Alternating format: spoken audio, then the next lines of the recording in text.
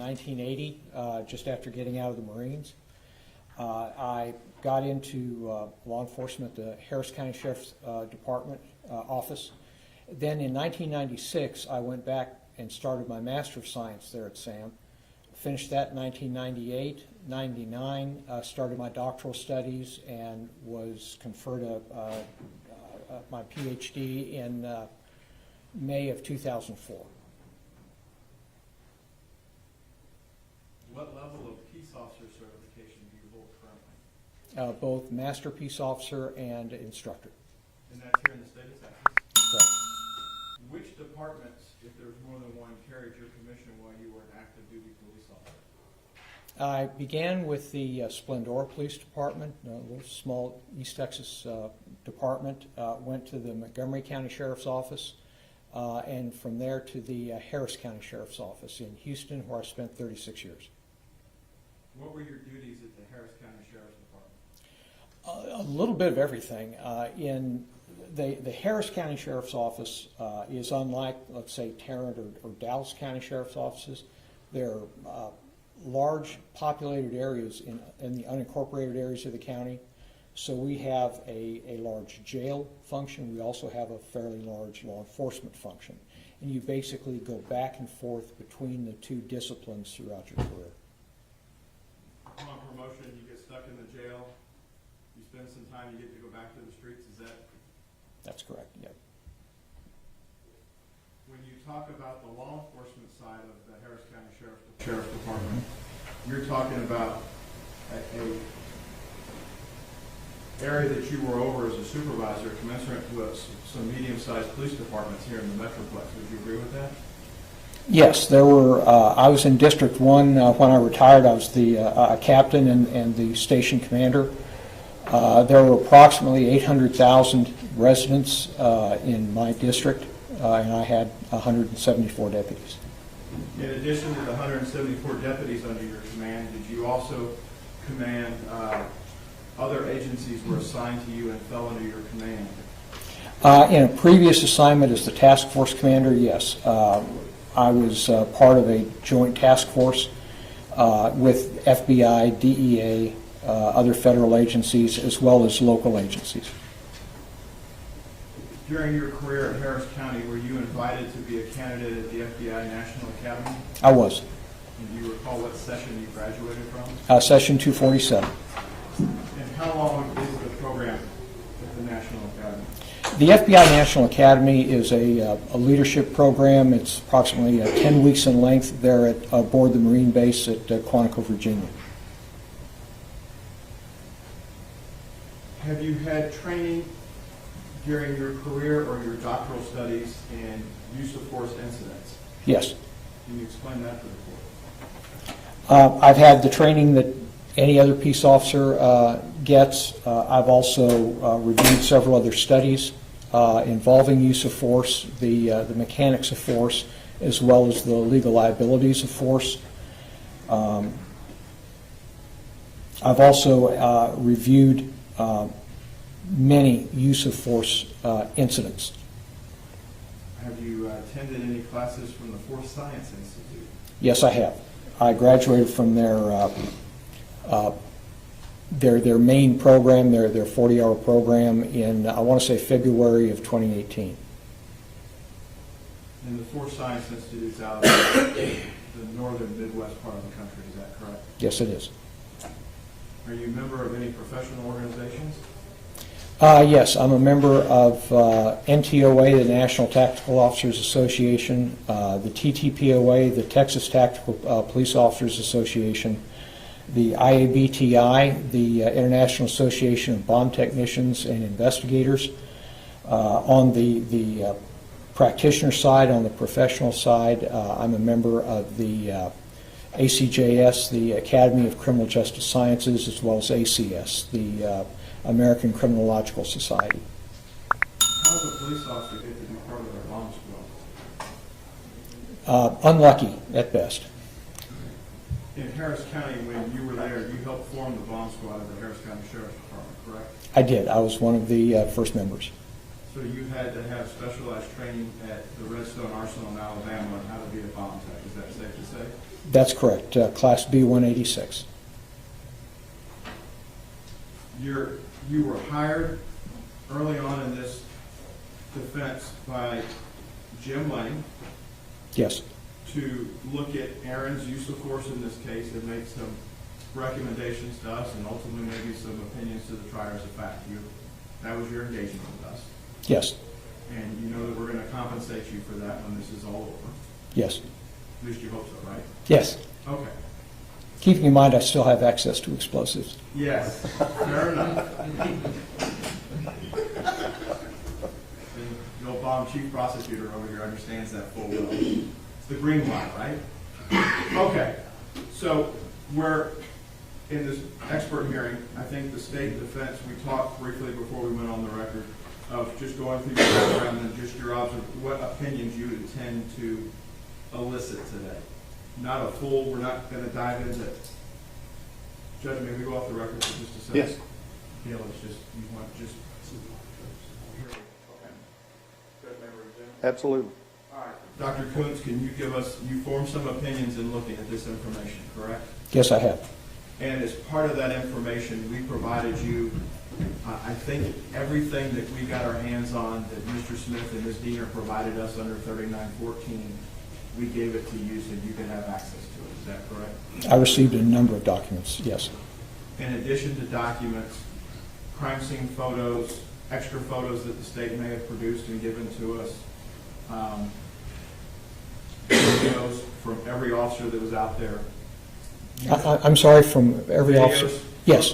Videos from every officer out there. Yes. You're kind of hard of hearing sometimes, correct? I am. I'm sorry. Did you not put ear protection when you were downrange at some point? What? Okay.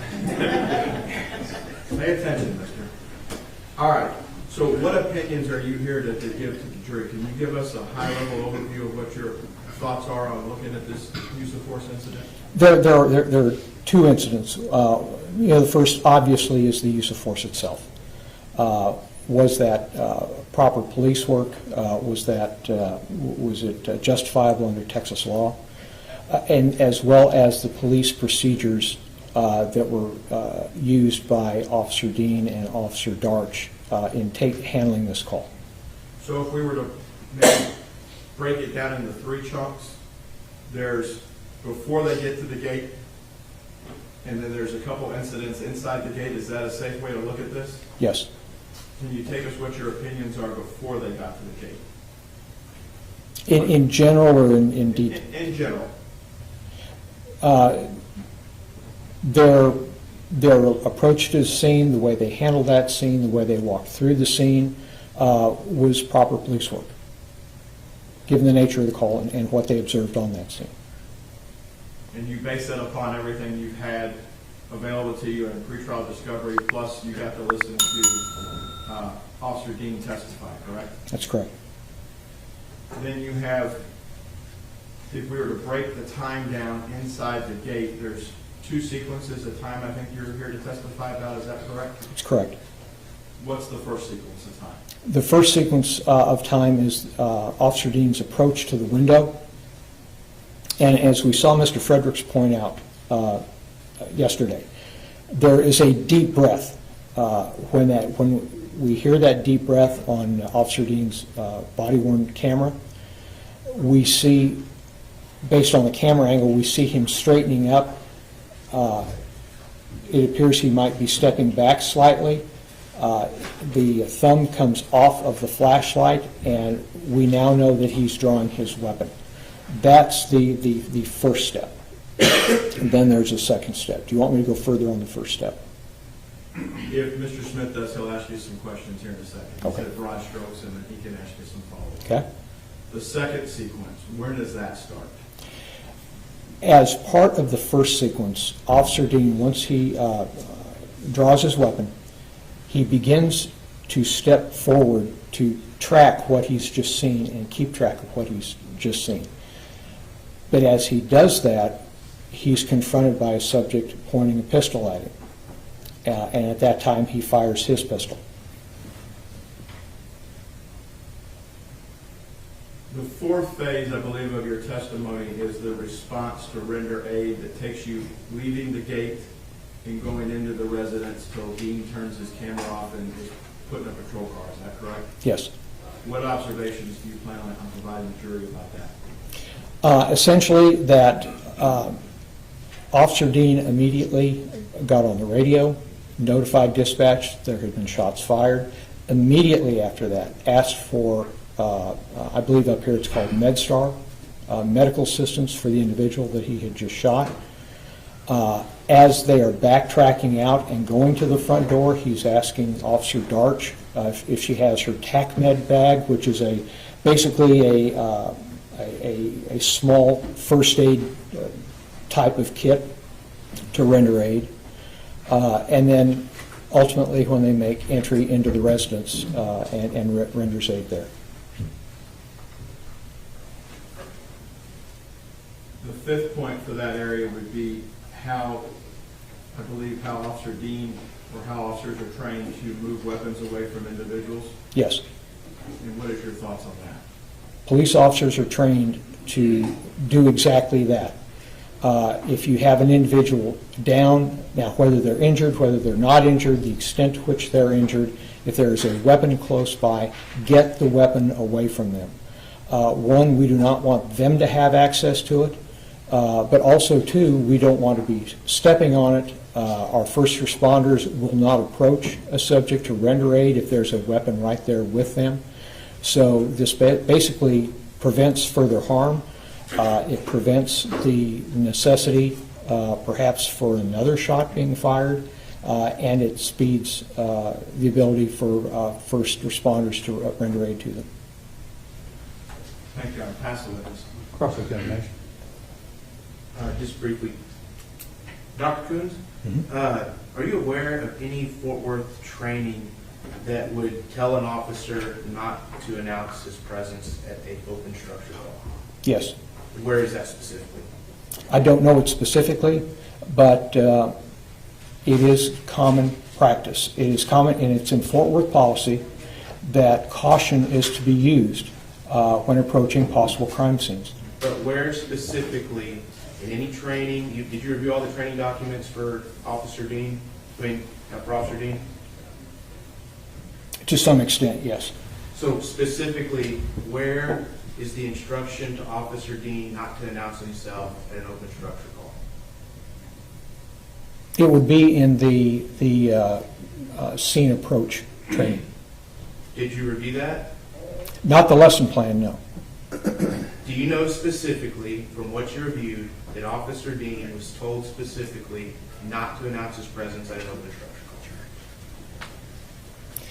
call? In those specific terms, dealing with that specific call, no.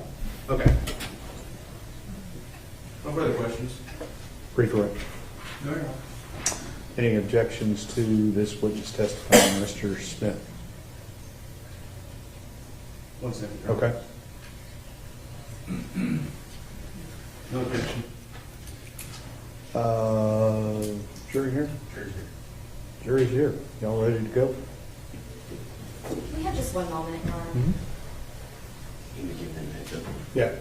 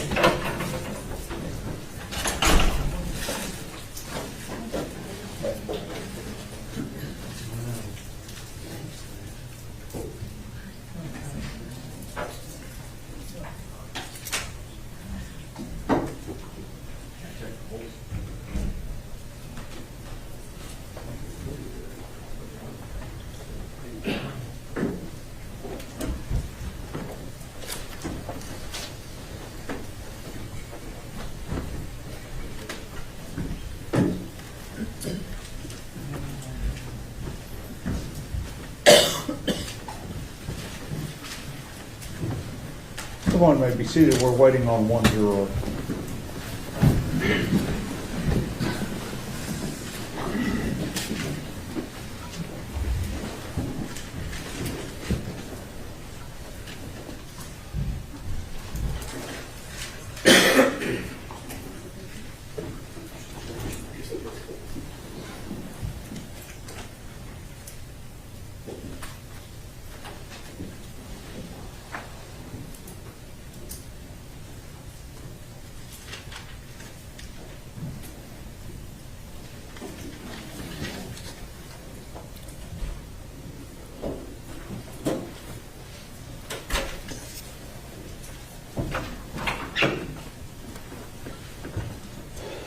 Good morning. Bet y'all never thought you'd have to swing to the courthouse this morning. We are ready to proceed. Ladies and gentlemen, this witness has been previously sworn to testify truthfully. Mr. Brissett. Thank you, Your Honor. The defense would call Dr. J. Koontz to the stand. Go ahead. Good morning, Dr. Koontz. Good morning. How are you currently employed or otherwise occupied? I'm an assistant professor of practice with Sam Houston State University. For those that may not know where Sam Houston State is, where is that located? It's down in Huntsville, Texas. And how long have you worked with Sam Houston State? I've been on full-time faculty since my retirement in December of 2018, and then I was an adjunct faculty member there prior to that. Where did you retire from full-time? The Harris County Sheriff's Office in Houston, Texas. How long were you at Harris County? 36 years. Were you a certified Texas peace officer during that 36 years? I was. And do you still have a certified Texas peace officer license? I do. And there's different levels the jury's heard about. Aaron and Carol had a basic. What level do you hold? I have a Master Peace Officer certificate as well, a license, as well as an instructor's license. 36 years before you retired, you had to go to an academy, correct? Yes, I did. And where did you go to an academy to begin with? The Harris County Sheriff's Academy, and they're in Houston. You've had a chance to listen to some of the testimony here this week and review the materials of this case. 36 years ago, they still teach the basics that they do today in the police academies? The basics, yes. In addition to going to a police academy, what other type of training have you had that prepares you to come to court today? I've had a number, literally thousands of hours of in-service training throughout my time with the Harris County Sheriff's Office. I've also attended the FBI Hazardous Devices School in Redstone Arsenal, Alabama, where I was certified as a bomb technician. I have attended the FBI National Academy in Quantico, Virginia, which is a leadership and management school for police administrators throughout the United States and throughout many parts of the world. Dr. Koontz, to be called doctor, what type of formal education do you have as well? Well, I completed my doctoral studies in 2004 there at Sam Houston. Prior to that, I completed a master's degree in 98, and then my bachelor's degree in 1980. Yes, 1980. Your doctoral's in criminal justice? It is. And what is criminal justice from the educational perspective? Where do you teach it? What I teach in our Master of Science program, which is geared toward mid-career practitioners. So we're talking sergeants, lieutenants, captains in law enforcement agencies throughout Texas. In our online program throughout the United States, we've even got some students with the Chinese National Police. And we basically bring them up to speed on several aspects in criminal justice. I teach management and administration, administration and leadership, as well as ethics, and then human resources. Why ethics to mid-range police officers? Ethics is critical to policing in the United States. Not so much if you're in a totalitarian dictatorship, but here we need to understand not so much what to do at times, but what's the right thing to do. And that's very important for police leadership. In addition to the training you've talked about, did you also go to a program called the Force Science Institute? I did. I attended Force Science in February of 2018, and it talks a lot about human dynamics, the speed at which people can perceive things, react to things, and other subjects along those lines. In your time at Harris County, in addition to being part of the bomb squad, did you rise to a level of supervisory position inside the department? I did. I joined the agency in September of 1982. I made sergeant in August of 1985, lieutenant October of 88, and then captain in May of 97. Is part of your duties, the Harris County Sheriff's Department set up a little bit different than some of the departments here in the Metroplex? Would you agree with that? Yes. Is that based on the geographical areas of the county of Harris, that there's a large part of unincorporated as compared to, say, Tarrant or Dallas? It's not only a large part of the county is unincorporated, but it's also very heavily, densely populated as well. Are there, we've heard about districts here, central, east. Was the Sheriff's Department there assigned district numbers? Yes. In the last district that you were in charge of, how big a population space were you responsible for? I was responsible for over 800,000 people and 174 deputies. In your role as a commander of that sector, I have that right, commander, or what was the title for that? District commander. Did you have to review use of force reports? I did. What is a use of force report? This is something that's relatively new in policing, probably about the last 15 years or so. It's a general rule in American policing now that any time an officer uses force, for whatever reason, they generate a separate report detailing the force that was used, the resistance that required that use of force, where the force was applied, what category of force was used, and that way we can keep detailed records to what is basically working and what's not working. When you look at a use of force report, those can happen from simple laying hands on an individual Yes. all the way up to the discharge and use of deadly force. Would you agree with that? Yes. And is your role, you were responsible for reviewing those for your sector and making decisions whether to send them up the chain of command or finish them at your level? Is that safe to say? All except for officer-involved shootings. Now, there I would review, but an officer-involved shooting, the decisions are made at a much higher level. Whether it's a simple use of force with hands or an officer-involved shooting, it's important to walk through the process and evaluate this from the eyes of the officer at the time, knowing what they knew. Is that a safe statement? Absolutely. You've had a chance to review a bunch of materials when Mr. Lane retained you to be part of the defense team. Is that safe to say? Yes, it is.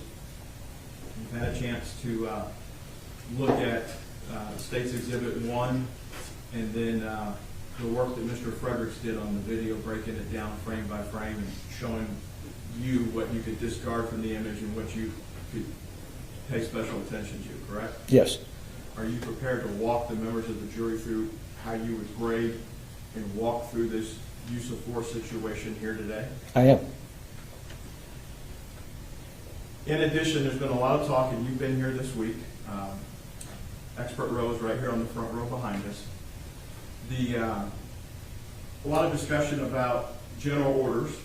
Yes. You're aware that Fort Worth has general orders. Yes. Is it safe to say every department in the country has general orders? I would hope so. Department of Justice for their agents has an overarching set of general orders for their agents as well. Yes. You looked at academy materials. In addition to academy materials from Fort Worth, you know, if you do, that TCOL, the certification body for you and other peace officers, the sheriffs that are here in the room, have basics that you have to teach to, a minimum level. Is that safe to say? As part of their criteria to be a peace officer, you got to know this? Yes. If we could break this down, let's start from the time they receive a call. Why is it important to get the most information possible on the screen to the officers when they go to a scene? Well, the more fully briefed an officer is when he or she is en route to a scene, the better they're able to make decisions about how to handle that scene. You've seen the call text that's been admitted, that the typed words, and then you've listened to the audio for the dispatch and seen the NBC printouts, correct? Yes. You understand that the play call for this from dispatch was a signal 56, correct? Yes. In your understanding, what is the signal 56 at Fort Worth Police Department? Signal 56 is an open structure. As the expert, you've had a chance to review all the general orders. What's it tell you to do if you're Carol and Aaron at the time they get a signal 56 dispatch? A signal 56, according to Fort Worth PD policy, is to be handled as an alarm call. Is there a particular, there's audible alarms and silent alarms. Yes. They're both different in the playbook, correct? Yes. Which type of alarm are they supposed to treat this as? Audible. Okay? If they treat it as a silent, and you need to look at the book, Excuse me. Yeah, it's silent. My apologies. okay. Treat it as a silent alarm, Yes. and it has a steps. They don't say you have to go in order, but there's a checklist that you have to accomplish, correct? Yes. The deputies under your command during your 3 decades at the Harris County Sheriff's Office, would you expect that your deputies would know each step for every one of the things in a general orders book that's 3 inches thick? Well, I would expect they would have a good working knowledge of it, as I had a good working knowledge of it. And are topics like that covered during these roll calls that you would have with deputies each day if there was a point of emphasis from command that we needed to address some issues? Hey, we've been sloppy on the radio. Here's the procedure for making radio calls. That type of stuff can be cleaned up in a group setting. Yes. So you've read the general orders for Fort Worth. Do they require Aaron and Carol that night to have a general understanding of all the orders? Yes, they do. General understanding, and they have to be able to function and adapt the orders to the scene that they're faced with. Is that safe to say? Yes. Why is that important when you're looking at stuff? Well, in policing, we're dealing with human beings. That's where the term police comes from, polis, meaning people. You can't write a policy and a procedure that applies to all people and all police officers in all situations. They call them general orders, and they are, but it's understood that sometimes an officer on a scene literally has to call an audible or handle something a way that might not be entirely in keeping with policy. And after that call, that officer is made to answer for why that deviation was taken, and they have to justify their actions. Based on the call text that you've seen, and it's been admitted into evidence, is parking on Mississippi appropriate for these 2 officers? Yes.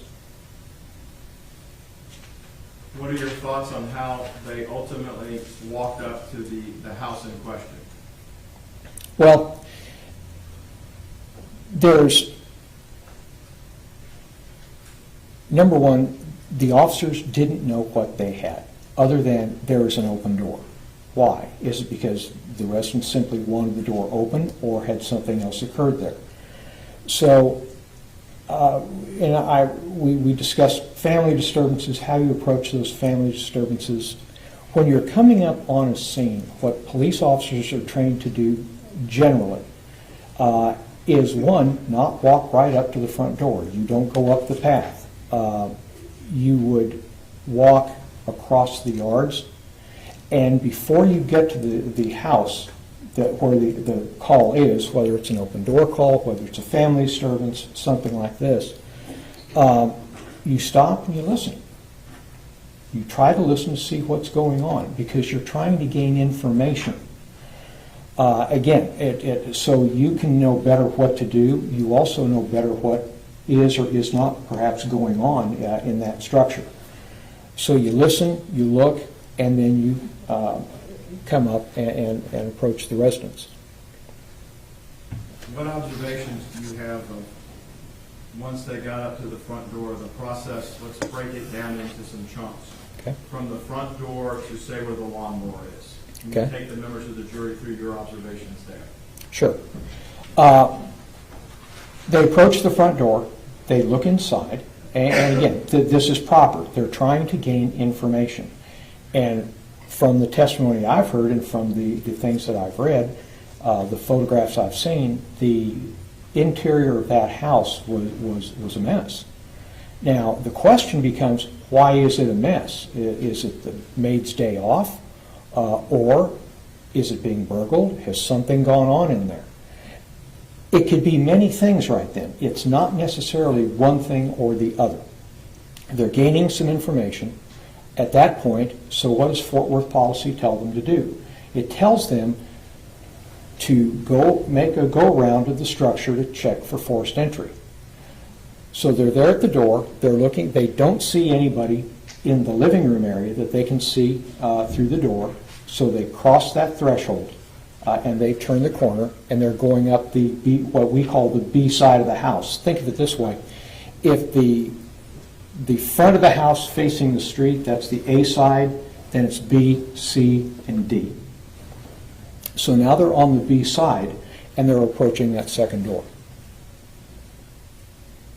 You listened to some questions yesterday about how Aaron and Carol cleared the door on the A side and then the door on the AB side as it makes the turn, the B side. Yes.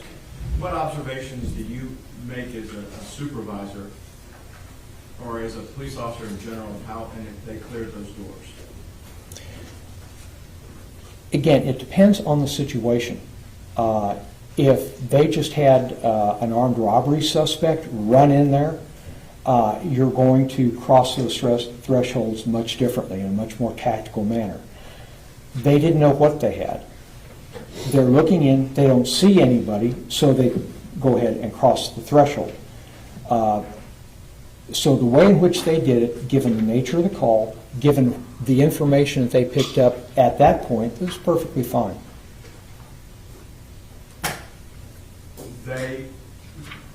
When you get to the Bravo side door, the B side door, Yes.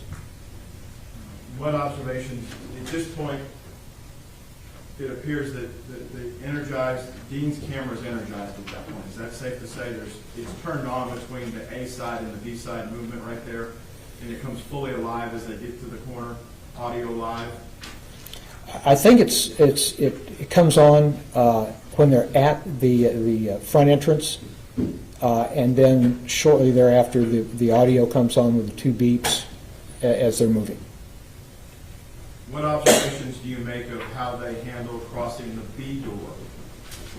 Again, they're looking, they're listening, they're talking with each other. They still don't see anything, although they're seeing more. Now they're seeing cabinets open, they're seeing drawers opened. This is concerning. Again, it could be just the fact that whoever lives there doesn't really close their cabinets. But it's also a sign of a burglary. But the problem of it is they don't really know. There's nothing definitive right now to tell them what they've actually got. They look in the area, they don't see a threat, so they cross that threshold. And you've had a chance to go out to the scene, so you've not only seen the stuff in a cold scenario where you've seen crime scene photos, you've also had a chance to be on the street and look at the residents, correct? Yes. Once you clear the Bravo window, the B door, are there any windows past the lawnmower till we get to the backyard? I don't believe so, no. You were here yesterday and there was questions about how to clear the two cars, correct? Yes. What are your observations about how these two rookies cleared those cars? Again, they were talking and they cleared the cars. There are officers that won't. They'll forget them, and that's not good police work. They took the extra time to clear those vehicles to make sure either A, there was not a suspect, or there was not a victim inside those vehicles. They did just a fine job. Do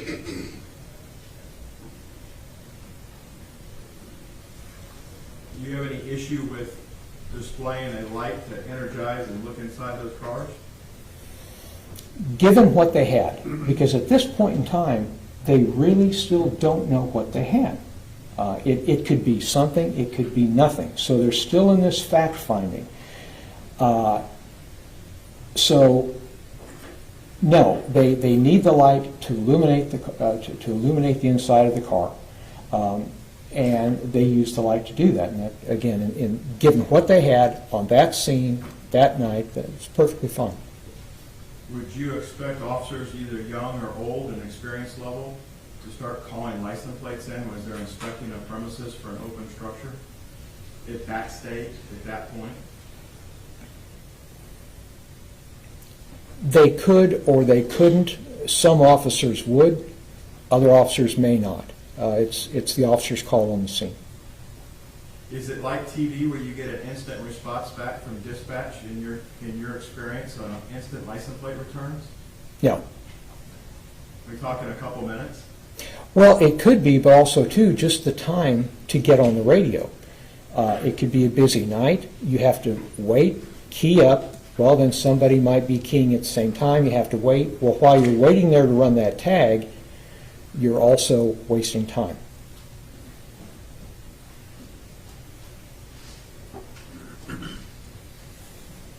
Having visualized the scene in person and then looked at the photos, the time that Aaron takes as he goes on the B side of the structure down the right-hand side of the vehicles to the detached garage, what are your thoughts on how observing that human door and then the roll-up door were done by being at that point?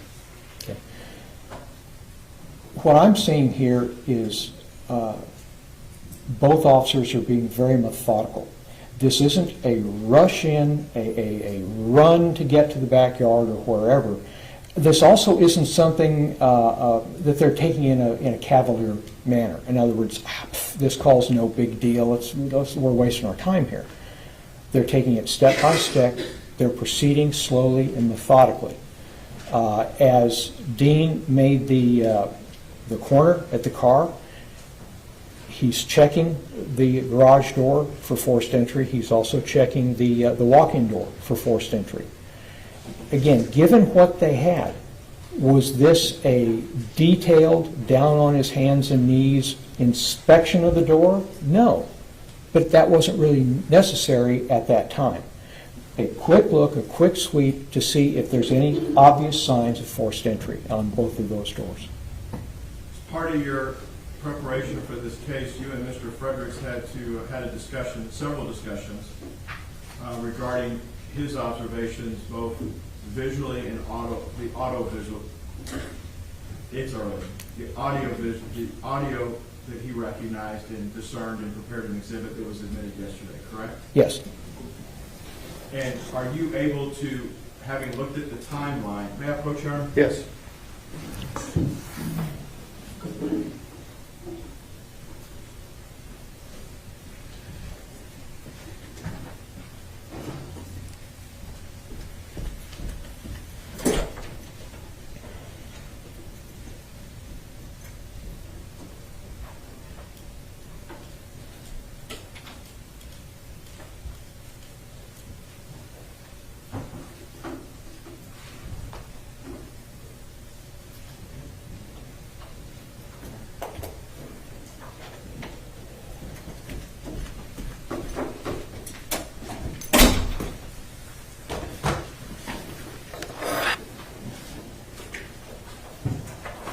My apologies, Lisa, with the sirens going off. This was the last thing I was thinking of this morning. Dr. Coons, I'm going to show you what's been admitted as Defendants 44. You had a chance to sit down with Mr. Fredericks and go over that on his deck at our office on Sunday afternoon and hash all this out, much like the jury had to see stuff here yesterday, correct? I have. And when you're looking at Defendants 44,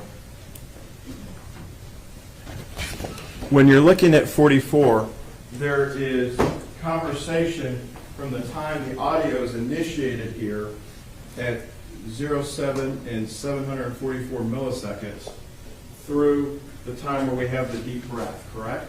Yes. And would you expect two officers that are running a Signal 56 play to be talking back and forth? Yes, any call. Why? You're coordinating your activities. Each officer is telling the other one what they've seen. They could be warning the other officer. But again, this is, right now, we're trying to gain information. And by talking with each other, they're coordinating their activities and they're giving each other information.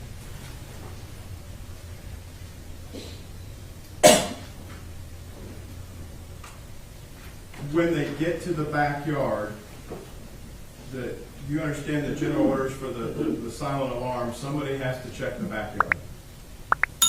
Fort Worth general orders, somebody's got to check the structure. The structure. And the structure in this case has 4 sides. Yes. So the C side, the Charlie side, and the Delta side are inside the fence line of this structure, this habitation area, correct? Yes. So somebody's got to clear C and D. That's correct. And these two officers, on your understanding, they were ordered there by the city of Fort Worth. That's correct. Their crossover move that Officer Dean talked about yesterday, do you have any concerns or anything with how they entered the gate, entered the backyard to cross over, given that they had to go in there? No, that was the way that it's taught. What do you mean by that? Well, think of it this way. You have two officers at both sides of a door, a gate, whatever. If they come in and go like this, well, they're having to stop their motion one way, turn, and then go the other way. It's very inefficient. It also slows them down. What you don't want to do, you want to spend as little time as possible there in that doorway. As we heard yesterday, it's called a fatal funnel. So you want to speed your way through there. And by crossing, it gets you through there very efficiently and very quickly.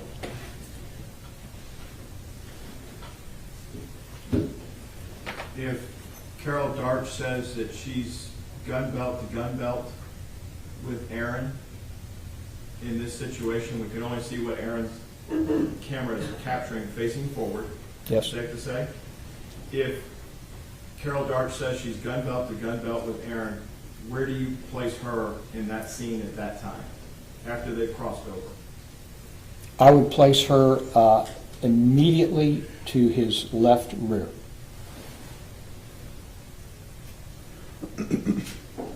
In the backyard, there's some sequences of time that you're here to talk about, correct? Yes. As part of this sequence of time, as part of your training to earn your PhD and teach in this field, do you look at how the human brain, specifically police officers, perceive events during critical incidents? Yes. How police officers perceive stuff in critical incidents is a lot like how humans may perceive stuff in high-stress environments. Is that safe to say? It's not unique to just police. No, because they're human actors. Has this been studied not just recently, but for, I guess since time began, but since we started recording stuff, there's been some specific studies on reaction times and how officers in a high-stress environment perceive stuff, correct? Yes. Are there also studies in the United States military that have been developed that would help explain thought processes for how people react? Yes. Is there an acronym called, she's going to get mad at me here, OODA loop. I got the look. We're okay. What's an OODA loop? An OODA loop was invented by Colonel John Boyd. Colonel Boyd was a fighter pilot during the 50s and before, but he would fly from base to base, and at the O Club, he would make his fellow fighter pilots a bet. And he would say, I can start off up in the air in a position of disadvantage, and within 40 seconds, I can be in a position of advantage over you. And he'd make him a $100 bet. He never lost that bet, according to what I've read. And he developed what he called the OODA loop. That was his methodology of doing that. And the first step is called observe. First, you literally have to see. You have to observe something, whatever that may or may not be. The second step is you have to orientate yourself. What is that? And you react on your training, your experience, a number of things to figure out what that is. Then you have to decide, the D in OODA loop, what are you going to do with this that you've now determined what it is? And then last, the A, you have to act on it. So those are the 4 steps of the OODA loop. Did you prepare a poster board for us to help explain that to the jury? I did. May I approach now? Yes, sir.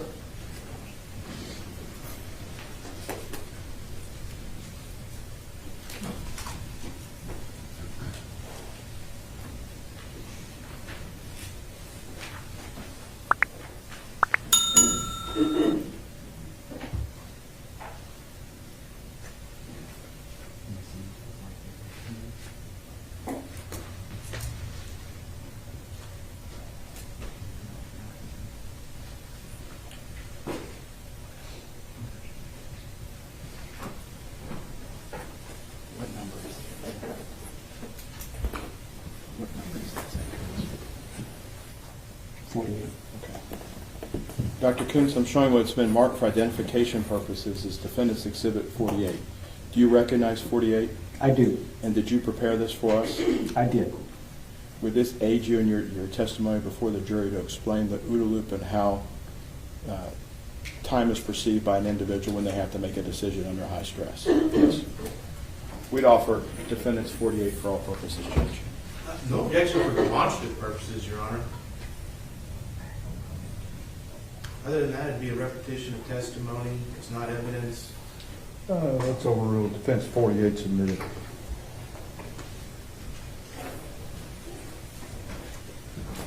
May it be published as well, Your Honor? Yes. Dr. Kuntz, if we could start, will you step down, Your Honor? Yes. Dr. Kuntz, we got 14 in the box, so let's break it 7 and 7. Let's start down here and take us through, and then we'll go down there where the other side can see, okay? Okay. Can you, on the exhibit, can you take us through the decision process you talked about here? Sure. First, we begin with an observation. And that includes both outside information, in other words, this is something new that's just coming in. When you came in this morning, you saw me on the witness stand. You've not seen me there before. It can also be an observation from a changing circumstance. You're looking at something, you're first observing it, but then all of a sudden something changes. So those are your observations. All of us have some amount of experience, some amount of intuition, that feeling we get sometimes about something. That's feeding into these observations too, is kind of coloring it, it's kind of shading it. Then also too, we're getting feedback. Based on what happens over here, this is feeding back, and it's basically modifying these observations. Okay. We'll show that part down here. Same, so it's easier. Want to go through the same part again? Okay, Lee, go through the same part again. I want to make sure everybody can see, because if they have vision like me, they couldn't. Okay, but basically, here are the observations, and they're being fed from outside information. Observations are also being fed as your observations change. You're getting new information in about that same thing. Information's coming in based on your intuition, your life experience, and also you're getting feedback from these other steps. And how do you take that then to the next part for the decision? Well, then you go to orientate. Well, you've got this observation, but what exactly is it? Okay? Well, it's going to depend a lot on your cultural traditions, what your thinking is about it, also any new information. What do we have now on our belts? We've got our phones. We have a question about something, first thing comes out to Google, and we find out new information. Let's move that down here so Okay. everybody can see. So same area, so you're orientating. What are we showing here? Basically, what you're doing is you're taking an observation in the abstract and you're making sense out of it. What does it mean to you? And once you orientate, you have to make a decision as part of this process, correct? Yes. And how does that boil down? Basically, based on your observation, what you're making out of it, well, now you've got to make some sort of decision what you're going to do next. And is the decision the same as acting? No, not at all. How so? Well, every year along about this time, I make the decision to watch my diet in the new year and lose some weight. I don't act on it, unfortunately. So decisions and actions are two different things. We can make a decision that doesn't necessarily result in an action. Thank you, Doctor.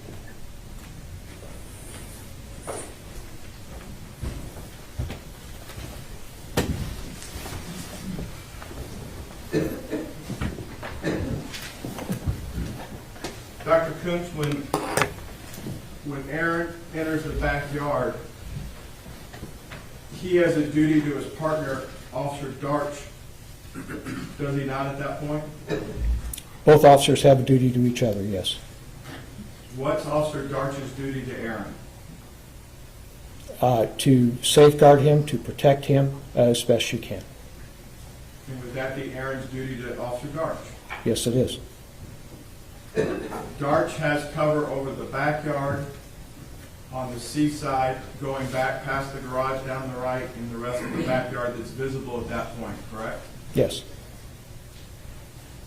Aaron's cover is a little bit different because there's a window as soon as they cross in. Can you explain how you expect and what you observe here in that area? The physical layout of the area? Physical layout of the area. Once you go through the gate, to the immediate left is a fence line. And this fence line continues right to the edge of the window. So there's no room on the left side of the window as you're looking at it. To the right side of the window, probably 18 inches or so, give or take, is an air conditioning unit on that side of the window. And we don't have the exact measurements, but you've got it based on the crime scene photos and dimensions of what we do know about window trims and stuff. We can make a rough estimate as to where stuff is. Yes. It's safe to say the AC unit out there is not 1 feet 9 inches wide. I wouldn't think so, no. Okay. This OODA loop, does Aaron go through more than one OODA loop, in your opinion, at the window? Yes.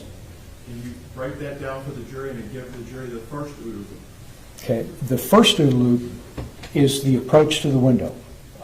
Just like when they approach the property, check the A side, check the B side, check the garage, went through the gate. They're gaining information. They're making observations.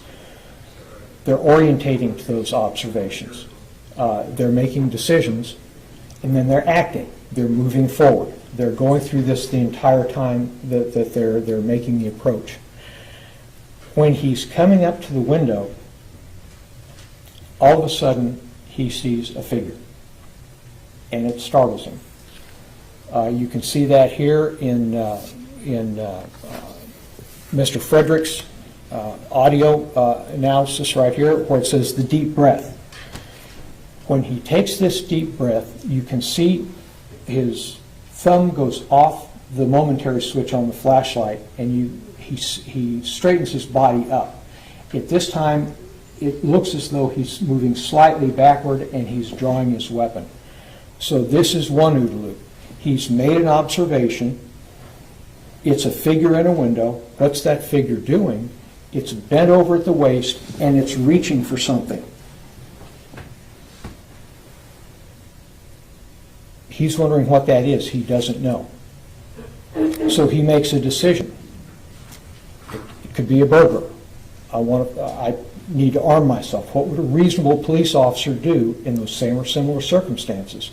A reasonable officer at that point in time is going to draw their weapon if they haven't drawn their weapon already. Then he steps forward to keep engaged and to keep watching what that individual is doing, to keep sight of that individual. That's the first OODA loop. In that OODA loop, and looking at Mr. Frederick's visualization of the audio, you have the deep breath, and if you overlay that back on the video, you have a frame that's completely black out there. Is that the time frame we're talking about, the deep breath? Yes. You heard from Aaron's testimony yesterday about the training at the academy and training in the line of duty training with this holster with a light on it. They're taught to turn the light on with their off hand. Yes. And to you, the off hand's the hand that's not holding the firearm. Is that safe to say? It's called the support hand, yes. He wasn't able, you were able to visualize and make some observations. Was he able to turn the light on the frame rail with his off hand? No. What's that tell you about how the light got on then? He actuated it with his trigger finger. Does that give you a position of where his finger had to be at that time? Yes.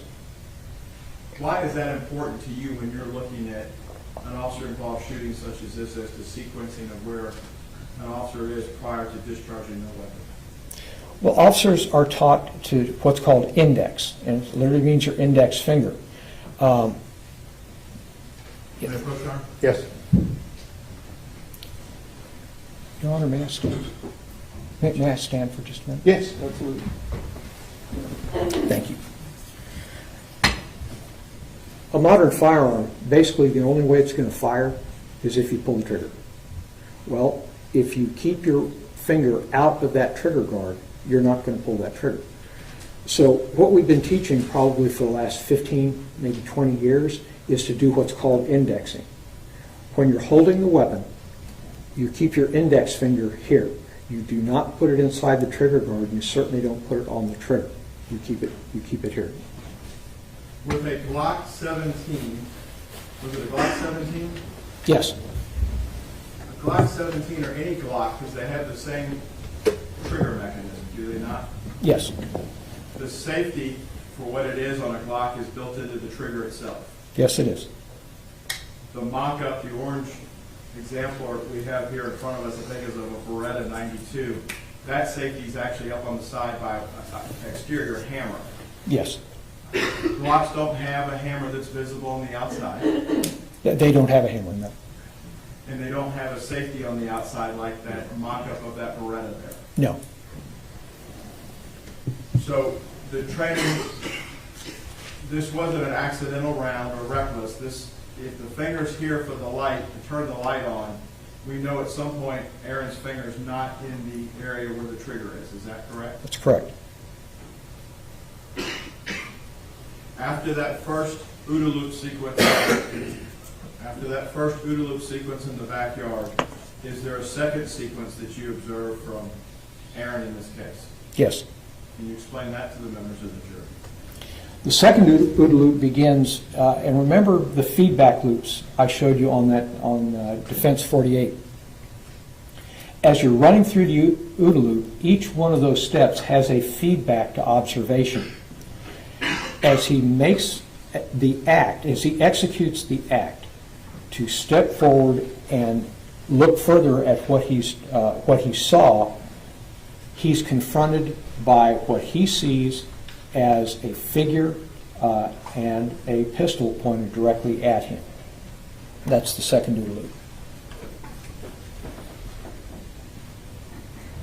If OODA loops are applied to policing from the time that Aaron and Carol get to the front porch all the way through, as they're walking down the side of the B side of the structure, there are a lot of different options as part of their OODA loop as they're processing and constantly evaluating what's going on. Is that safe to say? Yes, it is.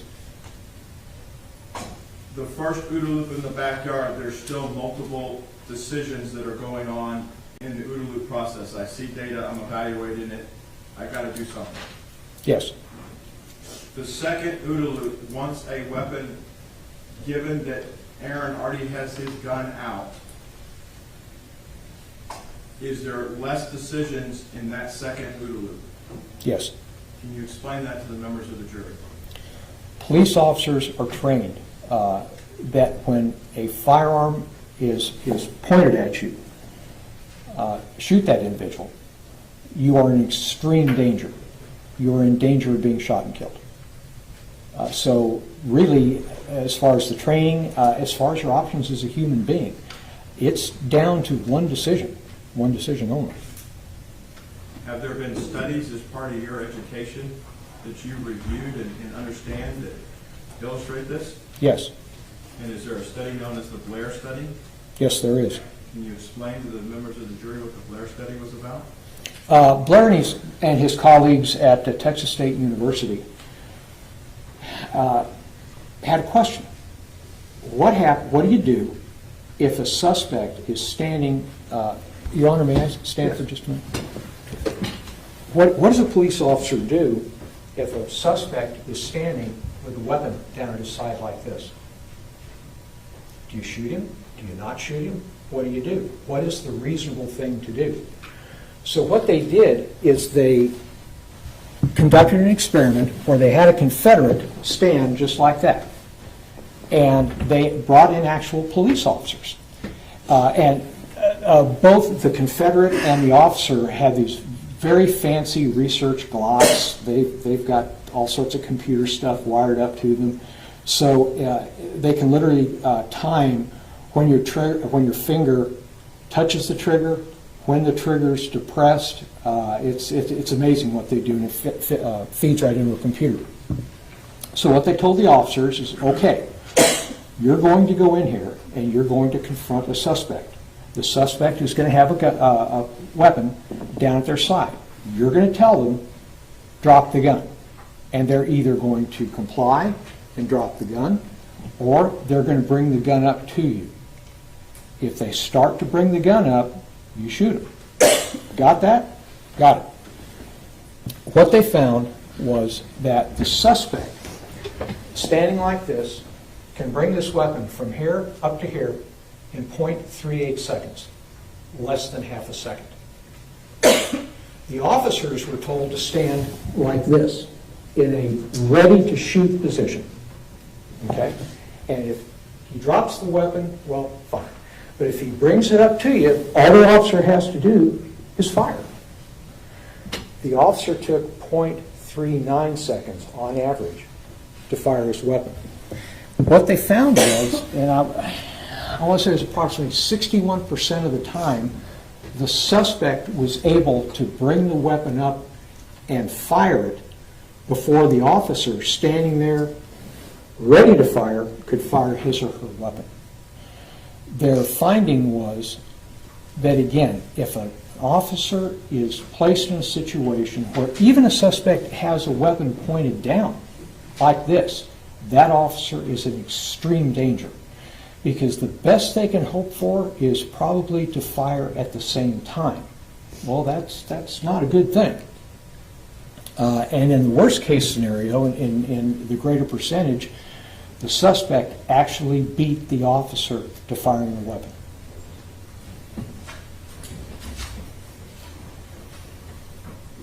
That study came out and was published subject to peer review back around 2011, as I recall. That's correct.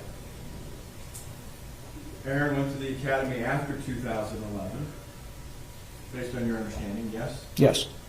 Would an example that both Aaron and Officer Darts have talked about, where the target is bladed toward them and then it pivots to shoot, would that help simulate that in a different world of reaction time to get the officer's muscle memory to get to a point where they're able to discharge their weapon in a rapid fashion when they perceive a threat? Yes, that's the entire purpose.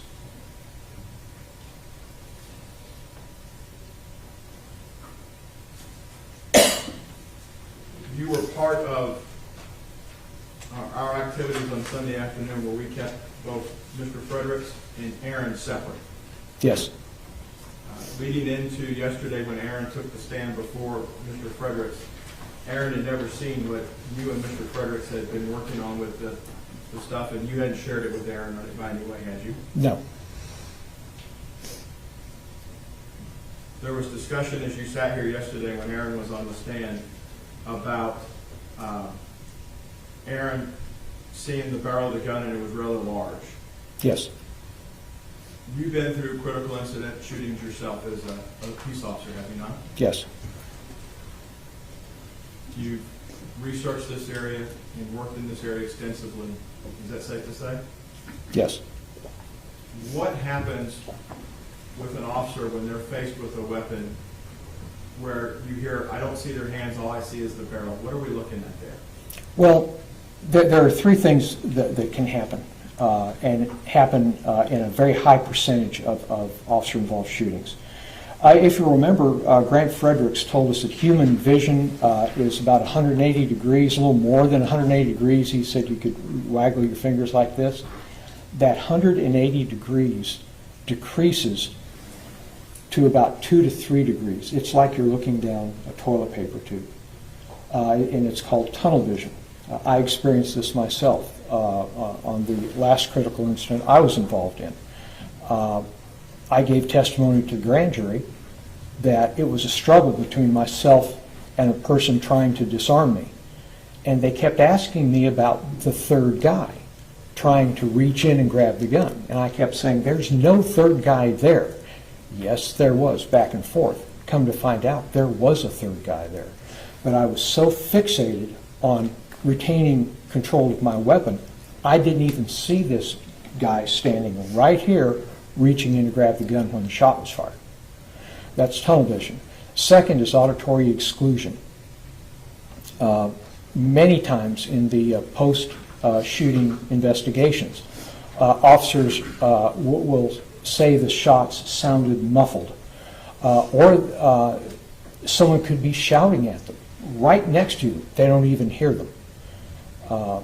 And last is time dilation. Time dilation, the officer can either perceive events as happening faster than they actually are or slower than they actually are. And again, these three perceptory phenomenon are common in most high-stress situations, and of course an officer-involved shooting is a very high-stress situation. Actually, being faced with a deadly weapon is more high stress than just being a peace officer in general. Is that safe to say? Absolutely.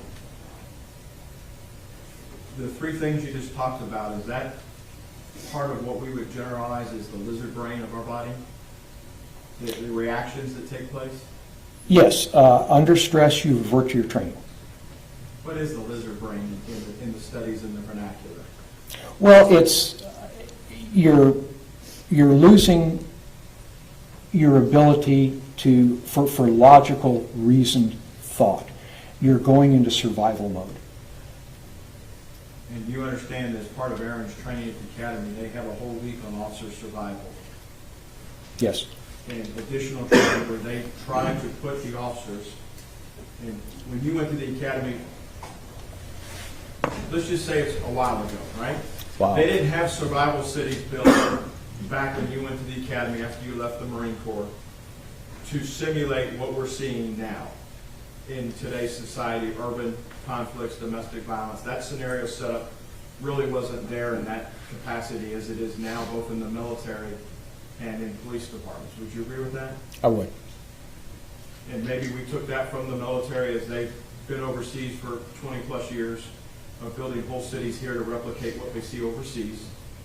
Departments, officers that have come back to serve as peace officers have brought that type of training in realistic venues for police officers. Is that safe to say? Objection or leading and compound question. Sustained. I'll rephrase.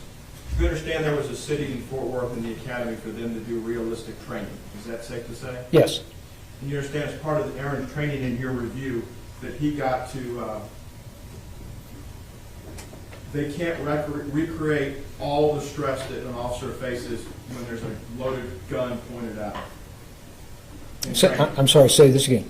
Can you simulate, Dr. Coons, what you experienced in your critical incidents or what Aaron experienced in training in an academy? As realistic as you can get it, can you simulate being shot? You can certainly simulate it, but it's not going to be the real thing. You're not going to experience usually the level that you would. Because at the end of the day, when the training person blows the whistle, the exercise stops. That's correct. OODA loops continue with both Aaron and Officer Darch after Aaron's weapon is discharged. Would you agree with that? Yes.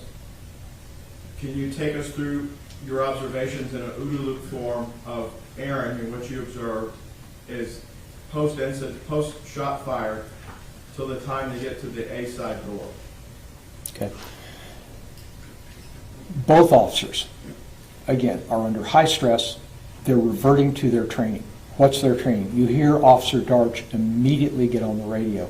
I believe she says, shots fired, shots fired, shots fired. Officer Dean gets on the radio, advises there's been shots fired, and second behind that, he needs MedStar. He understands that he has probably shot somebody, and if that's the case, they're going to need medical help. And he's summoning them, again, second only after advising dispatch of what's just happened. They understand that something's going on in here. We don't know what, but we've got to get in there and we've got to make some sense out of this, figure out what we've got here. They're retracing their steps, and as they turn to do so, again, Officer Dean is asking Officer Darch for her TACMED bag. He's thinking of what he may need once he gets inside there. They retrace their steps, they go around, and they go to the A side door. You heard questions yesterday about sharing information about a weapon Yes. and what Aaron did not convey to Carol as they're going around. If you train together, is it safe to assume that if one officer's discharged their weapon, they did it for a reason? Yes. You would expect that for two people that went to the academy together and trained together, or just partners in general? Well, partners in general. If an officer fires a shot, something bad has happened. The auditory exclusion and the adrenaline dump that happens with a critical incident, is Aaron over that as soon as he clears the fence to go back down the driveway? Not at all. How long can the effects of that last at a scene? At least several minutes. Once Aaron gets to the front door, the A side door, and goes in, there was questions yesterday about whether they did a slow clear, a fast clear, or taking place going through. Yes. You've observed the stakes one. What are your observations as how these two rookies went through and cleared to get in the render medical aid? Okay. There's clearing a room and there's clearing a room. And it depends on the circumstances. When I was with the Criminal Warrants Division and we would serve a felony warrant on a house, we would clear that house. We would do it slowly. We would do it methodically. We would physically enter a room, cross the door, get out of the fatal funnels, go along the walls. We would open every closet door. We would go through all the clothes at the bottom of the closet. We would look under the bed. While we had other deputies stationed outside covering up the hall and down the hall. We would go through the entire house, room to room to room, doing that. When we got done clearing that house, the attic, now in Houston we don't have basements. I don't know about y'all up here. So we don't have to worry about a basement in Houston. Then we would go to outer buildings. But make a long story short, and it would take us 20, 30, 40 minutes, but when we said that residence was clear, it was clear. And that's appropriate for that type of a circumstance. This circumstance here is different. Officer Dean and Officer Darch are figuring someone has been shot. So there's a need to get there and get medical aid to that individual. On the other hand, they still don't know what's actually going on in that house. There could be dangers in that house. So what they're doing is what Officer Dean described incorrectly as a fast clear. What they're not doing is just running from the front door straight to the back bedroom, or somebody might step out of a room and shoot them in the back. They are making observations as they're moving quickly. They're looking into each room, making sure there's not someone right there. They're proceeding forward. So what they're doing is they're balancing their priorities on the given situation with the understanding there's somebody down there that might need medical help. So that's a different type of clear. That's a fast clear, and it's appropriate for that type of circumstance. Would you agree with me that every decision an officer makes, there's a calculated risk to it for their own safety? Yes, just putting on the uniform.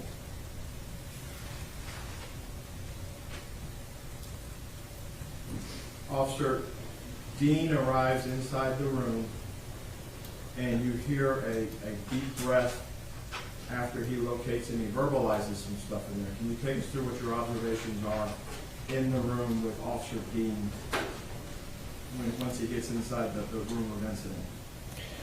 Well, Officer Dean locates, he approaches Ms. Jefferson, he locates the weapon. You can hear Officer Darch approaching Zion, talking with him, telling him he's not going to be arrested, and removing him from the room. And then Officer Dean takes custody of the weapon and relocates the weapon.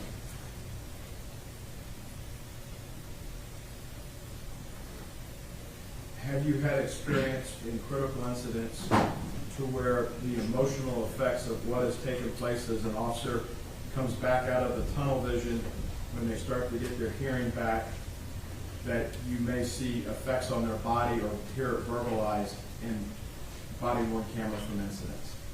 Yes. Anything that you observed in watching and listening to the video of Aaron's in that room that's inconsistent with what you would expect an officer that's just been involved in a shooting to exhibit? No. You mentioned earlier about time can either expand or compress. What did you mean by that with relation? There was questions yesterday by the state about the time to render aid. Do you have an opinion in that area about how time can compress or stand still for officers that have just discharged their weapon and been in a high-stress event? Well, even though he was under an extreme amount of stress, one of the first actions in the immediate aftermath of this event was Officer Dean considering medical help for Ms. Jefferson. He verbalized it on the radio after notifying dispatch, and then in asking for Officer Darch's TACMED bag.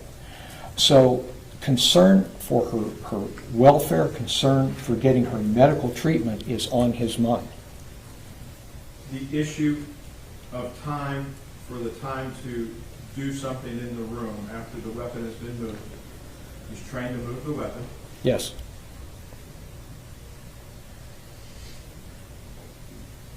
Can time stand still for folks where they may think it may be a minute on the clock, as Mr. Smith mentioned yesterday, but it may be in somebody's mind shorter or longer? Yes. If I could, Dr. Cummings, I want to go back outside to the start of the second OODA loop. You're familiar with Fort Worth General Orders at this point, are you not? Yes. You're familiar not only with the playbook as it talks about Signal 56, audible alarms, and then the silent alarm that they were running, but also their use of force standards, correct? Yes. In Texas, under TCOL and under the training that Fort Worth utilizes, is mere presence alone sufficient to identify somebody as a peace officer? Mere presence alone, Police officer in uniform as Aaron was that night. yes. In uniform, yes. So the misnomer in the media that they have to identify themselves, that's not what the orders say, is that correct? No. And that's not just Fort Worth's orders, that might be Denver, Colorado's orders, the Department of Justice's orders. If there are times where officers are faced with deadly force as soon as they walk up on something. Is that correct? That's correct. The general orders provide a guide to officers and give them the tools to function when they're out on a assigned call like they're ordered to this case. Is that safe to say? Yes, it is. Your understanding of Fort Worth's use of force orders, was Aaron required to say, Fort Worth Police, show me your hands, Fort Worth Police, drop it? No. In your study of officer-involved shootings, do officers often visualize in their commands what they're seeing? Verbalize? Verbalize Yeah. what they visualize? Well, they're verbalizing what they want. What do you mean by that? In other words, as Officer Dean's testified, he was taught at the academy the hands are where the attack is going to come from. Watch the hands. He couldn't see, when he's seeing this subject that we now know to be Ms. Jefferson, bent over reaching for something, he's wanting to see her hands to see what she's actually doing. His stress level is just going through the ceiling, and he's verbalizing that. You know, show me your hands, let me see what's in your hands. That's what he wanted to see. In your review of critical incidents across the country, those commands are usually very salty language. Would you agree?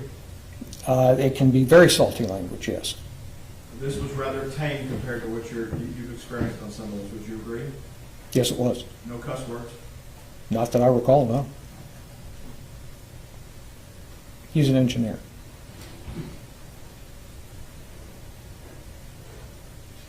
There's a lot of questions yesterday about grading papers. Yes. We're here. Yes. Your understanding of how you apply use of force standards in making a grading system, you have to take their experience level into play, correct? Yes. You have to look at an officer based on what they knew at the time, based on their experience. Did they act reasonably? Yes.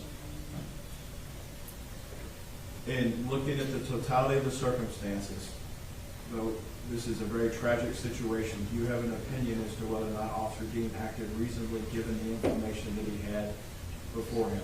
I do. Object on invading the province of the jury. Overruled.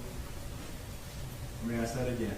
Based on, in calculating reasonableness for this, Yes. you have to take the two rookies as they are. Darch isn't on trial, so you have to take Dean as a rookie. Do you consider him a rookie at that point? Absolutely. He only had a year on the street.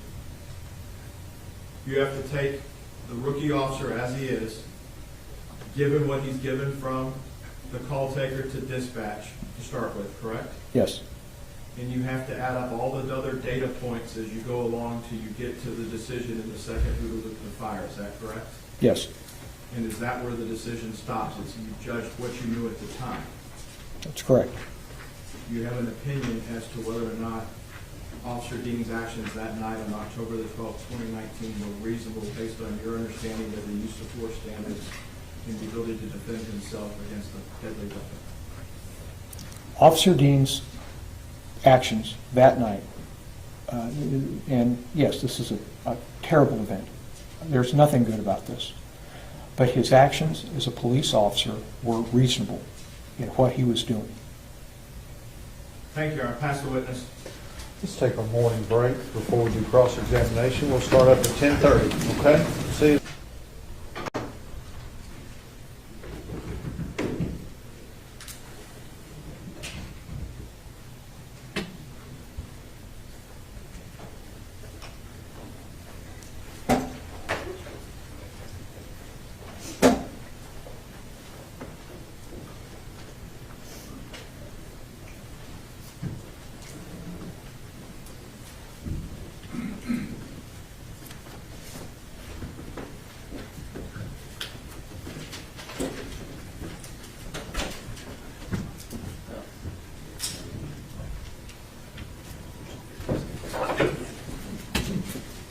Everyone may be seated.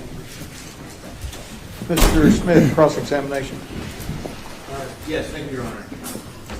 Dr. Coons, do you have a copy of the general orders up there, specifically 327.01 dealing with the silent alarm? No, sir. Do you remember those general orders? Not every one verbatim, no. Do you remember the Part B of those general orders? If you could refresh my memory. That all main exits should be guarded so as to prevent the escape of any offender? May I see the document, please? Yes, Matt Brooks, witness. Yes, sir.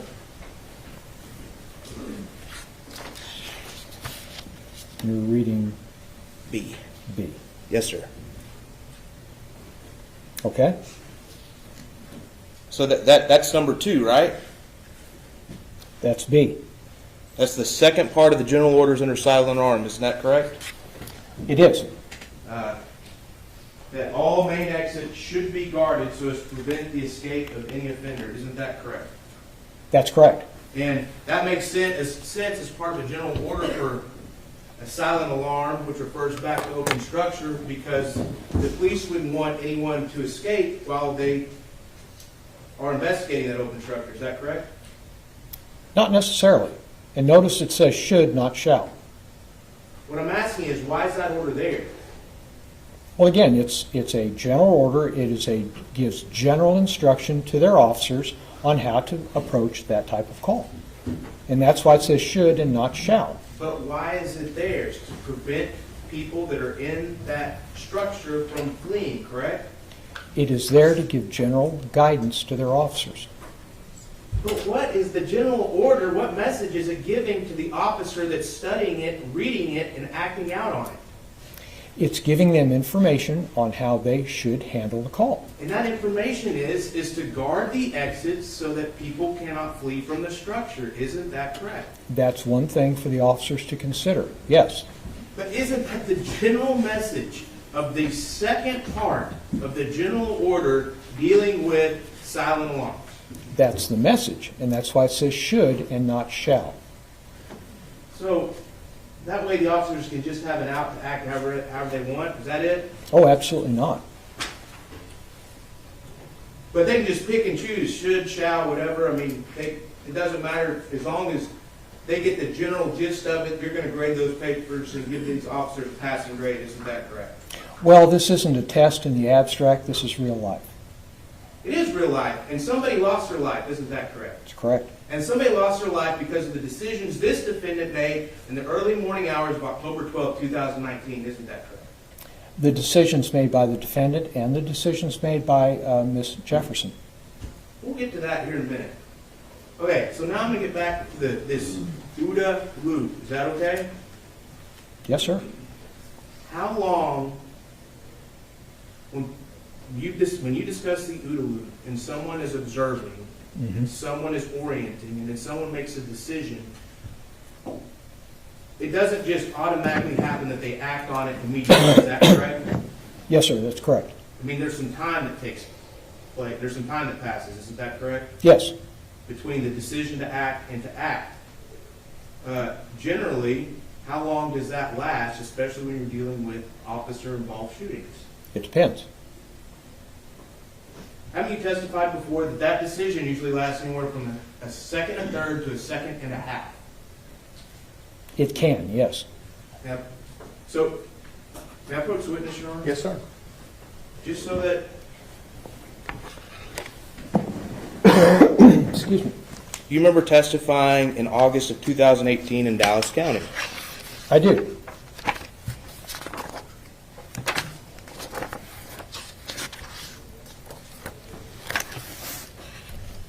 And in that testimony, sworn testimony, right? Sworn to tell the truth. Isn't it true that you said that, according to the OODA loop and the research that you have, whenever the officer is orienting, then makes the decision, that it's anywhere from a second and a third to a second and a half for that officer to stop It depends. or act? It depends on the situation. It's situational. Now, if you're talking about this event is entirely different than this event here. So you're saying that the event itself can rewrite the neurological aspects of the human brain and the human nervous system that delay reaction times when a person intakes information and then decides to act. Are you saying that? Can you put that in a little simpler terms, please? Sure. The act that the person's going through doesn't change the hard wiring of the person's brain, does it? It doesn't change the hardwiring of the brain. What it does, what changes is the person's ability to react to it. In other words, a simple stimulus will elicit a faster response. Now, more complex the decision is, the longer it's going to take. Now, this area of research started out probably in the late 40s and 50s with the traffic crashes. Basically, how long did it take people to take their foot off the throttle and put it onto the brake? What they found is that if the driver knew it was coming, it took them a lot less time to take the foot off the throttle, put it on the brake. If it was a surprise to the driver, it took them longer. Okay, so now let's get back to officer-involved shootings. I mean, you testified previously that in your OODA loop, that an officer in an officer-involved shooting, from the minute they take in the information, from the instance that they take in the information and decide to act, that action to follow through with it can take anywhere from a second, a third, and a second and a half. Isn't that true? Well, again, it's not my OODA loop, it's Colonel Boyd's OODA loop. I'm utilizing it. And again, the scenario is the same, the hardwiring of the brain is the same. However, that timing is going to vary based on the incident. Are you a neurological scientist? Oh, no. So let's get back to this. You testified previously. Isn't it true that you have testified previously that the instant that the decision is made in the brain, for that action to be followed through, it takes a second, a third, and a second and a half?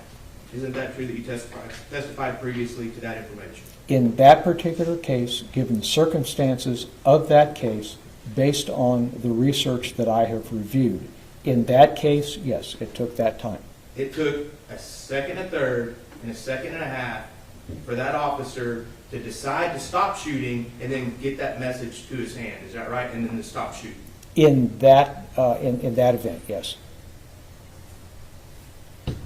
So someone is shooting, pulling the trigger over and over again, and to decide to stop from, and you talk about ping pong balls and all this other stuff, but it takes a second, a third, and a second and a half, according to your sworn testimony in 2018, for that message to get to the hand and for the hand to then do what the brain is telling it. Isn't that correct? Given that situation, that's entirely different from this situation, yes. Are you saying that Officer Dean's brain and nervous system and muscle reactions react any differently than the person you testified for in 2018? Well, I'm sure there are probably some minor differences because people, depending on their age, a number of other factors, their reaction times differ. My reaction times at 68 are going to be a lot slower than Dale's is here. So that can vary, if that answers your questions. Well, again, you didn't do any studies on this other guy you testified for, did you? How do you mean studies? Well, you didn't do any neurological studies to test his reaction time, did you? I'm not qualified to do neurological studies. But yet you testified under oath, again, a second, a third, and a second and a half for the human brain to make that decision and then for the result to happen in real life. Given the science that I've reviewed and researched and placing that science onto that event as it happened at that time, yes.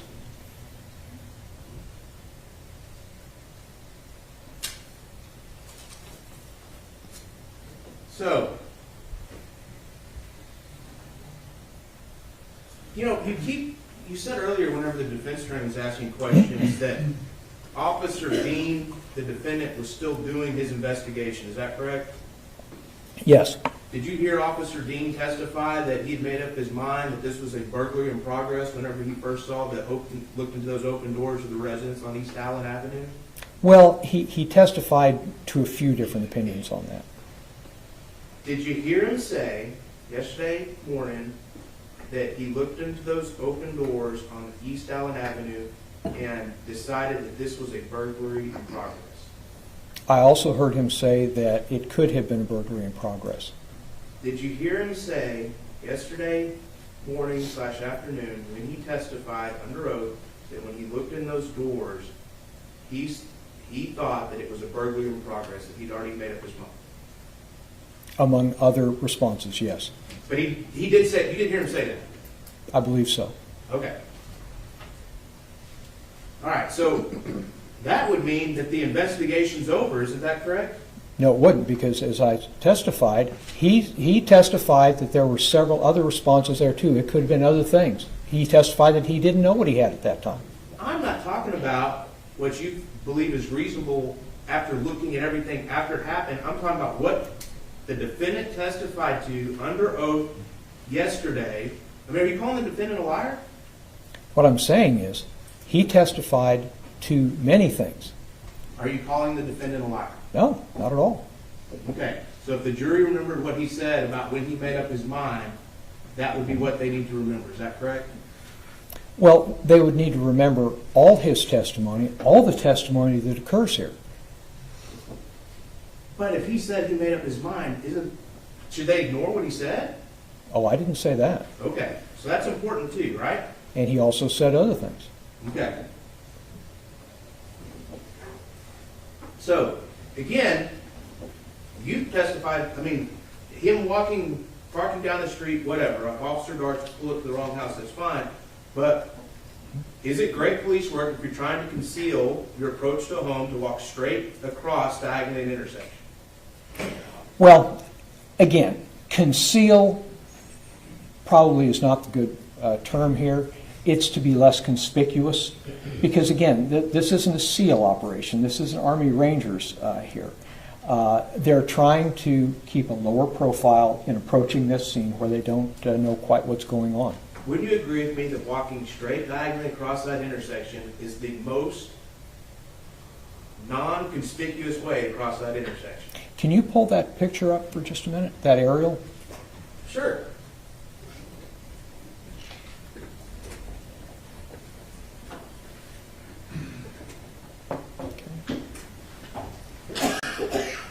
Now, if you'll notice, the house is set back from the mosque. When they crossed that intersection, they couldn't be seen by somebody in that house. The mosque blocks the house. I understand that you're giving them the excuse for that now, but at the scene, when we're talking about what the officers reasonably knew at the time, that wasn't the best way to cross that intersection, was it? Your Honor, may I approach that? You can use this laser pointer. Oh, okay. Thank you, Your Honor. Okay. We're talking at night. If I remember correctly, they were, parked here or here? The south side of the street, which would be the So- lower part of the intersection, right here. close to the bottom of the picture. Well, again, they're going to have to get there somehow. Now, as you can see, if you're drawing a line here, a lot of that is excluded from view of the house. So basically, when they're here, they're not going to be able to see the house. If they can't see the house can't see them. They're going to have to get across there. The marked unit is already here. So it's basically just a non-starter. Did they walk this way? Did they walk this way, then this way? Did they walk this way and across here? Basically, they got across the intersection, and that was just fine. I mean, you've been talking about, silent alarms have been talking about all week, open structure. Have you testified before that walking down the middle of the street for an officer is not the best idea if that officer is attempting to conceal his presence? If the officer is attempting to conceal his presence, walking down the middle of the street is the best thing? Is not the best thing. Is not the best thing. I would say so. Okay, so concede that part. In that case. All right, so now, As the officers approached the house, were you aware that, you heard us yesterday, were you aware that 4 adults were across the street? That's what I heard. Would it have been reasonable to expect an officer to notice 4 grown adults sitting across the street from a house that they're going to approach? It depends on a number of things. It depends on lighting conditions. It depends on how much moonlight there is. It depends on what's going on there. Their attention is probably on this structure. Now, by the way, which house are we talking about? The closest one? This one right here. So they're coming up from this direction. If there are people here, is it possible that they saw them? Yes. But there are a number of factors which may make them more able or less able to observe those individuals. Would you want any police officer you train to be as observant as possible? Yes. And would you want any police officer you train, if they're coming up on an open structure call after 2 in the morning, to notice any other people that may be in the neighborhood? What I'd want them to do is have a good 360 view. And in that 360 view, wouldn't you want them to know if there are other people standing around in the neighborhood? I would certainly want them to make that effort, yes. Okay. So now we get up to the front door of the home on East Allen, Yolanda's house, and you're perfectly fine with them standing in front of that front door. They didn't stand in front of the front door. You're perfectly fine with their presence for however short it was in front of that front door. Well, it's as I explained to the jury, the way in which they scanned the interior, given the nature of that call, they had to cross that threshold to get to the other side to go around to the B side. The way they did it, again, giving what they had, was just fine. And wouldn't you agree with me? I mean, you've investigated a lot of burglary calls, is that correct? Yes, I mean, and, you know, in the olden days, TVs used to be one of the heaviest items of furniture in the house, isn't that correct? absolutely. But TVs aren't that way anymore, are they? Depends on the TV. I mean, did you see the flat screen TV in Atatiana Jefferson's home? I didn't see it in her home, no. You didn't see it sitting there in the living room? I haven't been inside the residence. Have you seen the crime scene photos? Yes, Did you see the crime scene photos? I did. And it was still right there on the stand where it would have been if someone was watching TV on the couch. Isn't that correct? Yes. And wouldn't you expect an officer to notice that if they think there's a burglary going on, that the electronics have not been taken? Well, they may not have been taken yet. They might be looking for other smaller objects. Grab the TV at the last thing. Because, So, well, you think know- about it, excuse me, think about it for just a minute. That's the largest, bulkiest item. When they start toting that out of the house, the neighbors are going to take notice, and that's when the cops might get called. That's probably going to be the last thing they take out. You're exactly right. Do you think that's why Officer Dean testified he thought the people that were doing the bad things, the burglars, were still in the house? Well, again, he testified that he didn't, really hadn't made many decisions on that. No, he testified he made a lot of decisions. So is that what you're saying, that the TV still sitting there contributed to the defendant thinking that the burglars are still inside the house? What I'm saying is it's really not a factor of whether they're there then or not. It just might be the fact that they hadn't got to the TV yet. Because they're still in the house digging up other stuff, right? Possibly. And I mean, and that's kind of what the defendant was saying yesterday, that these burglars could still be in the house. He's already making up his mind that the bad guys are in the house, correct? No. Are you saying that's not what he said yesterday? That's one of many things he said. Okay, so he said that yesterday, correct? Among many other things, yes. He said that yesterday, correct? Among many other things, yes.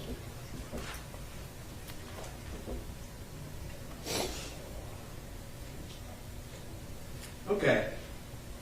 So we get to the second door, and you're fine with the way they fast clear that second door, correct? Well, they didn't, that's not a fast clear. What you're doing is you're moving across the fatal funnel, and they did it just fine. They looked inside, they didn't see a threat, because again, at this point in time, they still don't know what they have.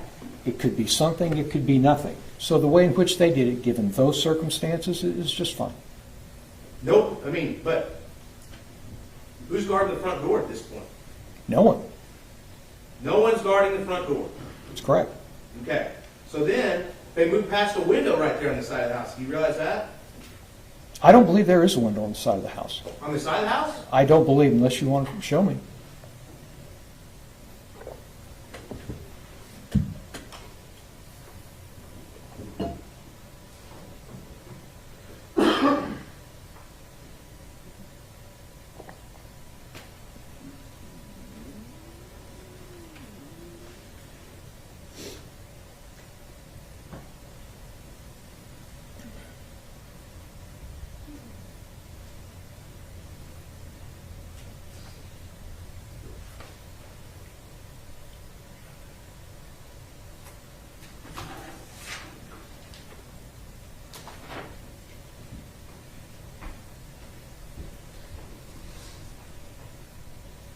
Can I put some witness on? Yes. Oh, right there, State's Exhibit 52.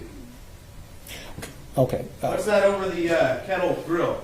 Yep, that's a window. So you were mistaken when you said there weren't any windows on the side of the house. Is that correct? That's correct. All right. So, is that another fatal funnel? Yes. Did they attempt to look in that window? Don't believe that they did. So that window was, are you fine? I mean, you said they had to check the windows in the back. Are you fine with skipping that window in State's Exhibit 52? They literally might not have seen it. Okay, so they didn't see the people outside, they didn't see the window right there in State's Exhibit 52. What's that a reflection of in State's Exhibit 52? That on in the window? In my experience, I guess that was the flash of the camera, but it could be anything. Could be anything. So if they're rooting around, do you remember it in the body cam? May I approach the witness, Your Honor? Yes, sir. I paused State's Exhibit 1 at the 18-second mark. Would that show the defendant's body cam pointed right at that window, that same one? It's covering the window. Would that, if it's right in the middle of State's Exhibit 1, and I can pull this up on the big screen, maybe we should do that. Mm-hmm.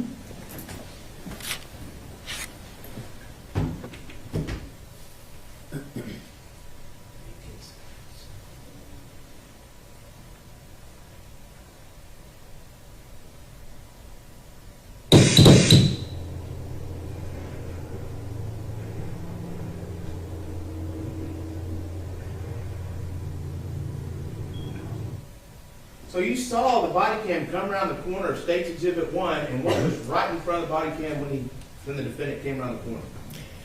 Looks as though there's a window, and it looks like there's a blind covering the window. I understand that, but are you going to say that maybe they missed that window, they didn't see that window?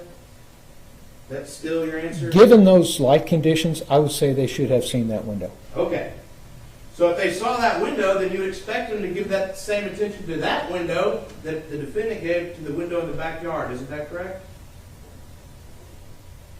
Should have. But they didn't, did they? Well, if it's fully covered by a blind, I understand that, but they should have, shouldn't they? what I'm saying is they need to give the amount of attention to each one of these that requires. If this one is covered by a blind, you can check for entry, but tool marks, things of this nature, by looking at it. You can get up a little closer, but you can look at it. You don't have to get right up on it. They didn't check that window, did they? I don't know about that. Because remember what Mr. Frederick said. The camera's pointed one way, but the officer can be looking one way or the other way. Did they check that window? Did the defendant check that window with the same intensity they checked the window in the backyard? From this, we can't tell. From State's Exhibit 1, you want to watch it again? No. From what you've got right there, what I'm saying is we don't know how long the officers took looking at the window. What do you mean you don't know? It's right there. It's on video. What You're I'm, saying the video is not correct? I'm not saying that. Should they have checked that window? Yes or no? I'm not saying they didn't check the window. Okay. So you think they might have checked the window, but you don't know for sure? It's possible that they did. It's possible they didn't. You don't know, even by watching the video, whether they did or didn't. Well, let's watch the video Okay. again.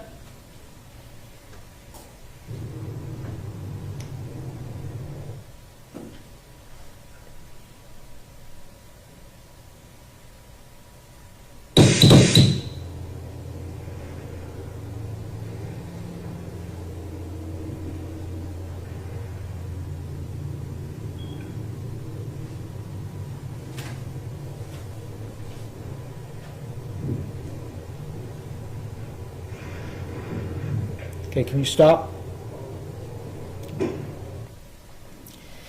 If you'll notice, when he walked by the window, the camera moved slightly to the left.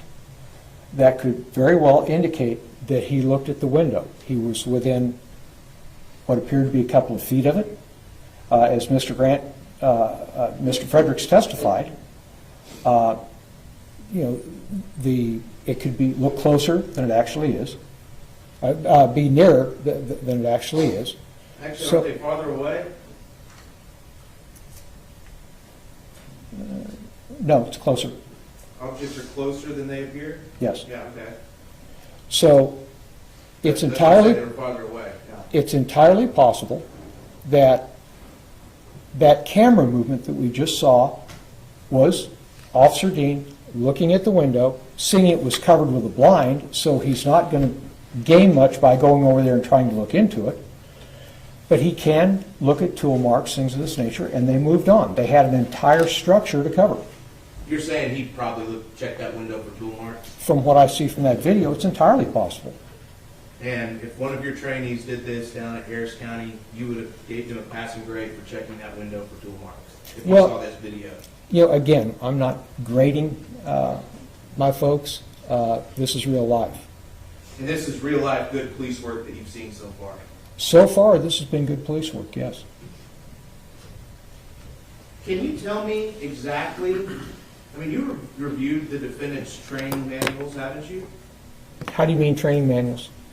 What he was taught in the police academy, isn't that correct? The course descriptions, yes. And what all have you reviewed for this case? A number of things. Certainly the video, the investigative reports, investigative photos, pretty much everything, again, that I received. Is there anything specific in what you reviewed that where Fort Worth PD instructs the officers not to verbally announce their presence on open structure calls? Is it in writing? No. Is there anything that you reviewed in writing, any handbook, any general order, any instructions that where Fort Worth PD tells its officers not to verbally identify themselves at an open structure call?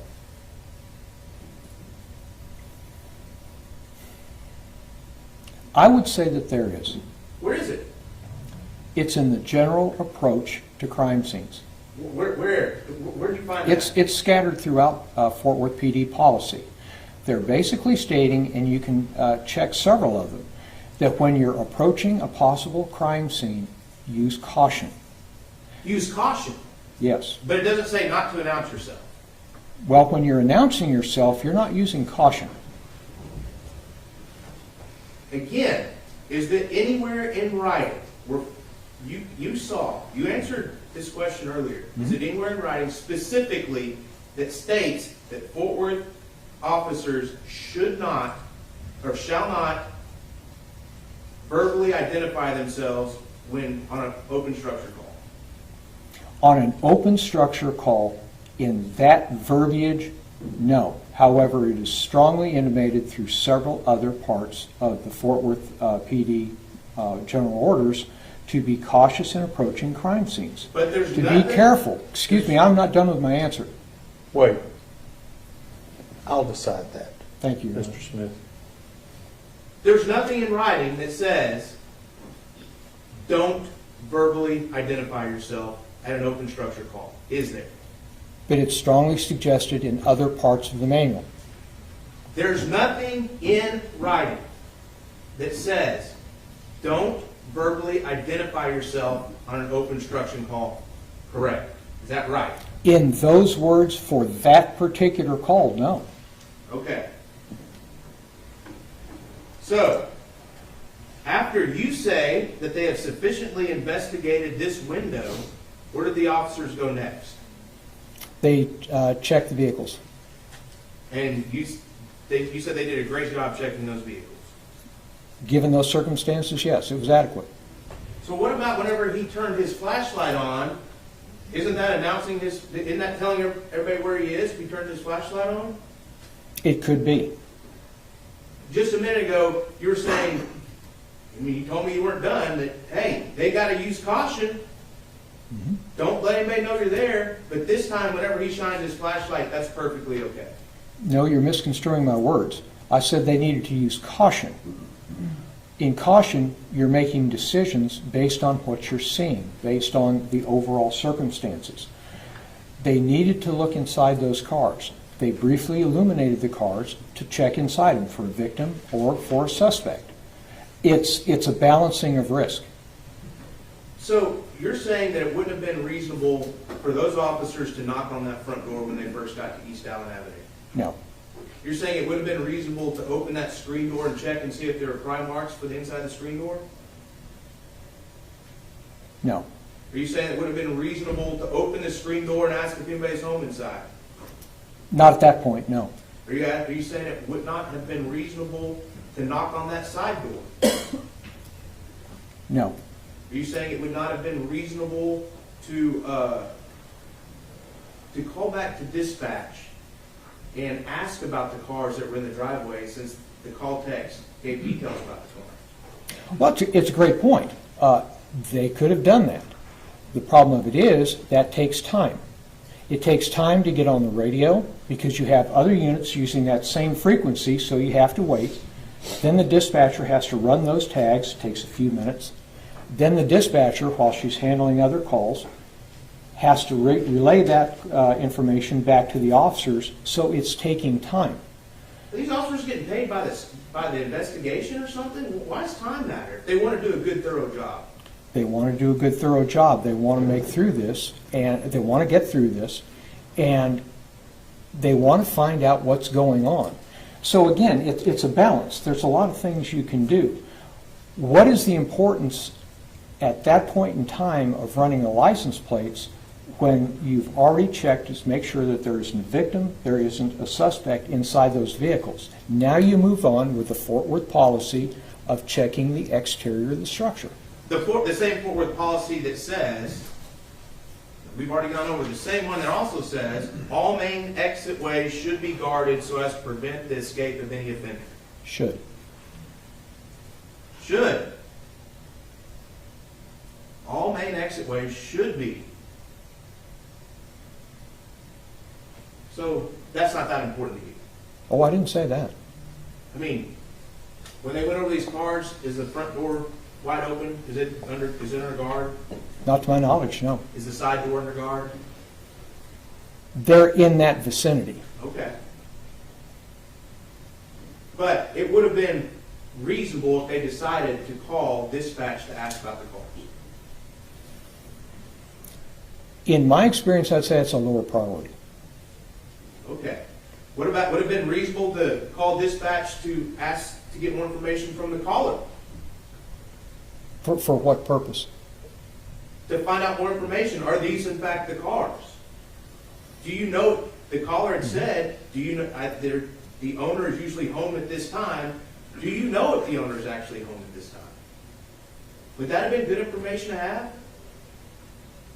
At that point in time, they're already on the scene, so it would have been better that they turn their attention to actually checking that structure, as Fort Worth policy states. Was the house going to get up and run away? No, but somebody inside it could have. What door were they going to run out of? Don't have to run out of the door. So, you're saying they're still building their investigation, but you're also saying they have to work quickly because the bad guy can still be in the house. Is that right?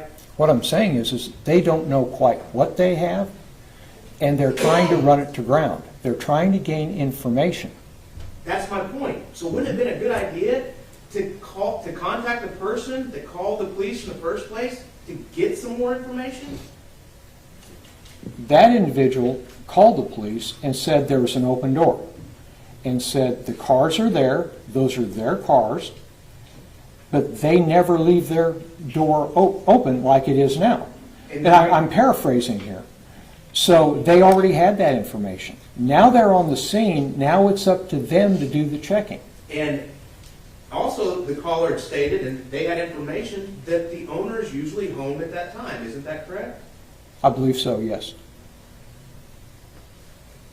So inspecting the home and getting all that information is fine, but talking to the neighbor that called the police, we don't have time, these officers didn't have time to do that. Is that your testimony today? No, it's not. So it would have been reasonable for them to have dispatch reach out to that caller? Well, you use the term reasonable, and that's not the proper term here. The thing about it is how best to go about answering this call and checking that residence. What I'm saying is if you're going to prioritize all their options, calling the reportee back at that point in time with the officers on the scene would have been a lower priority. Now let's take an example of let's say a robbery in progress. Somebody calls in and says, I'm watching, this guy's got a gun on this cashier.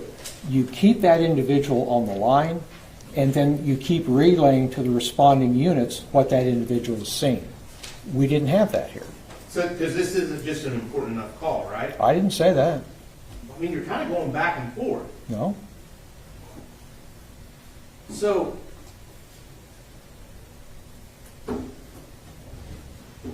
you want them, how about this? Would the defendant have been fired if he had knocked on that front door? Probably not, no. Would the defendant gotten in trouble for knocking on that front door? Yes. How? If he relayed that to his sergeant or his other officers, they probably would have looked at him and said, Rookie, what did you do? Don't do that. You make sure that you find out what's going on there before you announce that the police are there. Because You're really going to testify that a Fort Worth officer would have gotten in trouble by knocking on a citizen's front door? in this case, in a same or similar circumstance to this case, given the nature of this call, his peers and his sergeant would have taken him to task, yes. Do you know that he's announced himself on other open structure calls? It's entirely possible, given the nature of that particular call.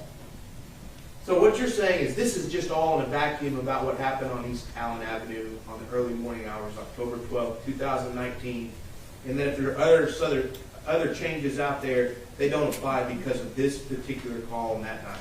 Not saying that at all. Okay. So, now they've checked the garage, they've checked the cars in the driveway.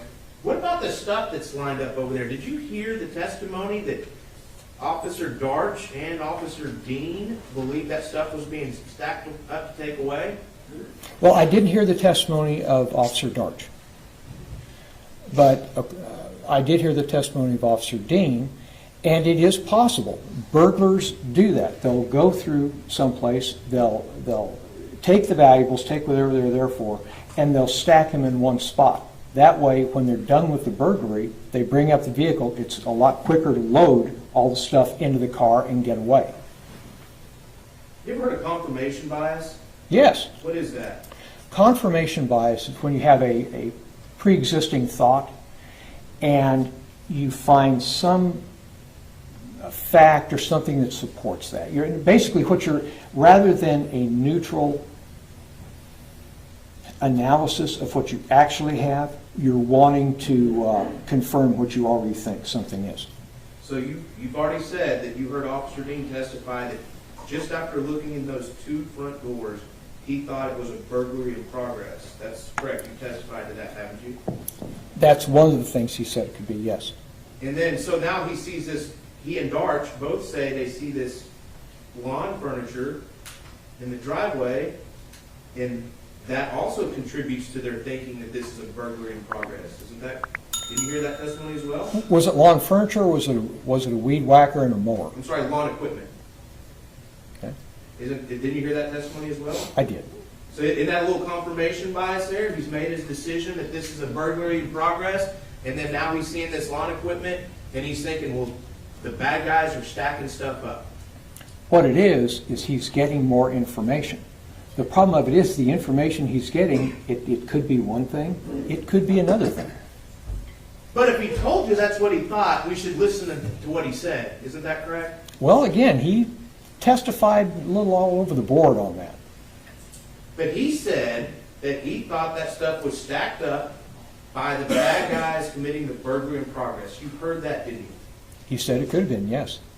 And isn't that exactly what confirmation bias is? He looked through those front doors, thought the burglary was in progress, and now he's seen this lawn equipment, and now it's, okay, I've confirmed it. Yes, it is a burglary in progress. Well, that could be one possibility. There were also other possibilities he was considering. He's testified to that. But he said that, though, yesterday. Isn't that correct? Among other testimony to other things. But he said that yesterday. Isn't that correct? Among other testimony to other things, yes. Yes or no? He said that yesterday, didn't he? He did, among Okay. other things. Thank you, sir. Now, if you're thinking that the lawn equipment is being stacked up to take, would you agree with me that people don't keep lawnmowers in their homes? You've never been to Channelview.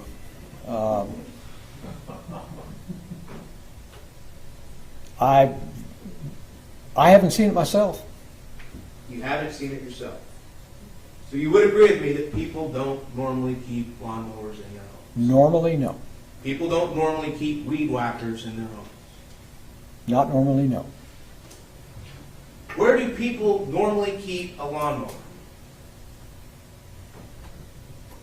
Can be in the garage, side of the house, Okay. Where do people normally keep a weed eater? garage, side of the house, shed. Okay. So if you're thinking that the burglars are stacking this stuff up to take, should your next logical step be check out the garage? If at that point in time, that is your final determination, that you have enough information to go, this is a burglary in progress, then as the order states, you call backup units, you call for a canine, you lock the place down. But he hadn't reached that conclusion, because it could have been that, or it could have been somebody that just doesn't really take good care of their equipment. I want you to go back to that. What do the general orders say about a burglary in progress? What should the officers do? Call for backup, call for canine. The minute they think a burglary in progress is happening? The minute they come to that conclusion, he hadn't come to that conclusion yet. If he testified he came to that conclusion, should the jury believe that testimony? They should take into account all of his testimony, not just one factoid. If he believed there's a burglary in progress, the minute he made that decision, what did the general orders say he should do? He hadn't made that decision. If he made the decision that this was a burglary in progress, what do the Fort Worth Police Department general orders say he should do? Okay, are you giving me a hypothet? Sure, hypothetical. Okay, hypothetically, if Officer Dean would have come to the conclusion that I have a burglary in progress here, and it's highly likely there's a burglar still in there, then it's Fort Worth policy that they lock the scene down, they call for backup, they call for a canine.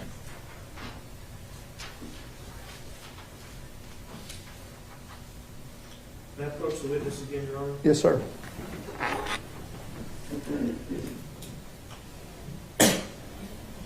Again, I'm looking at 327 of the general orders, Part D.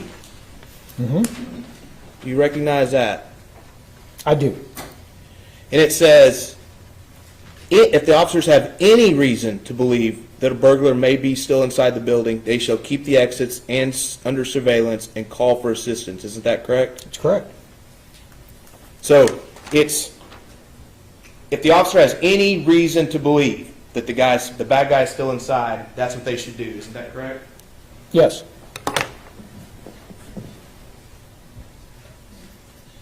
And that's a shall keep those exits under surveillance, correct? If you reach that conclusion. But look at the sentence just above it. If officers find signs of forced entry or have any reason to believe. Did you hear him say that he thought that the screen yesterday on that side door had signs of a forced entry? It could have been forced entry.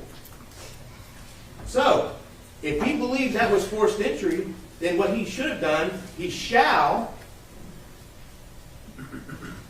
keep all exits under surveillance. Isn't that correct? If that's his final conclusion. That wasn't his final conclusion. Did you hear him yesterday that he thought that there were signs of forced entry on that screen door on what you've already called the B side of the building? That was one of his many responses, yes.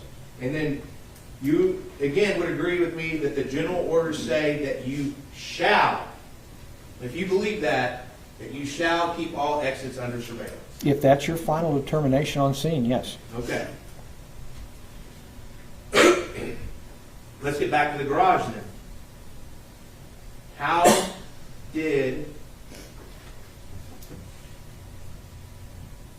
How did they inspect the garage? Just fine. Just a walk over looking at it, just a quick walk by, you're okay with that? Yes. Under those circumstances on this scene, yes. Not a good idea to check and see if the garage door opens up real quick to see if it's easy to get into, maybe for the burglars to get the stuff that's stacked up on the driveway? Not necessarily, no. Not necessarily maybe see if that door's been jimmied a little bit? Well, they can do that with a visual. Not to see maybe if and do you think they got close enough to tell if that door's been jimmied? He walked right past it. Was it broad daylight then? It was not. Okay. Do you think that it might have been a good idea just maybe even to shove on that door to see if the door even worked anymore? When you're shoving on the door, you're making noise. So that would have been bad to make noise. Well, what I'm saying is, it's a consideration. What would shoving this way on the garage door have accomplished? Well, if I'm there, maybe I would have shoved on this way of the garage door, and it just came wide open, and I see that the garage has a bunch of stuff missing, and I maybe confirm that the stuff that's stacked up in the driveway really is being stolen. Is that not good police work? It was a roll-up door. Talking about the door that's right next to the roll-up door. Well, I thought we were talking about the roll-up door because you were talking about I'm sorry, I moved on. that. That's my fault for not being clear there. Ah, I'm talking about that door to the side of it. so repeat your question then? Maybe just shove on it and see if it just comes open. That been a good idea? They're checking for signs of forced entry. And to me, that's a little bit more important than seeing whether or not they bothered to lock or latch the door. Have you ever seen someone kick in a door and then push it like it's still closed? Yes. And it looks closed if you're just walking by it. Isn't that correct?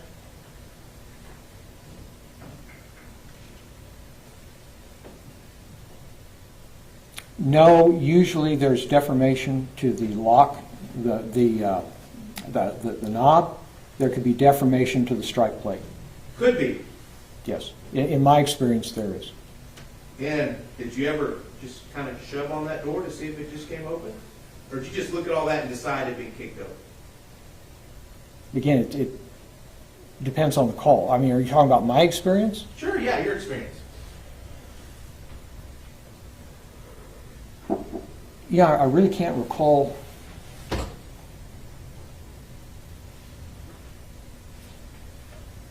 The situation, honestly, where that's happened to me. Okay.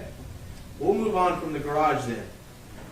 Have you looked at that area that's in front of the gate and how it's configured with the house on one side and the garage on the other? Yes, You heard me talk about that yesterday, isn't that correct? I did.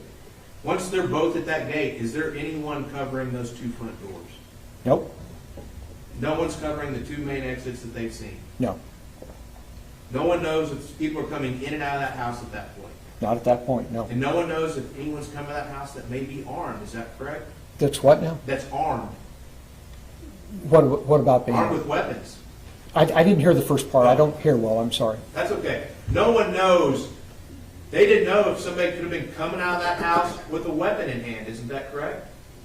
Not if they were exiting the front, no. Is that a good place for officers to be in that particular situation? Given the circumstances of this call, everything, the totality surrounding this call, yes, that was a good call. Good police work that they're back there with their six totally uncovered, with a house possibly full of bad guys, with no one on the front door. That's your testimony. Well, but that's not what we've seen here. One, they've already checked the living room area. That's not full of bad guys. Also, you say their sixth wasn't covered. Yes, it was. They're covering both their sixes. Are you telling me somebody couldn't just sneak around that corner if they were both up there at that gate? Well, their heads can be on a swivel, and you're constantly looking around you. Can't you disagree with me? It would have been a good idea to put eyes on those front two doors. In this case, given two officers, they had a choice to make. I believe that they made the right choice. They stayed together. They had another choice, didn't they? What was that? Call for backup? Not on that type of call, no. You want to look at the general orders again? Sure. Is there anything, are you going to say there's something in the general orders under silent alarm that they're not allowed to call for backup? Oh, I didn't say that. As a matter of fact, that part we just discussed, now approach the witness again. Yes, sir. Section D says, if you find signs of forced entry or of reason to believe, then they shall keep all exits under surveillance and call for assistance. Isn't Yes, that correct? That's correct. There's nothing in the general orders about saying you are not allowed to ask for assistance or backup on an open structure. No, not at all. Okay. So, you're saying that they had to get in that backyard and check that window, is that correct? Or check what's in that backyard for the structure? Well, they had to check what's in the backyard so they could continue checking the structure for forced entry. They had an ultimate right to get in that backyard? Are you telling that jury that? When you say they had a right, what do you mean? I mean that can Fort Worth PD go wherever they want on a citizen's property? Based on their whim? Based on anything, you tell me. Well, if they have a warrant, absolutely. If What if they they don't have a warrant? have exigent circumstances, yes, they can. Okay. What are exigent circumstances? When there might be, and if I stray too far here, please tell me. Fourth Amendment requires that officers have a warrant before they conduct a search. But there are 7 exemptions police officers are taught to the warrant requirement. One of them is what's called exigent circumstances. In other words, if I answer a call of a man screaming in his apartment, I get there, your door's locked, but I can hear you. You're saying, help me, help me, help me.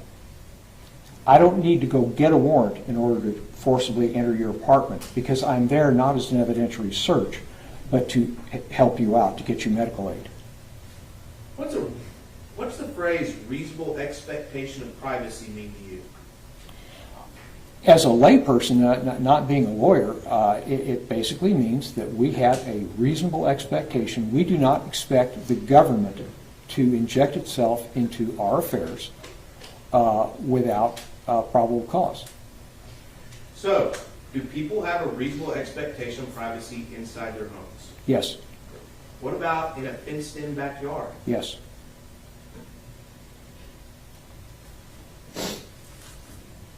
So you're saying there was exigent circumstances at that time for these 2 officers to get in that backyard? They were answering a call for service. There was a neighbor that was very worried about them, and they were checking. They weren't doing an evidentiary search. They were there to check the circumstances behind that open door, because there could have been exigent circumstances. But you agree there's no exigent circumstances here when they're opening that gate? No, I don't agree with that. What's the exigency? What is it? The call of the neighbor. The call of the neighbor that we are not following up with, isn't that correct? No, we are following up. That's why the officers are there. No, you said you would not expect these officers to have to reach out to that neighbor again. But now we're blaming the neighbor for the exigency of the circumstances for these officers to get in the backyard. Is that correct? Well, number one, I'm not blaming the neighbor for anything. We've received a call for service from the neighbor. We've got what we need from him. Now we've got the officers on the scene answering that call for service. If that gate was locked, would you expect those officers to just jump over it? No. What would you have expected them to do? See if they could find a different vantage point. Maybe go around by the mosque or around by there's an alley behind there to see if they can look. But not hop the fence, right? I would not have done that, no. So because these people didn't lock their gate, it was okay for Fort Worth police to be in their backyard? Yes, it was. So would it be a good idea for everybody in Fort Worth to start locking their gates so Fort Worth police can't get in their backyards? Well, I'd tell people in Fort Worth and pretty much anywhere else to lock your gates. That way, the bad guys, it gives them a little more trouble getting in. So it's a good idea to lock your gate, not to keep the cops out, to keep the bad guys and gals out. So if you had a locked gate, you would have expected these officers to jump over that backyard, but because it was unlocked, you're perfectly okay with them going back there? Yes. Are you okay with people having firearms in their home? Provided they're not a convicted felon, yes, absolutely. Self-defense, I mean, you live down in Huntsville, I mean, this is Texas, right? This is Texas, but I don't live in Huntsville. Well, where you live, I'm sorry, you have to tell the city if you don't want to. You work down in Huntsville. I do. Yeah, that's right. I mean, isn't it perfectly reasonable whenever you hear something in your backyard and you're a citizen that you go check out what's going on? And if you have a gun, take it with you? If it's in the middle of the night? I'm going to check it out, and I'm going to have a firearm with me, yes. Especially if you see a bunch of people back there with flashlights? Yes. Because you wouldn't expect, because we have that reasonable expectation of privacy in our backyard, isn't that correct? Well, the reasonable expectation of privacy is from the government, not necessarily bad guys. Well, that's what I'm saying. You wouldn't expect the government to be back there, would you? Not necessarily. You wouldn't expect the government to be back there, would you? Certainly could be. I've been back there. Okay. So,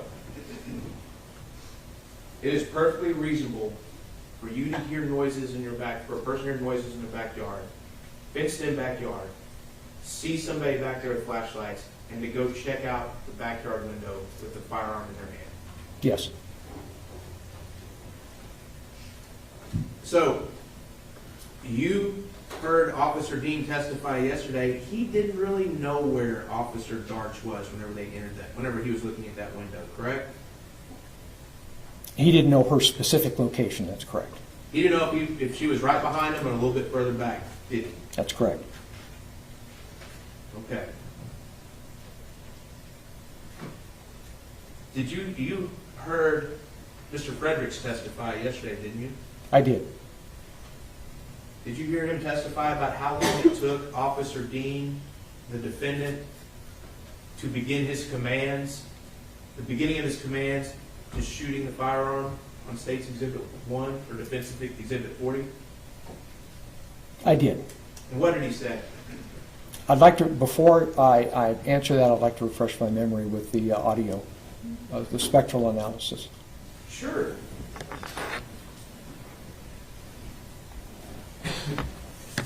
That is Defendant's Exhibit 44. I'll bring it to you. Thank you. I'm sorry, Your Honor. I should ask to approach. You're fine.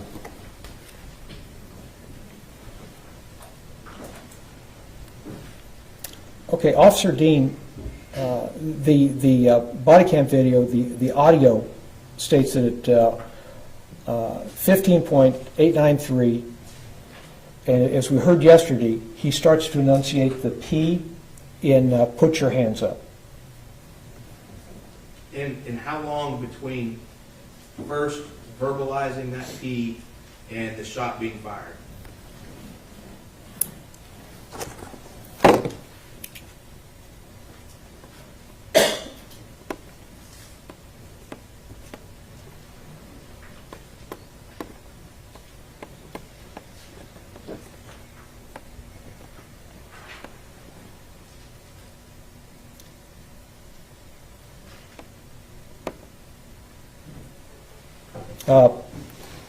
Just over half a second.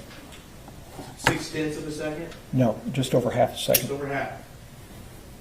So if we were to use your other sworn testimony that says that it takes a second, a third, and a second and a half for the person to make a decision and then to act on it, Mhm.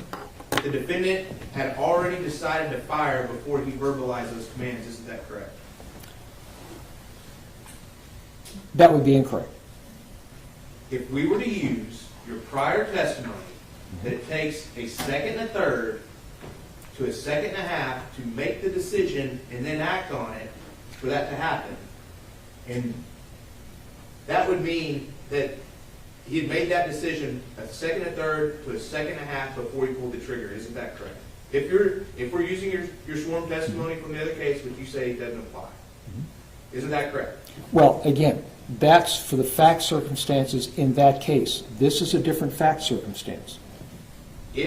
Wouldn't you agree with me that if we take your sworn testimony from that other case, that it takes a second and a third to a second and a half for the brain to make the decision and the finger to pull the trigger, that's a lot longer than the over half a second that you just calculated. Isn't that correct? That's correct, but that's for that scenario. This is a different scenario. That was for that officer who was pulling the trigger. Is that correct? In that fact circumstance. Not for this officer pulling a trigger. In this fact circumstance, that's correct. So the laws of physics have changed. No, not at all. The facts surrounding the event have changed. It's as I discussed in the Blair study. It took the officers with the weapon out pointed at the research Confederate. It took the officer approximately I want to say it was 0.36 seconds, 0.39 seconds to fire when they first saw the suspect coming up with a weapon. You were testifying about this other officer and why he kept shooting.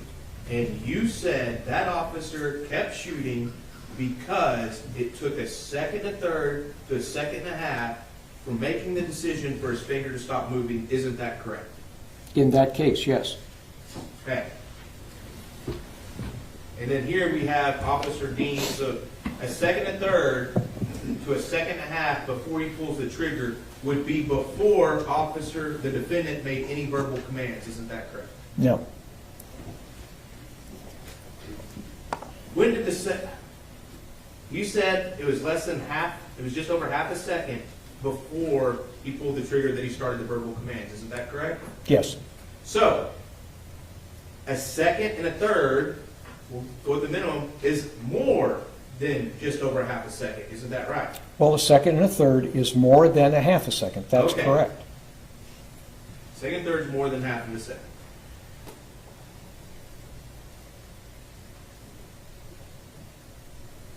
You know, have a moment, Ron? Yes.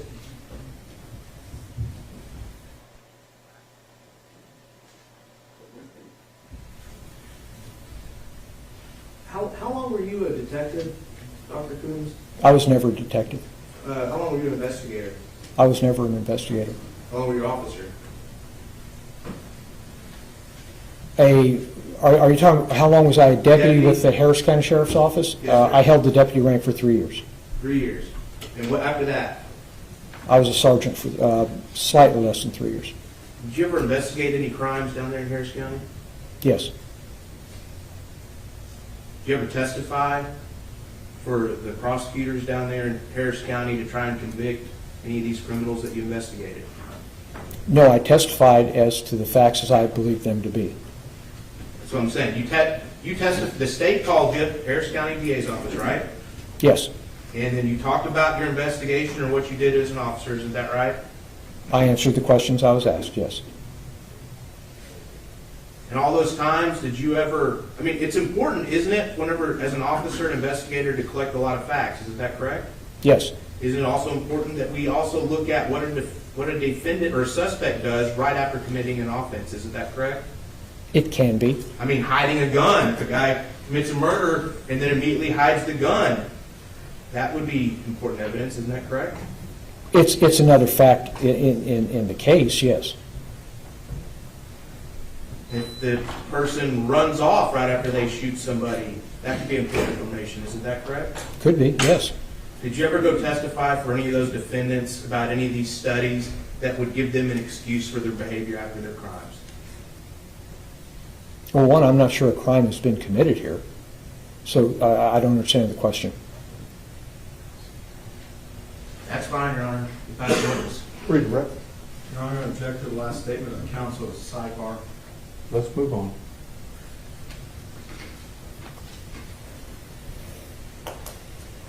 No questions.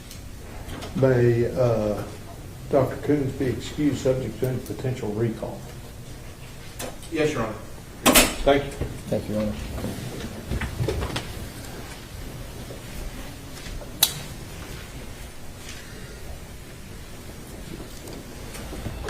Yeah.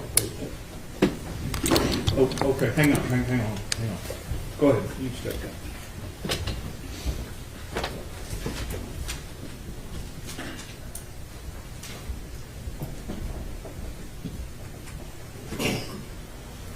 Mr. Brissett? Your Honor, this time the defense rests. Oh.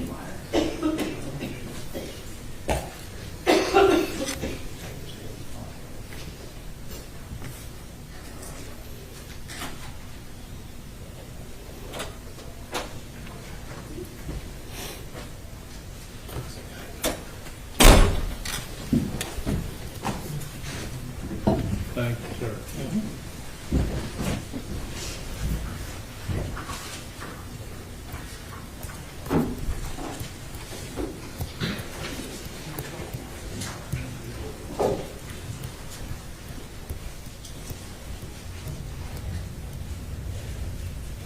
So it's J-O-N-Y.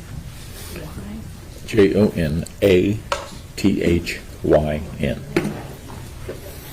I'm gonna give you some just in case, so I'll staring at him while we wait. I said, let me give you some water up here, so we're not awkwardly all staring at him. I can dance, do some magic tricks. Miles goes, yeah, go ahead, go tell him. Yeah. Oh, here he is.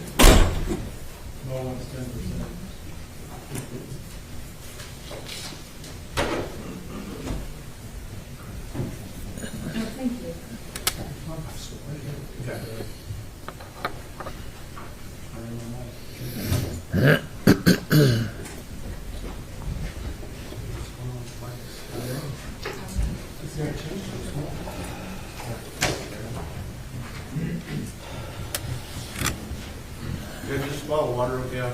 Absolutely, yeah. All right, outside the presence of the jury, we're doing this pursuant to Rule 705. Is the state ready to proceed? State's ready. And defense is ready. Yes, Your Honor. Mr. Smith, go ahead.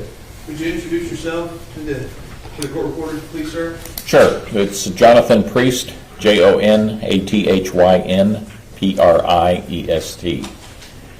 Mr. Priest, how are you currently employed? I'm a forensic analyst and instructor with Bevel Gardner and Associates, which is a group of like individuals. We teach a number of forensic courses nationally and internationally. And so what does that mean to teach? Who do you teach classes to? Well, we teach classes to those people in criminal justice system, law enforcement, attorneys, college students, and again, both on a national level and international level. Do you provide any consultation work there as well? We do, and again, both nationally and internationally. Primarily, my focus is primarily the United States, dealing with a number of different disciplines. And what do you personally provide? In what areas do you personally provide consultation services for? Death investigations, officer-involved shooting investigations, use of force investigations, procedures, policies, blood stain pattern analysis, shooting incident reconstruction, interview and interrogation, and just a little side of underwater evidence collection and documentation. So, what'd you do before you got a job with this firm?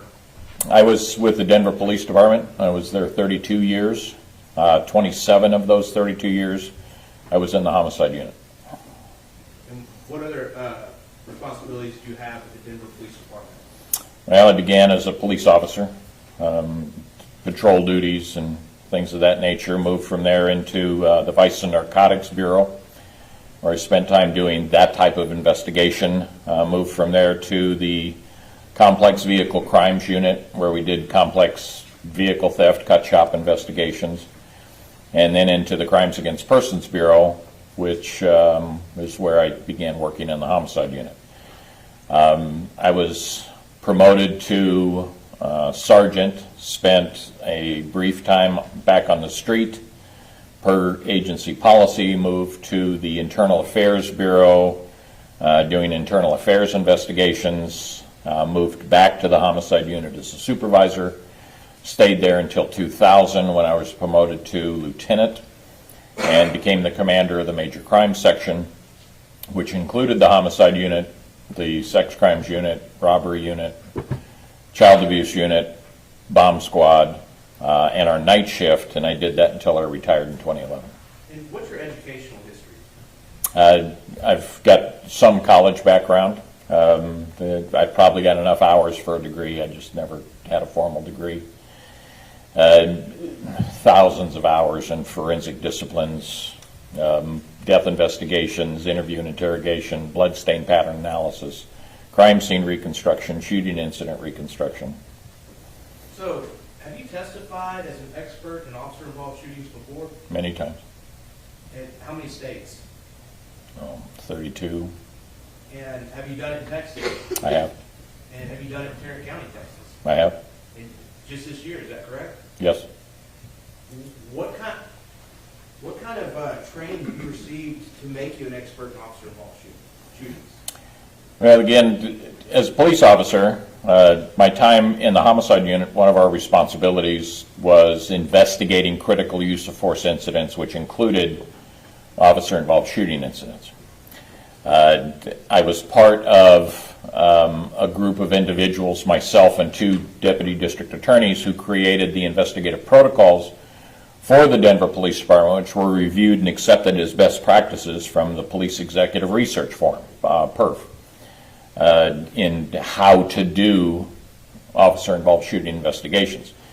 Those policies were reviewed back in the 80s by a group known as the Erickson Commission, were reviewed in the 90s by a group as the Park Commission. And although difficulties and issues were discovered, those were worked on, and again, our policies and procedures were found as best practices nationally. Found by whom as for best practices? Erickson Commission, Park, and PERF, all three of those agencies. And have you testified about those procedures that you came up with? Many times. And what other training experience do you have that makes you, that makes you a use of force expert or a police officer involved shooting expert? Well, police shootings, criminal incidents to begin with, and the basic crime scene investigative protocols that we get while we're in the academy. I've been through the Louisville homicide course. I've been through a number of FBI courses. I've been through crime scene courses all over the country in various stages. I've been through the force science course. I regularly teach in the area of officer-involved shooting and use of force investigations on a national and international level. I've got easily over 1,000 hours of training in areas of that. May I approach the witness, Your Honor?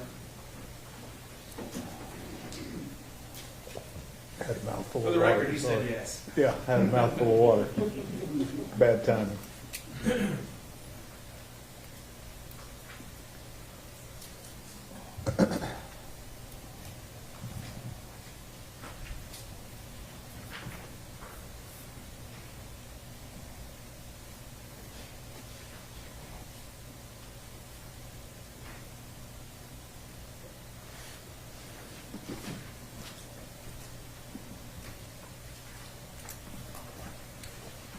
showing you what's been marked State's Exhibit 121. Do you recognize that?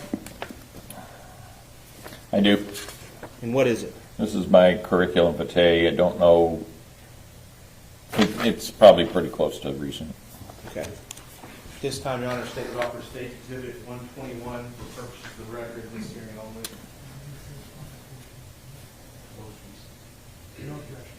Stage 121 is admitted for purposes of the record.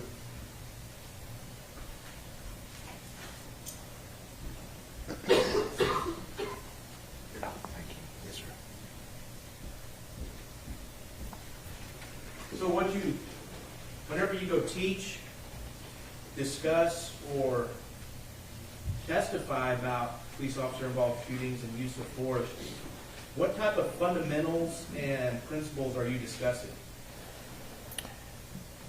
Well, a number of areas. Certainly investigative areas, how to investigate those, how to look at the crime scene, what significant issues are related to the crime scene. Interviewing, how the interviews are done, the nature of the interviewing, the issues that may arise as a result of that. And then secondarily, from a tactical standpoint, how was the incident, how did it occur? Were best practices followed? How did they adhere to policy and procedure? What critiques may arise out of that? What issues may be of a concern for a particular policy change or an educational training change? Hiring practices and how we teach officers in the academy level when these types of incidents occur. Is this something that can be avoided in the future? Is this something where risk can be reduced in the future? So we would look at them from a number of levels in respect to that. Have a moment, Your Honor. Yes, sir.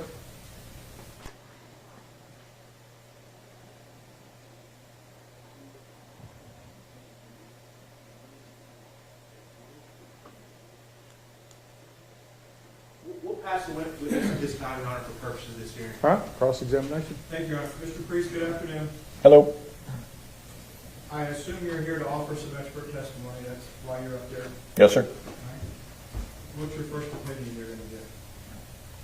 That there are a number of mistakes that were made in this particular case, that the officers certainly could have followed better practices in how they would approach the scene, that from a tactical aspect there were difficulties in how the shooting actually occurred. Okay. That's all one opinion? With respect to that, yes. What documents did you use to form that opinion or material? I had the case file with respect to, I don't believe I had the entire case file, but I had a number of photographs, a couple hundred photographs of video, policy documents, statements, investigative reports, autopsy photographs, an autopsy report. What learned treatise or other journals, scientific or otherwise, did you use to reference to form that opinion? Nothing off the top of my head, mostly based on my experience, background, and training. Did you use no special knowledge other than your experience, background, and training? I don't recall using any particular book to compare my analysis to. Again, 32 years of experience in dealing with this sort of thing. Would you agree that your CV that was admitted doesn't have any of your 32 years of testimony on it? Yes, that's just my CV. It's not my testimony record. Is that something that's commonly asked of individuals such as yourself at a trial or getting ready for trial so the other side can see what you've done? When requested, I provide that. I wasn't requested in this particular case. I typically, for criminal cases, I'm not requested to provide that. Civil cases, yes, but I rarely am requested in criminal cases to provide that information. Do you have it with you today? I do not. Where is it? Back at the trailer park? It's in my computer, which is not here. Okay. Is your computer back at the trailer? It is. Is this something you had an email from previous cases where you've been a civil expert that you could find the most recent copy like you don't have your most recent copy of your CD here, correct? Again, it looks like my most recent. I don't know when I last updated the CV from the date that that one was updated. So have you emailed that to other lawyers that practice the law of civil practice, that you could get to that in your email from your phone and forward a copy to the government so I could look at it? I can certainly forward a copy of it to you. I can't do it at this particular moment in time. Is it something that would be on your phone if you took a break that you could email to us? Doubtful. I don't know who I would contact. So you never attach that to an email that sends to attorneys that retain your services? No. So how do the civil attorneys that retain your services ever get a copy of it? I typically send it Dropbox or some fashion like that. So is it stored in your Dropbox? I don't have it on there. I don't have it with me. I don't have an ability where I'm sitting to get it at this moment. Mr. Priest, I appreciate that. Since I built the computer technology in this building, let me ask the next question. If you have Dropbox, if it's stored in your Dropbox, you can log into that on anybody's computer. That's the nature of Dropbox. You'd agree with that? I would. So is this record of your testimony stored in Dropbox? I doubt it. So do you purge and delete stuff in Dropbox? All the time. Do you have another opinion you'd like to form? And elicit from the jury? It depends on what I'm asked. I mean, if I'm asked, it just depends on what I'm asked.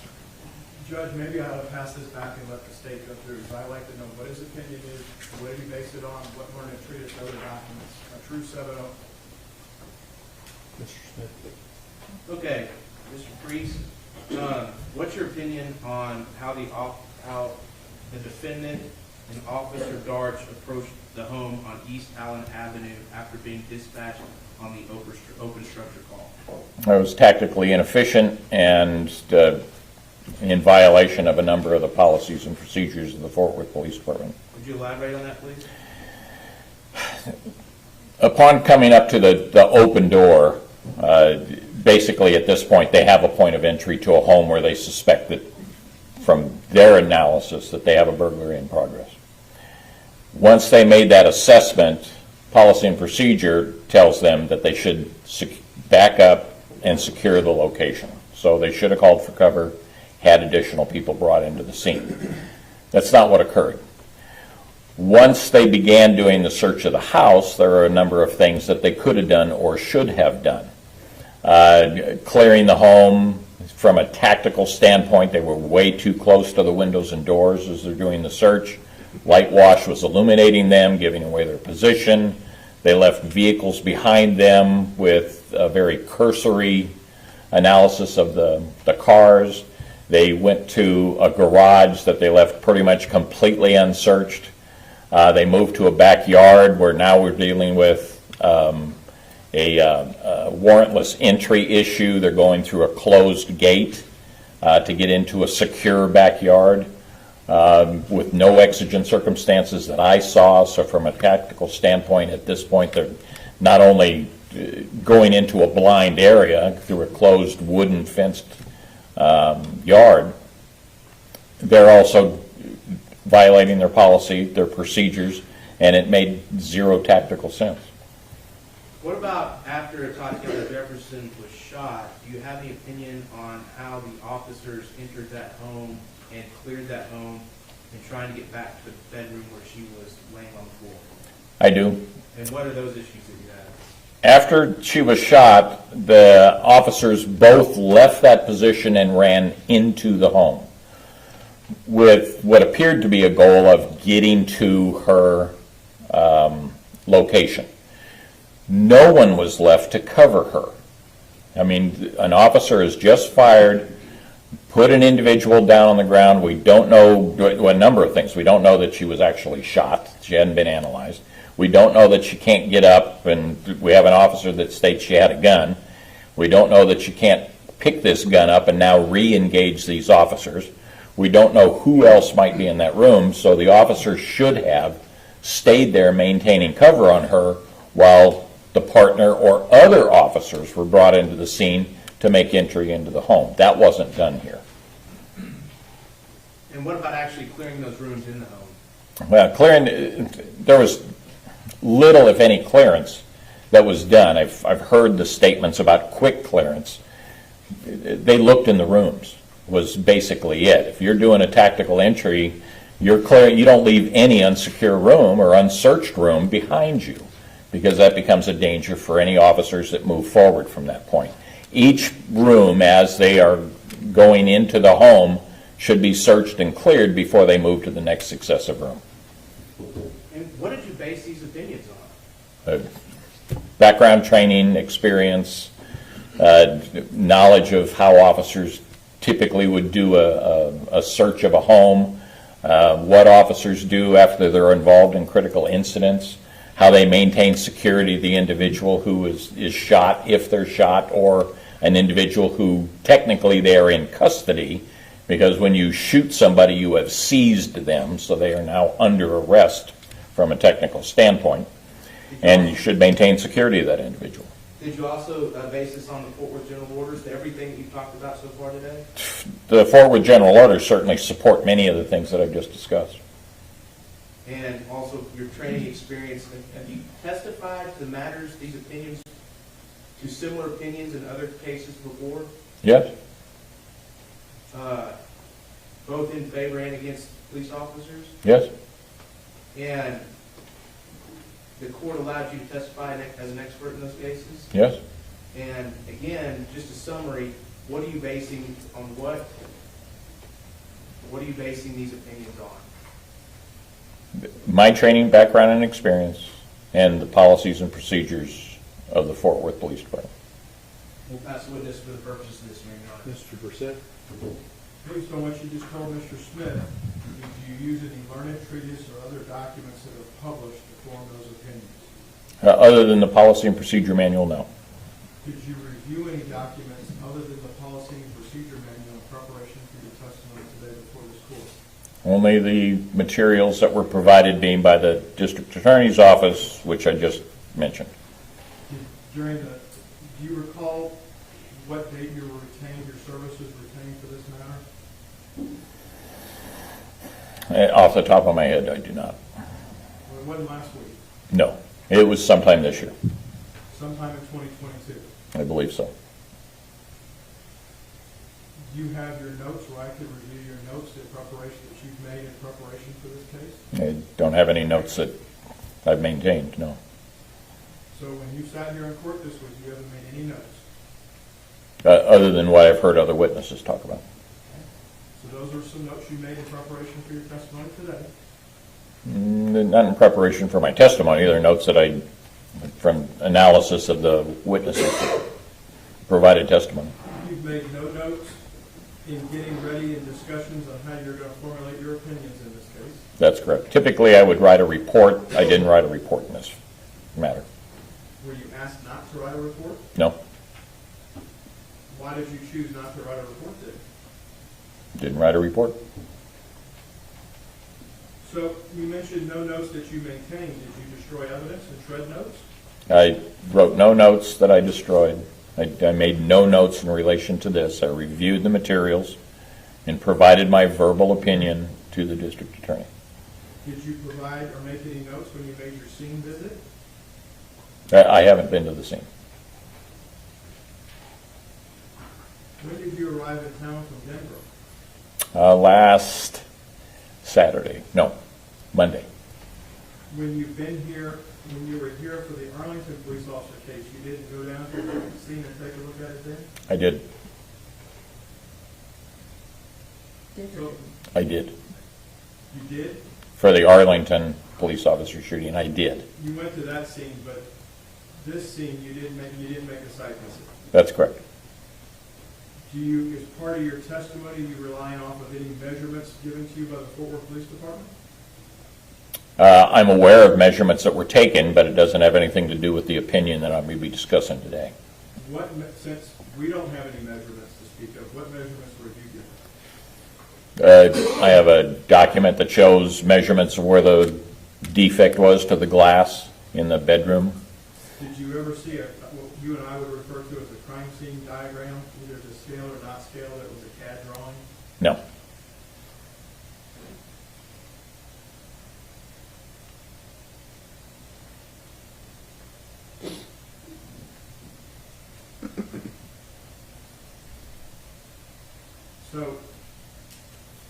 Your opinions are just based off of your 32 years of experience? Is it it's 32 states? 32 years of experience. How many states? 32. That's an easy number to remember then. It's very coincidental. Okay. But what I can't do from my end, representing my client, is see any of the places you testified because you don't bring the documents with you, correct? I wasn't asked to. And I typically don't provide those, and I'm typically not asked to in criminal cases. So it would be unusual for me to provide those in a criminal case. Not to say I wouldn't if I were asked to, but I wasn't. Is it something, if you were given a break for a short recess, that you could get? Because there's two former old prosecutors over here, we'd like to see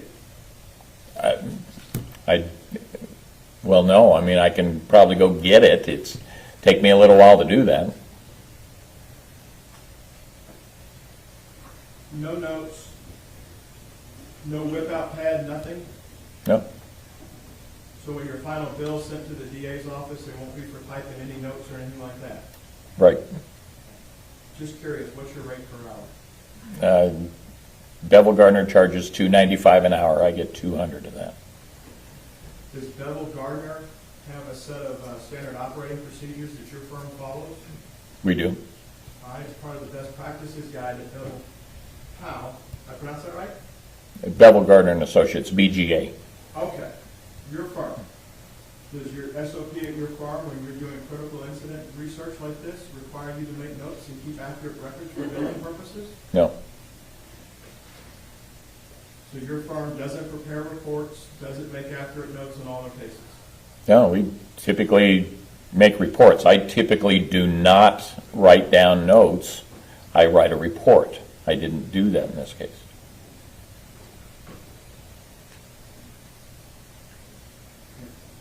And you just decided not to write it on your own, nobody asked you not to write it? Nobody asked me not to write it. I didn't write a report. Anybody asked you to write a report? No. We'll pass the witness, Judge. Mr. Smith, Nothing further for the purposes of this hearing, Your Honor. any objections? I'd like to see where he's testifying. I don't want to stop the trial, though. I think there's some stuff in Dropbox, if you got creative on Mr. Smith's computer or mine, you could probably get to it. Stuff's in Dropbox. It's there. He's got a whole firm back in Denver that he works for, a big firm. They should have copies of his testimony. All right, let's do this. Let's take about 10 minutes. You two lawyers get with him, see if we can figure this out, and go from there. May I put something on the record real quick? Yes, sir. Mr. Priest's CV was attached to TSP on December 14th of 2021. And he's been on the witness list for the state of Texas, I believe, at least over a year. And there's been no request formally or informally from the defense for any lists of prior testimony from the defendant, or from the expert witness in this case. Not assigning fault to anybody. Let's see if we can get over this hurdle. All right, we'll be in recess for 15 minutes.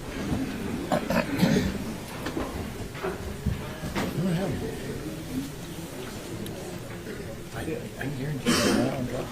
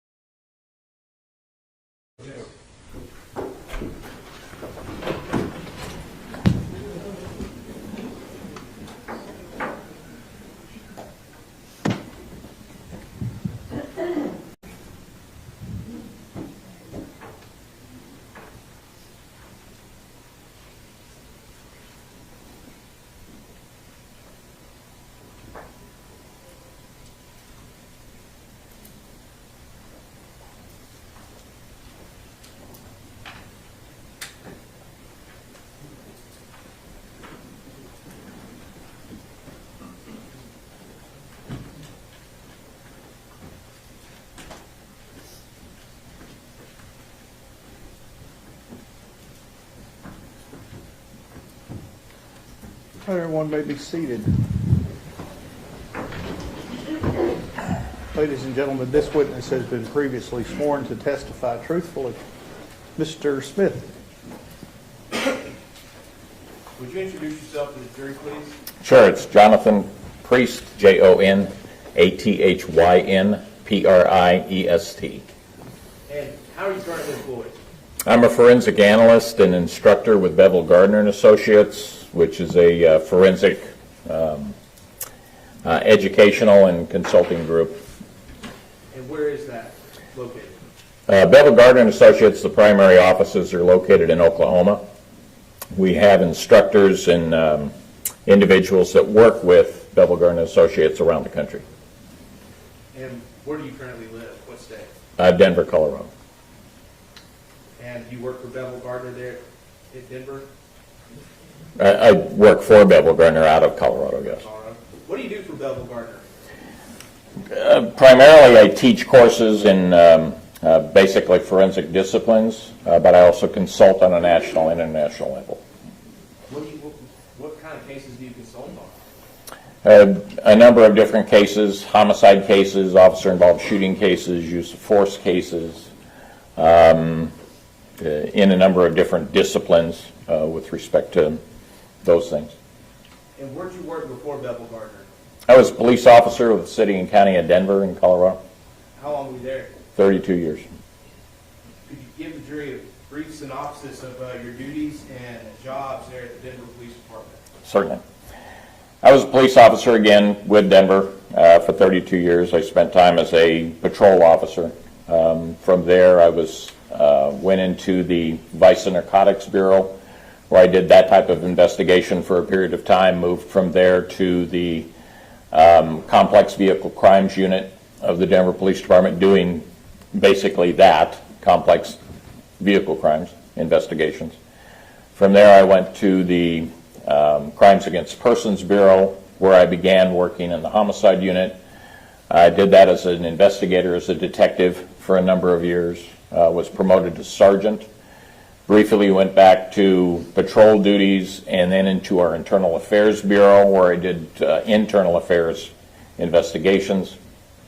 Moved back to the homicide unit as a supervisor. Stayed there until 2000, was promoted to lieutenant and became the commander of the Major Crimes Section, which included the homicide unit, the sex crimes unit, robbery unit, child abuse unit, our bomb squad, and our night shift. And I did that until I retired in 2011. So what makes you qualified to offer opinions on officer-involved shootings? During my time as a homicide investigator, one of our responsibilities was the investigation of officer-involved critical incidents, which included officer-involved shootings and in-custody death investigations. As a supervisor, I was responsible for the investigators' investigations of those incidents, and also responsible for many of the interviews of involved officers and the processing of the crime scenes related to that. Also, as a supervisor, I began working with our district attorney's office, where we created many of the policies and procedures for the Denver Police Department dealing with investigation of officer-involved critical incidents and officer-involved shooting investigations. That continued after I was promoted to lieutenant and became the commander of the Major Crimes Section, where now I have the responsibility over all the investigations related to officer-involved critical incidents, and did that again until I retired. And did you mention the policies and procedures that you created? Yes, I worked with the Denver District Attorney's Office. There was myself and two Denver DAs who basically created the investigative protocols for officer-involved shootings and officer-involved critical incidents, which included in-custody death situations and other uses of force that might result in critical injury or death.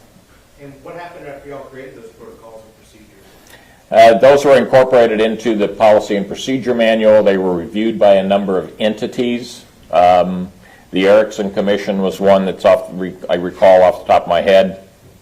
The Park Commission, which is a group of independent investigators that look at policies and procedures of police agencies in relation to their use of force policies and how they investigate use of force incidents. We also were mentioned with the Police Executive Research Forum as having policies and procedures that met national best practices. Have you testified as an expert before an officer-involved shootings? I have. A few times or many? Lots. How many states have you testified as an expert? Well, I've investigated cases in 32 states around the country. I believe I've testified in about that many. And have you testified in Tarrant County as an expert in an officer-involved shooting? I have. And when did you do that?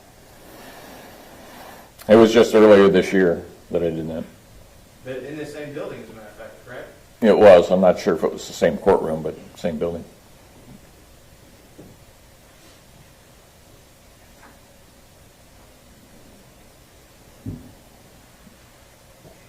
Are you a contributing author to any publications? A number. Could you tell the jury about a few of those publications? I'm a contributing author. I can't remember the titles off the top of my head. I have the worst memory for that sort of thing. A book on interview and interrogation dealing with video interviewing and identification of suspects, witness identification. Also a contributing author in a photo book or a photography book dealing with shooting incident reconstruction. What all did you review before testifying in this case? Number of photographs, policies and procedures for the Fort Worth Police Department, autopsy photographs, autopsy report, statements, investigative reports. Did you also take a look at Officer Darch's statements? I did. And were you present yesterday when the defendant testified I was. in the courtroom and you watched it all? Yes. Were you present this morning when Dr. Coons testified as an expert for the defense? I was. So, do you have some differing opinions of from Dr. Coons of how Officer Darch and the defendant performed on the early morning hours of October 12th, 2019 at Atatiana's home on East Allen Avenue? Some. Let's just start at the beginning. How do you feel about the manner in which Officer Darch and the defendant approached the home on this open structure call? I think their approach wasn't terrible, but it likely could have been better. They didn't have an awareness of what was around the neighborhood. They didn't know what was across the street. They didn't know any movement of individuals that may be in or out of the house. They didn't pause to stop, look, and listen, although I know there were discussions about that. But anytime you're approaching a residence that you're unaware of what may or may not be going on, stopping, being quiet, looking, seeing what's around you and what areas of not only danger may exist, but what areas of egress do I have? Where can I go? What areas of cover might be available for me? And then listen. Are there any noises? Are there any sounds? Any yelling? Any talking? Anything like that that's going on? I didn't hear any discussion about that's one of the steps they took. So that's certainly something that could have been done better if it wasn't done. Again, I didn't see anything that supports that it was done. What about when they got up to that front door? Well, when they get to the front door, the door is open. So at this point, they basically have a couple of choices. One is that they simply back away, maintain cover on the front of that house, call for additional cover to come in and assist them in securing the location so they can do a search. The second one is to basically knock and announce. So those are the two basic choices that they have. Neither one of them were chosen. They had an option of knocking and announcing. Is that true? Yes? Well, would you be, you reviewed the general orders, would you be surprised? Did you see Dr. Coons testify this morning? I did. What do you have a different opinion about how Dr. Coons feels that that these officers are cautioned about announcing themselves? Well, I heard the use of the word be cautious. Well, you can certainly be cautious while you're announcing your presence. I mean, you're there. You're wearing Fort Worth Police Department uniform, so you're visible. You're standing in front of the door looking in. So if somebody is in there, secreted or not, there's a good possibility they're going to see you. So it's not like it's a big surprise that somebody's outside the door. But they're being cautious in that they're standing outside. They're maintaining quiet tones. They're not making a lot of noise at this particular point. And even knocking and announcing now, I can still be cautious while I do it because I can be aware of what's going on inside the house. I can see the house and make decisions about where I'm going to go from there. In reviewing the general orders, did you see anything about an open structure call that's told officers specifically not to announce their presence at the call? No. So that option was there. To knock and announce, absolutely. And so after they didn't knock and announce, they moved to the second door. Well, do you have any more opinions or feelings about how they walk past the first door as it is a fatal funnel? Well, again, best practices, two choices. Knock and announce, back off, call for cover. So those are the two main things. Once they begin moving around the house, the problem I have with this is how close they are to the house. They're in the light wash of the light that's the ambient light that's coming out of the house. So they're easily seen at this point. If I'm going to walk around the house, I'm backing off into the shadows so that at least that I'm maintaining some level of security. If I want to search this place, I want to do it from a position of advantage and not hugging the walls and risk the possibility that something bad could happen there. So did they hug the house on the way to the second door? They were very close to the house. And the fact that they're in the light wash is one. Hugging walls is never a good idea when you're doing searching anyway. But you want to back away from that, at least give you a position of advantage. What do you mean by light wash? We have the ambient light that's in here. Any of this light that is shining out into a darkened area is going to reflect off of you. So it's going to basically give you illumination that you wouldn't necessarily have if you were back in the shadows. And why is that important for an officer to realize? Again, goes to that cautious, and it also gives you the ability to be, give you that time delay. That if the people can't see you, they can't react to your position. And what about when they get up to that second door? What's your opinion about how they encountered and investigated that second door on the side of the house? Well, again, when they move up to the door, they're right there. They notice that there's some damage to that door, which suggested to them, or at least what was being stated, is that there may be indications of forced entry. So not only have we found an open door, but now we found a door that may have evidence of forced entry.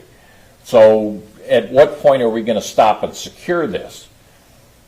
By leaving that first door, I now have an entrance and egress point that is left unsecure. So if somebody is inside that house, they now have a way to get out. Not only get out and get away, but get out and get behind me. So there are some problems with leaving that front door unsecure. Coming up to the second one, they're now again hugging that area, making no indications that they're going to do any kind of knock and announce at this point. Well, whenever the defendant testified yesterday, you heard him talk obviously about the damage to the screen. Did you also hear him mention a screwdriver? I did. And why did he mention a screwdriver? I think as a means of causing the forced entry, or attempting forced entry. And again, what did the general orders say when an officer at an open structure call believes there's evidence of a forced entry? call for cover and secure the location. That they shall do that, correct? Shall, which means do that. But did they do that after they encountered the second door? No. And what did they do next? Next, they moved over by the cars, stated that they shine lights inside the tinted window cars. The difficulty there is that even shining a light inside those cars is not going to give you an indication that there's no one in there. There are a number of areas in cars that people can lie on floorboards and can lie down in the footwells of cars. Certainly you can get into the area of the ridiculous, but there are a lot of areas that you can look at inside cars, and that brief cursory search, for me, and in my training, is not going to give me the indication that that car is clear and secure. I don't have any information or any knowledge that they checked to see if the trunks were ajar, to where they could open those, that they checked the doors to see if they were locked or unlocked. Nothing like that. So now we have another point where there's the possibility that somebody could be secreted in those cars. What about underneath the cars? Isn't that another place to hide? Well, sure. Under the cars, around the cars, in the blind spots. What about when those officers walked over the lawnmower, weed eater, and that? You heard that testimony yesterday? I did. What significance did that testimony have for you? Well, again, there are a number of things about this house that it could just be a messy house. The fact that the lawn equipment is out there in the driveway area could be the result of a messy house. The fact that they're seeing it and making the leap that maybe the burglars are piling this stuff up for easy access to load into a truck or a car or whatever and get away would tell me that, well, where did this come from? The logical assumption would be the garage. So if that's a logical assumption, what should the officer's next step be? Well, not only go look in the garage based on that, but the fact that they're going to be walking by the garage, touching the garage, be near the garage, there should be some search of that garage. It's on the way. I don't want to leave that behind me, so there should be some analysis of that garage. And again, while they're moving, where are they moving farther and farther away from, both the defendant and Officer Darch, as they keep heading towards that back gate? That front door, the open front door. And the open side door? Correct. And how do you feel about them moving farther away from the two open doors in front of this house? Well, I don't like that at all. My opinion is that should have been maintained once they found that open door. If they're not going to knock and announce, back off and maintain security on that front door. That's where they should have stayed. So the further away they get from that, the more difficult it becomes for maintaining security of the individuals who may be inside that house. What about that window that's there on the side of the house that Dr. Coons missed earlier today? What's your opinion about how they treated that window or searched that window? Well, depending on what it is that they're actually looking for. I mean, they say they're looking for signs of forced entry. Typically, signs of forced entry can be seen from a distance. I don't need to go up and do an actual tool mark investigation. I don't need to look for that. I see an open door, so could it be kicked open? Sure. Could it be jimmied open? Sure. Do I need to go up and look at it for damage or anything of that nature? Maybe I do, maybe I don't, but it's open and it meets the criteria of the reason I'm there in the first place. Now I'm looking at that window that's just down from near that lawnmower area. I can look and I can see that from my position, whether it's broken or unbroken. So I'll know if it's an entry point or not just by looking at it. But there's no indication that that was acknowledged. If I want to look at it for more detail, then certainly I need to get closer to it. Okay, so now back to the garage. You said search the garage. How are they going to search the garage with the garage roll door down and the walk-through door closed? Well, you can open the walk-through door. I mean, you can certainly do that or push on it to see if it's locked. But again, it's just like clearing a room. If I walk past this door, I'm leaving that danger point behind me. It is now a point where somebody can come out of that door and cause me harm. So, when they get to that gate, how many danger points have they left behind them? Well, you've got the front door, you've got the side door, you got the cars, potentially that window, but I don't know about that. And the garage, if we don't go into the garage. And then Officer Darson and the defendant have left that completely behind them as they approach that gate. Yes. That gate, that structure there with the side of the house if you're standing facing the gate on one side of you and that garage on the other, was that a safe place for Officer Darson and the defendant to be? By the gate? By the gate with those little walls on each side being up against that gate. Well, yeah, you're basically in a trapped location. You have nowhere to move to at that point. If somebody were to come out of the house and toward them, they really don't have much of anywhere to go. I mean, they're kind of stuck in that point. So it's a bad position to be in. It's almost like a blind alley. Well, what's your opinion on the defendant entering that closed gate at the home of Atatiana Jefferson? Well, it's a secure location, and it's basically I'm doing a warrantless search at this point. You know, I'm about to open that gate and go into an area that is closed and secured. It would just be, if my front door was closed, it would be the same thing, opening my front door and coming in. It would be the same sort of thing. We're basically doing a warrantless search, and there's no identified exigency at this point. Okay, what do you mean by identified exigency? Well, like was discussed earlier, the Fourth Amendment requires probable cause to do a search and that a warrant be obtained to do that based on that probable cause. There are exceptions to the search warrant rule, fresh pursuit, plain view, emergencies, and exigencies are some of those.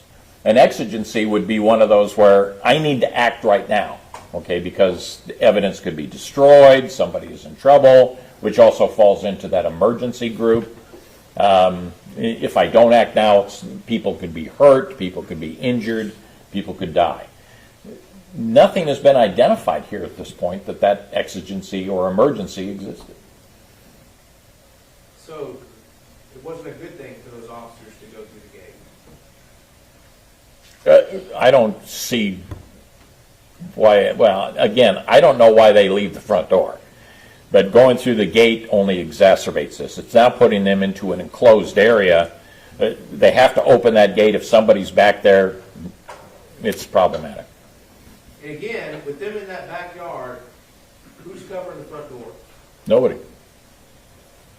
So anybody from the front door could have left and run down the street. Yes. But they could also come back around to that back gate, couldn't they? Yes. So was that a safe action by these officers to do? Yeah. Again, my opinion is they shouldn't have left the front door. So anything after leaving that front door creates potential risk and danger. So now that they're in the backyard, you saw how the defendant approached that window. Do you have any opinions about how the defendant approached the window in the backyard? He's coming straight at the window. He had room to move off to his right and approach that window at an angle to go up if he's going to take a look in it. But again, they're looking for forced entry. It's a simple process of looking at the window and seeing if it's broken or not. What's the problem with going straight towards that window? Well, I can't see what's inside there, and that's evident by the use of the flashlight. So I don't know what's in there. The person that's inside that darkened room is at a point of advantage. I'm outside, I'm shining my flashlight, I'm at a point of disadvantage because I'm letting everybody know where I am. So if somebody is inside that room, they're going to see me, I'm not going to see them. Well, you bring that up about the flashlights. Was it a good idea to use the flashlights to clear the cars in the driveway? You could shine the flashlight inside the car. There are ways to do that without bringing a lot of attention to yourself. Put the flashlight right up against the glass and turn it on, rather than shine it from the outside. Shining it away from the glass, you get that reflective glare, which can limits your ability to actually see into the car. Putting the flashlight right up against the glass and turning it on illuminates the interior. So I don't really give anybody outside or behind me or around me indications that I'm using it, and I can now see inside the car.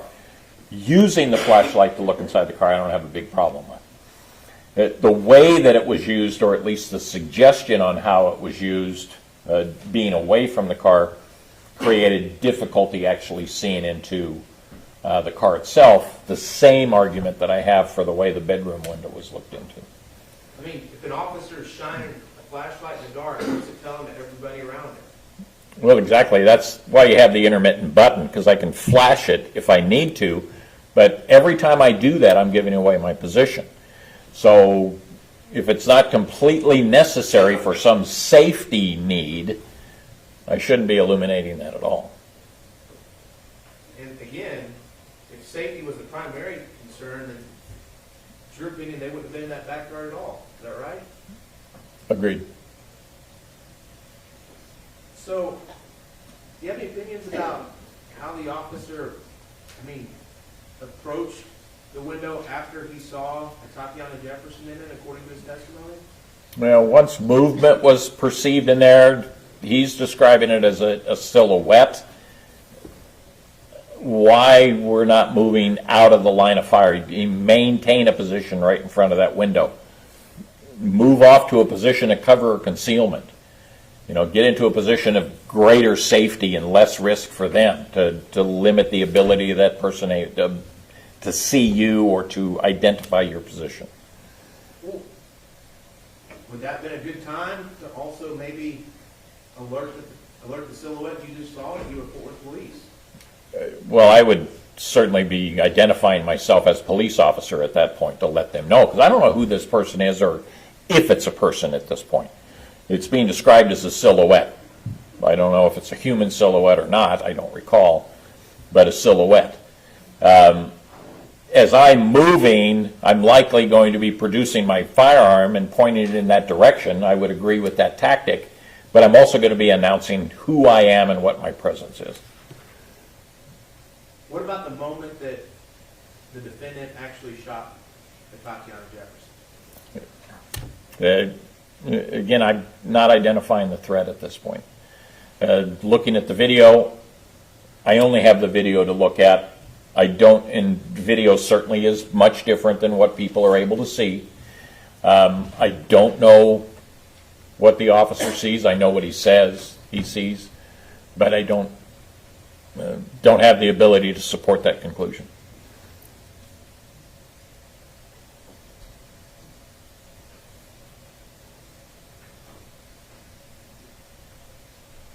So, you've heard us talk a lot about that these officers had an opportunity to maybe reach out to dispatch and have dispatch get more info, or have dispatch put the caller in touch with the officers. Have you heard that testimony? I have. Are you concerned that would have taken up too much time? Well, no. Again, we don't have an exigency. We don't have an emergency. We're not in a rush. This isn't a race. We're not getting paid by the hour. I don't know why we need to rush through this, why we're not just taking our time.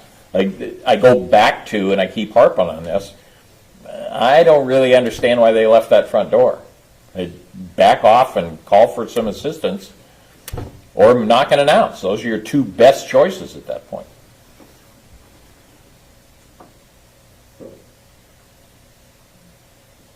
And Mr. Priest, are you being paid by the state of Texas? I am. The state of Texas being the Tarrant County Criminal DA's office. Yes. And are we paying you as a consultant and as a testifying expert? As a consultant, yes. I don't charge for testimony. Okay.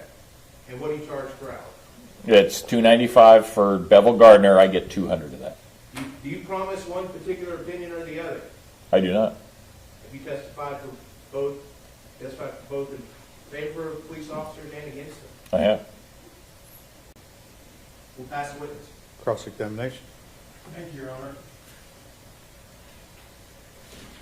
In telling the truth, testimony is all about telling the truth, right? Yes, sir. The truth is what matters in the courtroom. Would you agree with that? I would. Any doubt of that in your mind? No. You've never said otherwise.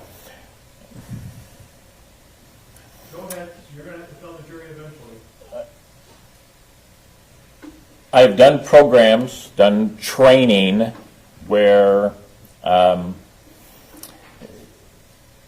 truth is not always what matters, but what that's talking about is it's what can be proved, what is not necessarily true. Okay?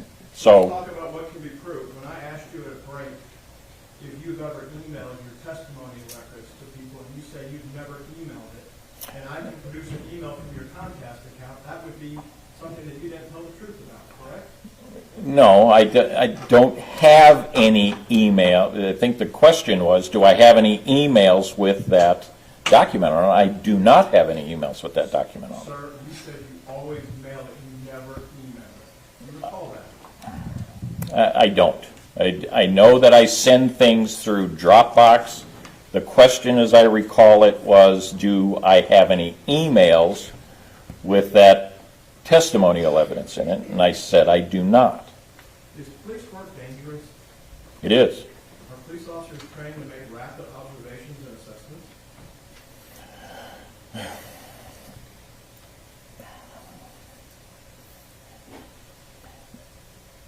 Training, observation training. I know that there's a lot of discussion in police work about being a trained observer. And I never once recall going through a class on observing. But through experience, you become aware. And law enforcement officers need to have an awareness about what's going on around them. Would you agree that awareness comes with experience? Time on the street? It can. And depends on what your overall life experience is as well. And you understand the standard when you're looking at a police officer's actions is what the officer knew based on his training and experience at the time, correct? It can be. Well, it can't be, we can't substitute your 32 years for Aaron's on the call, can we? It depends. What is it that we're comparing? Are we comparing apples to apples, or it just depends? Well, in fairness, but where we're getting at on this, you understand the case law in this area, yes? Yes. Okay? It's what the officer knew at the time he made the decision to shoot, correct? At the moment the shot is fired, that's typically when shootings are judged from, is at the moment force is used. And it's what leads up to that. We don't get the Monday morning quarterback like we're doing here. Oh, that's true. Okay. Does police work involve a balancing of risk? It can. When on a call, does a police officer need to trust their partner? Certainly trust is a big part of working in scenes or investigations. Should a police officer on call assume that his partner is following their training just like they're following theirs? I would expect that they would. Does an officer have to rely on his training to deal with those risks, those inherent risks of being a police officer? Yes.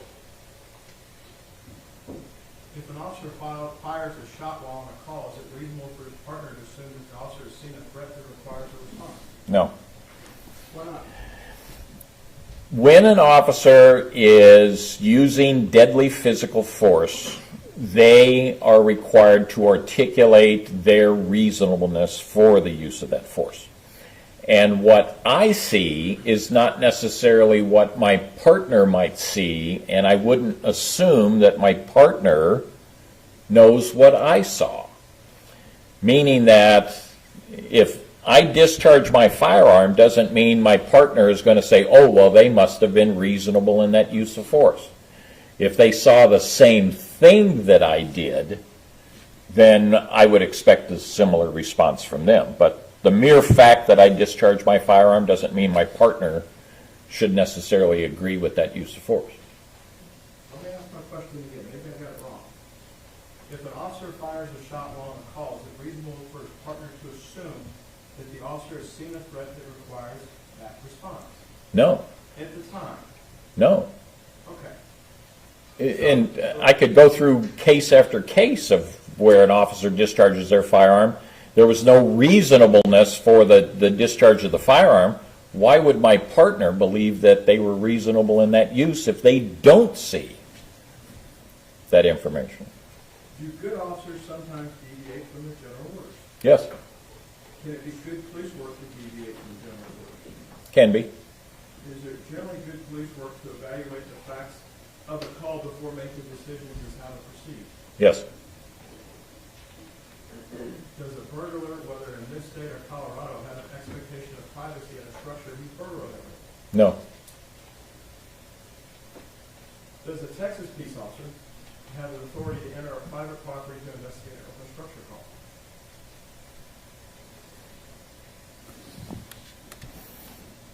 I don't know the answer to that. Well, you just told the jury on direct it was okay to raise the garage door and go snooping around in the garage, but it's not okay to go in the backyard.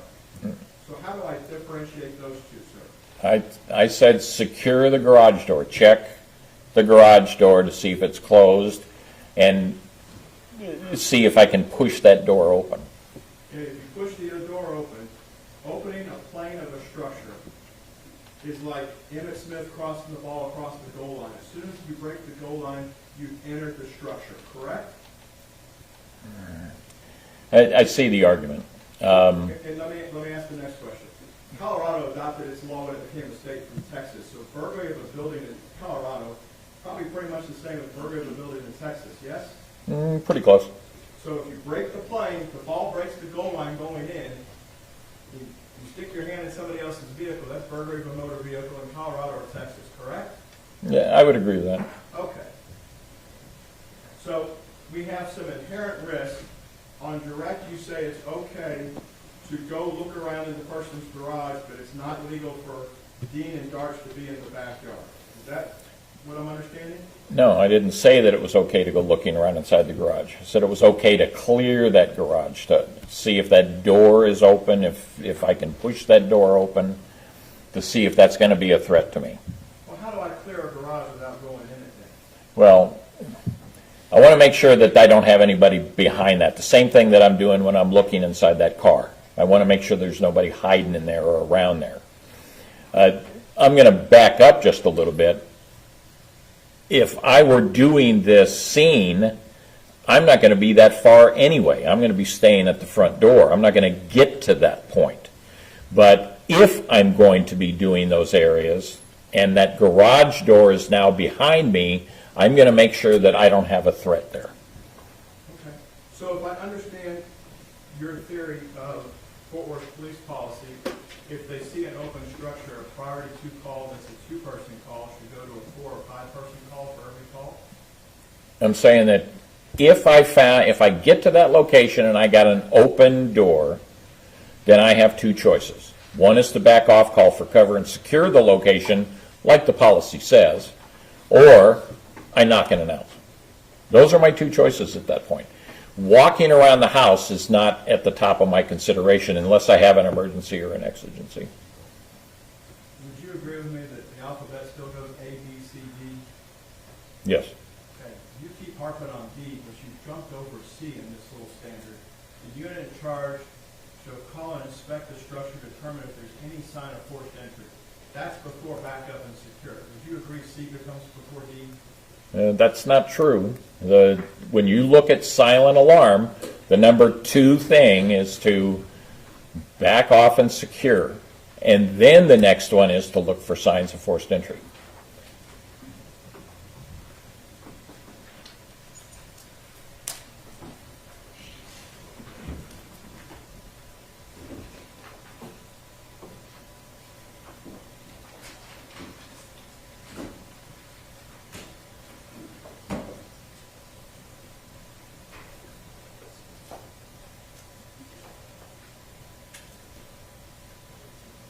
I know outside the presence of the jury, you take no notes. Can you tell us what version of the general orders you looked at in this case? What rev version it is? I don't know. So you- It was the ones that were sent to me by the DA's office. So you don't know if you looked at a complete set of general orders? I can't tell you off the top of my head. Well, since you have no notes, what parts of the general orders did you look at? I looked at the ones dealing with silent alarm, burglary of a residence. I'm going to show you what's been marked for identification purposes as Defendant's Exhibit 49, and direct your attention to 327.0, found on page 247, and I'll purport to you that I got this from the city attorney's office, and you see the word silent alarm in 327. That's correct. Okay? So you have A and you have B, correct? Correct. Okay? Am I wrong that we don't have secure the premises right there at the park? All main exit ways should be guarded to prevent escape from the prisoner. That's secure that location. All main exits. So that's secure that location. Take a look at D. D is what you've been harping on, is it not? No, this is looking for signs of forced entry. I'm talking about secure the location. That's what this number 2 is secure that location. Guard those entry and exit points. Okay. What kind of vehicles were in the driveway? 2 cars. What kind? You said you got to look on the floorboard to find somebody hiding on the floorboard and do a detailed search. You've studied this case. How big are the floorboards in those cars to find somebody secreted down on the floorboard? Well, the time that they spent at those cars didn't suggest to me that they did any kind of thorough search at all. I don't know that they checked the trunk lid. I don't know that they looked clearly on the floorboards. The time that it took for them to go by there, I don't see that they could have done any kind of search, no less a detailed one. Based on your notes that you have, how long did they spend at each vehicle? It wasn't long based on the body-worn camera footage. All right. Signal 56 says you treat it like a silent alarm, correct? Correct. And if it was an audible alarm in the general orders that you have here, you also treat it like a silent alarm, correct? Correct. Because you've studied that before. Yes. This case is not the first case that you've seen those general orders, correct? Correct. And the city of Denver has the same type of general orders, roundabout so. The general orders are in every department in the U.S., yes? Yes. You've been to 32 states. Department of Justice has their general orders. Yet, people deviate from general orders every day, correct? Of course. Denver's had general orders for a long period of time. Yeah. And when officers deviate from general orders, they do it and they have to stand for it and be able to answer and be accountable for their actions. You'd agree with that? I would. And even if they're doing stuff, I believe that the state has asked a lot of questions of folks that people should just go up and try the door, the front door, to see if the door opens. You've been here long enough to hear those questions, haven't you? I have. Do you remember a patrolman by the name of Robert Eugene Sandoval? You do, don't you? Name sounds familiar. He was a Denver police officer who was shot by a homeowner and died years later of his injuries because the homeowner was startled when he grabbed the storm door during what they thought was a break-in when the officers showed up to check it, correct? Yes. So there's a reason, even from your own department of 32 years, that people don't touch those doors and make noise like that because they can get shot, correct? They can. You know, we talk about being inherently dangerous work as a police officer. You know, and she may have been in your academy class, patrolwoman Kathleen Garcia. I know Kathleen well. And Kathleen was tragically killed while sitting in her patrol car in her front yard at the end of a shift, correct? No. She was killed in her front yard by a neighbor. She got in an argument with him and was shot and killed with her own gun in her front yard. Things can go south for a police officer really quick, correct? Absolutely. It's an inherently dangerous job. It is. And they have to make split-second decisions as they go through stuff. Do you agree with that? I would. You know Patrolman James Edward Weir? Yes. You talk about positions of concealment. Even if you take concealment, bad things can happen to officers, correct? They can. Officer Weir was killed when he had to move from a position of concealment. He was shot, correct? He was. And he was also with the City of Denver Police Department. That's correct. Did you all have training procedures and policies in place when those officers were killed? We did.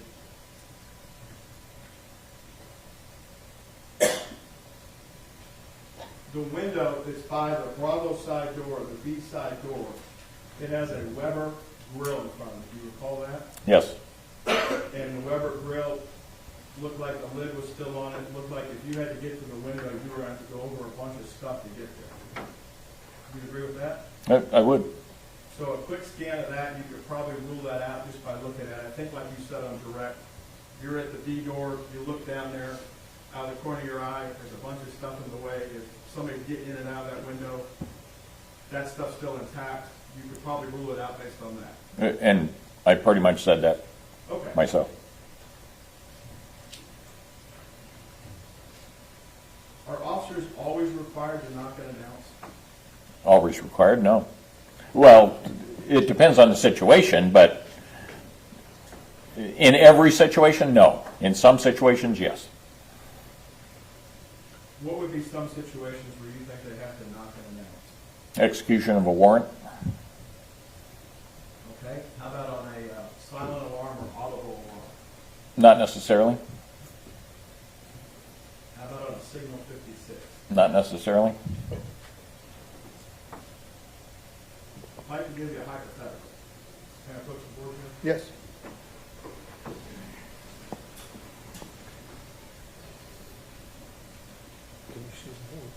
It depends on what he's going to do. I think that's it. Okay.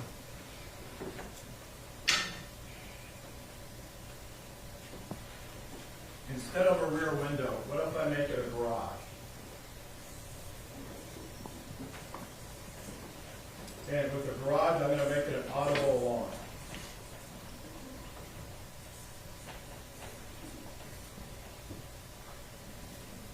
The garage is open, audible alarm, it's 1 a.m., and I got 2 rookies.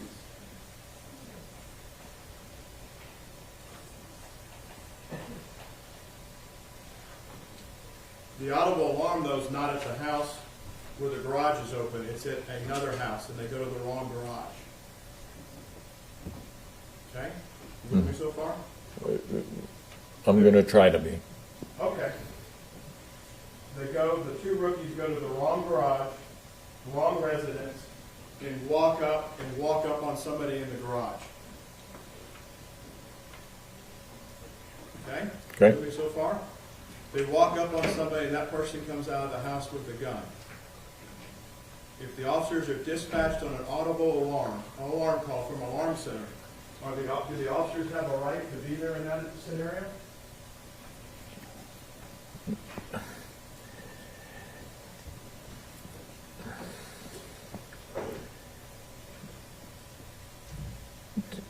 Can the officers go to the wrong house and they can certainly articulate the reason they were there?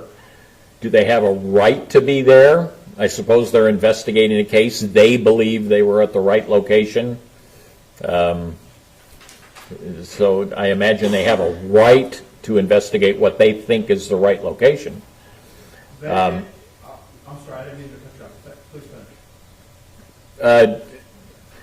finish. The fact that they go into the location, they believe it's the correct location. Anybody they encounter, they certainly can deal with that individual at that time. What do you mean by deal with them? Well, it depends on how they're going to challenge this individual. I mean, I think you said that the individual has a gun. Yes. Okay, some of this has sounded familiar. It is familiar, isn't it? It sounds like another case that I looked at. It's a case where you justified the shooting by a Fort Worth officer of a homeowner that pointed a gun at the officer and didn't follow the officer's commands. Correct. And you testified under oath in that case. I did. And you said the officer's actions were justified when the homeowner, who the officers didn't know at the time was the homeowner, brandished a weapon at the officers, that he raised the gun up, and the officers shot him. Correct. They went to the wrong address, they walked up on the property, they had separated at one point. One officer stayed up front, as you recall, yes? Yes. And one officer was in the back by himself. Yes. The second officer came running back to the back of the garage when he heard his other fellow officer giving commands, and they weren't Fort Worth police, they were show me your hands type stuff, right? Correct. Because officers usually visualize what they're seeing as the stimulant against them, the weapon. Correct. You've worked in 32 states and taught around the world on police shootings. The officers don't usually fall back to their full vocal training. It's usually some very bad words and what's in the hand, or I want to see them, correct? And sometimes there's no sound. Sometimes they say nothing. Okay. Is there, the officers, each person you would agree reacts differently, yes? They can. In that scenario, the officers gave commands, the individual raised the weapon, and the individual was shot. Correct. The officers were at the wrong house, yes? Yes. The officers were inside the garage, Correct. and the homeowner was the one that was shot. Correct.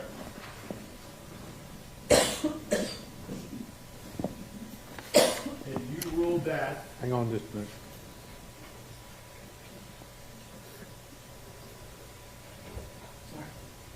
Mr. Brissett? thank you, Your Honor, and you ruled that a clean shoot is in the province of your world. Well, full disclosure on that, my original assignment was that the argument was the individual was raising his hands at the time that he was shot and was not armed.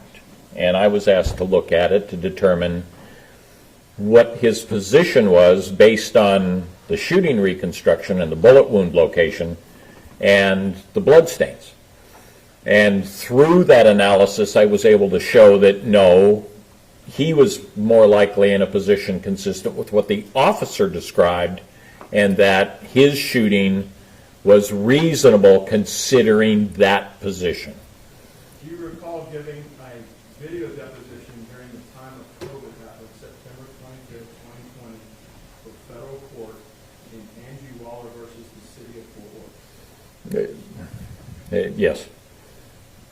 In that, you recall when you were asked by Mr. Brender, who was one of the plaintiff's attorneys in the case, that experience teaches reasonable officers that burglars come in all shapes, sizes, and attire. Correct. You don't know they could come out wearing a suit or a tux, and it doesn't make them any less a criminal. Somebody is wearing socks and no shirt when they come out of the house. Do you recall that? Yes. Because rightfully so, you were there to give a deposition of blood spatter, but when Mr. Brender waded off into this, you answered it. Yes. And you gave your professional opinion based on that 32 years of experience. Yes. And you remember telling Mr. Brender back then that you have to base it based on the officer's experience and what they knew at the time when they got there? Yes. Okay? They didn't know that there was a weapons call on that case, or a weapon would be involved. They were going to an audible alarm call, correct? Correct. So they further, your senses are aware when you get there on a call. The four of us have never been police officers and don't claim to be. That's why we have experts like you. When you're on a call at night, whether you're a single person unit or you have a SWAT team there, you still have to be careful where you go. I think that's what you were explaining on direct, and you talked to me a little bit on the cross, right? Yes. This wasn't a tactical operation where concealment needed to be the utmost, was it? Well, certainly you want to be cautious anytime you approach any location. The fact that it's an audible alarm, you're looking for those entry points, and they had the different way to approach in this particular case, which they did.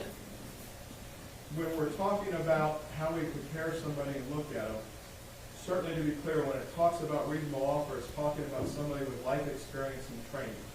Yes. When you cleared the Fort Worth officers for their shooting back on that garage hypothetical, that's the standard you work with, reasonable experience and training, correct? Yes. So you have to look at two rookies in this case, yes? Well, again, the fact that they're rookies, I mean, they're closer to the training end of this, but light on the experience end of this. I don't want to give somebody a pass simply because they have less experience. No, and I'm not asking you to, but we don't have the breadth and depth of your knowledge of 32 years of doing it your way. We have to do it the way the rookies would do it. Well, the way the law says we need to do it. Well, the law says we look at it from their training and experience, correct? Correct. So the law says we look at it from the rookie's perspective. You'd agree with that? I think that's fair. Jack, Your Honor, the court will be getting the law to the jury, not just the I'll let him answer. I think that's fair. Certainly, you've looked at Darch and Dean's records. They weren't on the streets very long. No. And how Chief Fitzgerald, who designed the shift duty, put two rookies on the streets at night, that's a debate for another court, not a criminal court. You'd agree with that? To a degree, yeah.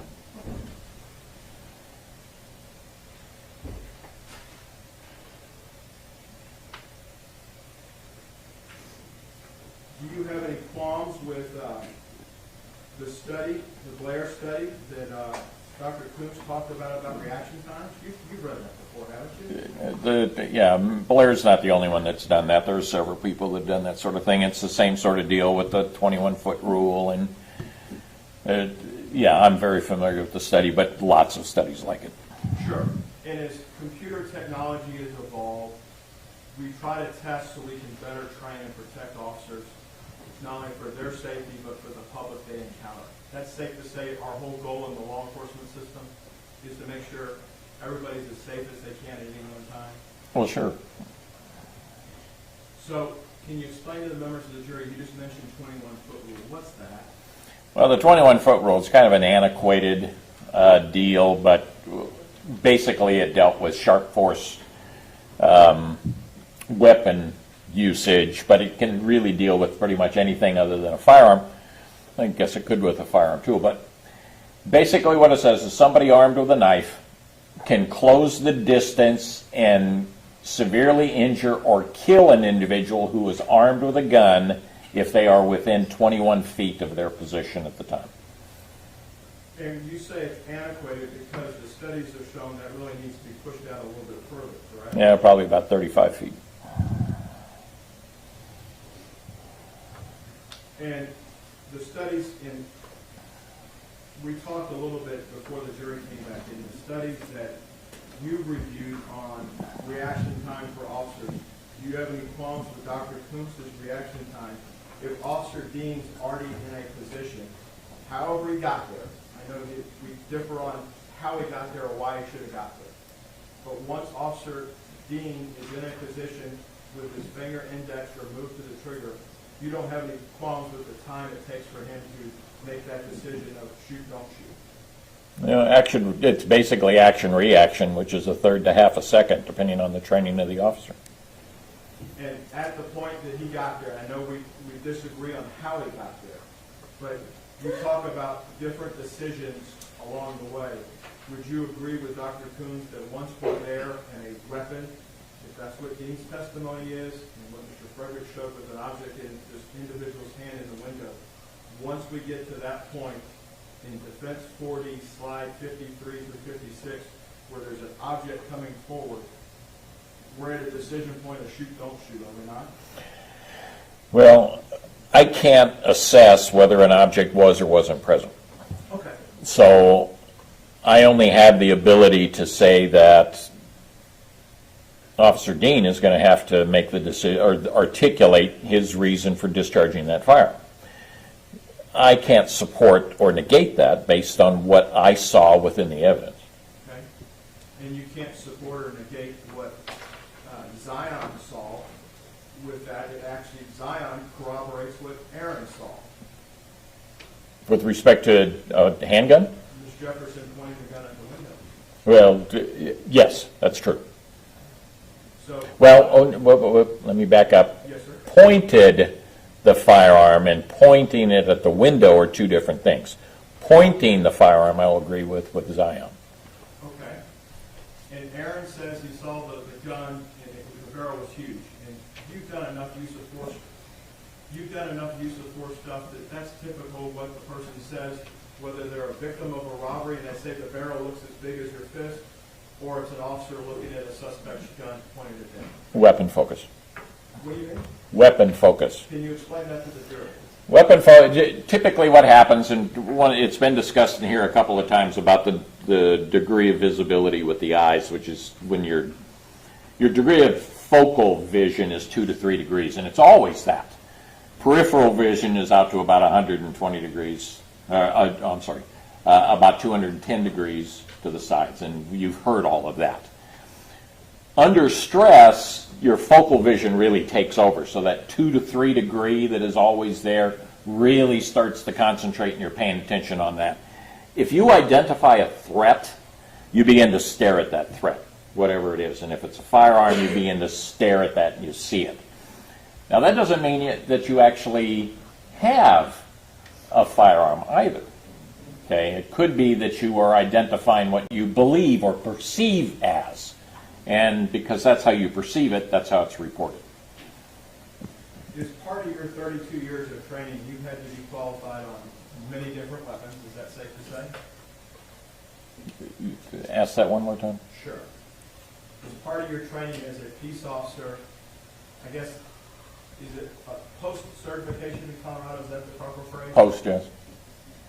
Part of your post-certification in Colorado to carry a weapon, you have to qualify on it, correct? Well, I carry a firearm, and I have to qualify with it, yes. You familiar with semi-automatic weapons? I am, You've had to qualify with handguns, correct? yes. Have you examined either the Glock or the Walther in this case? The firearms in this case? No. Yes. You familiar with light rail systems? Yes? You familiar with laser light rail systems? Yes? Coach Wittenshire? Yes, sir.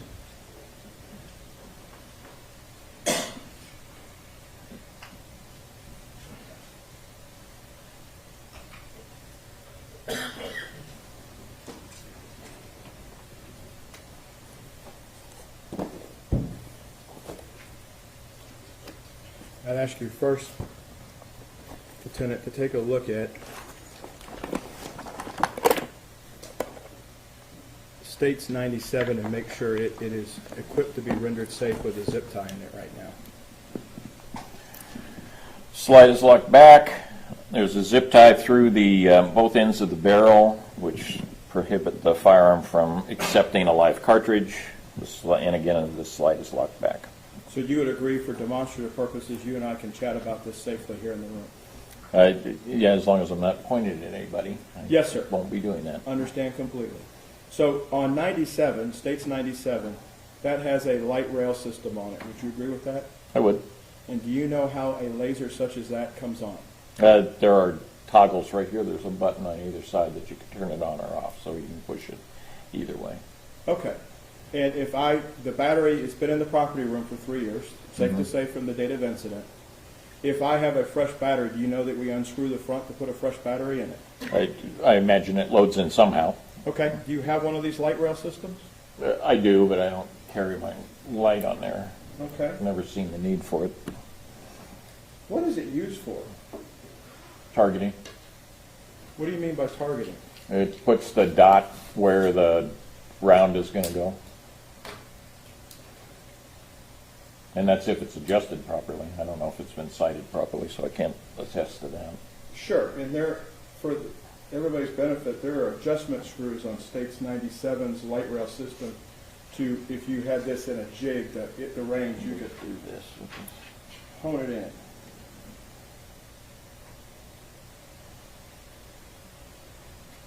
And showing 97, you mentioned a minute ago on 97, if you hit the button Yes. on either side, Right. you can turn this on, and if you press it long enough or flip it, it'll stay illuminated. Is that correct? Right.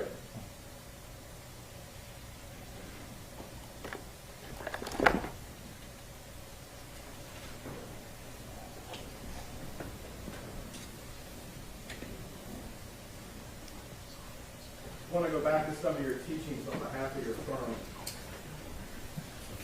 Do you still hold the position that you taught nationally that we have criminal jury system which is superior to any in the world, and its efficiency is only marred by the difficulty of finding 12 men every day who don't know anything and can't read. Yeah. And That's your view of a jury, is it not? it is a joke that is part of a PowerPoint for testimony. And it's to teach experts such as yourself how to testify in front of a jury, correct? No, it's to teach anybody that wants to talk about testimony, and it is a joke slide. Well, if you go through some of the other side, it says, get ready for rapid fire questions from like that Dean had to experience. Yes? And get ready for questions that might be unfair in rapid fire. Correct. You think I've been fair with you today? You know, I've done this so long, I don't know that I'd identify an unfair question. I agree with you on that. Thank you. Pass the witness. Redirect. Now approach the evidence. Yes, sir.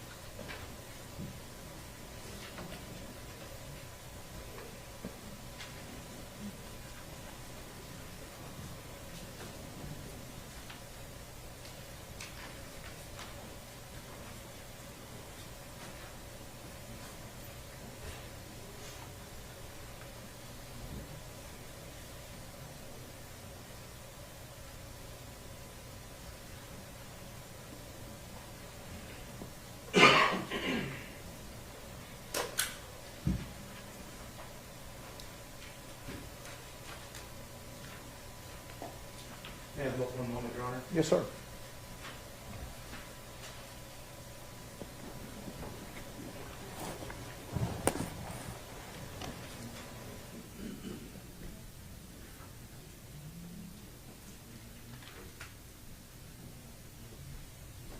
Now approach the witness, Your Honor. Yes, sir. Sir, I'm handing over some marked States Exhibit 122. Do you recognize it?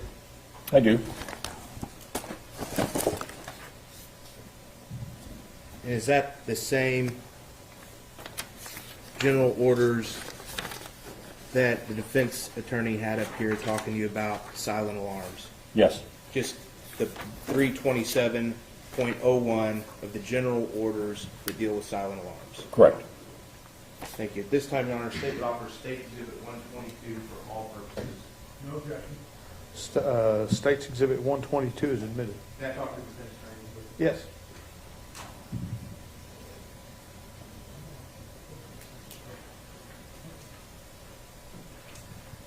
Now,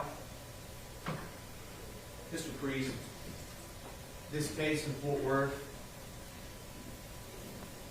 the man that was shot, was he following the officer's orders? No. Did he have an opportunity to follow the orders? Yes. You've seen the video that Atatiana Jefferson had the opportunity to observe the defendant's orders? No. And the defense attorney asked you a bunch of names. Do you recognize the name of Atatiana Jefferson? Other than from this case, no. But you know the name now, don't you? Very well. And where did she die? Died in her home. In her own home, Yes. at the hands of the defendant. Yes. We'll pass the witness. Mr. Brissett? Under the rule of optional completeness, we offer defendants 49 as general order. No objection, Your Honor. We join in its admission. All right. Defendant's Exhibit 49 is admitted. Now, Wait, has it been marked previously? yes, Your Honor, it's on Oh. the witness stand. Okay. I'm sorry, Mr. Brissett. Thank you, Your Honor. Now, they didn't drop the case that you cleared the officer on. you remember telling them that they may not have an opportunity to get the commands out if you go that quick?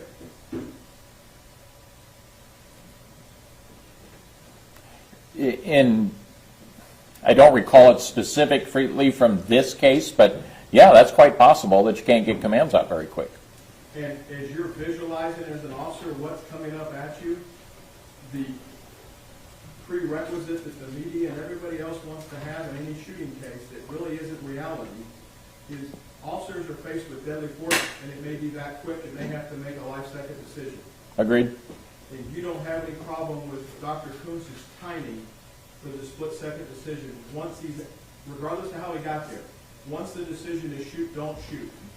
If Dean says he's faced with a deadly weapon and it's presented at him, you said earlier on direct that mere presence alone is sufficient to identify the officer. Do you recall that?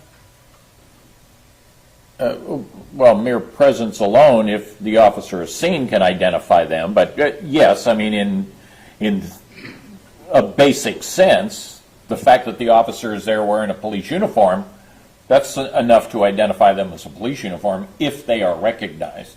Correct. Sure. And that's the whole part of this. But that's the general training that Fort Worth and every other department in the United States operates under, correct? I'd agree. If you have a uniform on, that checks off the first box, you're a police officer. I agree. Like if somebody's in a military uniform, you know combatant versus non-combatant, correct? Agreed.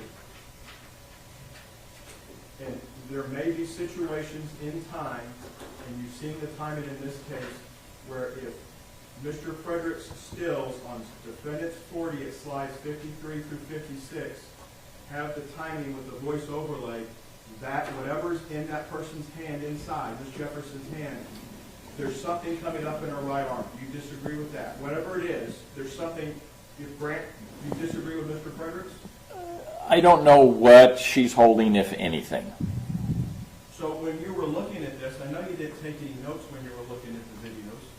Did the state ever give you, we looked at Axon Interrogate yesterday with Mr. Fredericks. The precursor to that was Input Ace, which was Mr. Frederick's product. And the Fort Worth Police Department or the Tarrant County DA's office both have copies of it. I have one. Do you have Input Ace? In your farm, you do a lot of crime scene stuff. Yeah, but no, I mean, we don't typically use that kind of program. Okay. You just look at it with whatever software is generally available to the public? When you're doing your crime scene reconstruction? It is like body-worn camera? Yeah. Yes. So you never look at it, the forensic detail, to see what is artifacts or anything like that, and you make your opinion just off of, you never interrogate it, for lack of a better term. Well, typically no, because again, my ability to look at that frame by frame by frame is not how the officer actually saw it. And they may see things that the video is not. So looking at the video, I see what the video is showing. You know, looking at it frame by frame is not how people see things. And would you agree that the video may, if it captures and saves stuff that's wrong, that didn't get recorded, like artifacts or overwash from the flashlight, that Mr. Frederick said yesterday, you can't unsee something you've seen, correct? Correct. You'd agree with that? Agreed. Were you given the individual stills from the Input Ace discovery that was done the morning of this shooting by the Fort Worth police, that everything Mr. Fredericks did, minus the arrows, was available to the police when they were investigating this by 10 o'clock Saturday, October the 12th, 2019? I would agree that they had the body-worn camera and could do that kind of analysis, yes. And have you seen the edited version that the city of Fort Worth put out that morning that was done in Input Ace? The stills were available, the edits were available, the triers that were looking at that, the officers could look at that in the same forensic software that morning. Have you ever looked at those forensic edits as you were looking through this case? I don't believe I have. Did they just not provide them to you? I can't say they haven't. I don't recall seeing individual stills, but I can't say they didn't provide them. It's part of your job, because you're a big consulting firm that goes around the world, correct? Yes. Do you have somebody on your team that intakes, here's a list of all the evidence I received so I know what I had when I'm forming my opinion? Well, I have a list of all of that. I just can't recall everything that I have from my head. How do you make the list if you don't take any notes? Well, I've got the file on my computer. Okay. So you have a file list, but you don't take any notes to index and inventory. Here's everything I was given in case something didn't get to your Dropbox account that is empty sometimes. I can only tell you that I can't recall if I have those frames or not. Thank you, Your Honor. Pass the witness. Mr. Smith. Nothing further, Your Honor. May Mr. Priest be excused subject to any potential recall? Yes, Your Honor. No objection to the Thank state. you, sir. You may step down.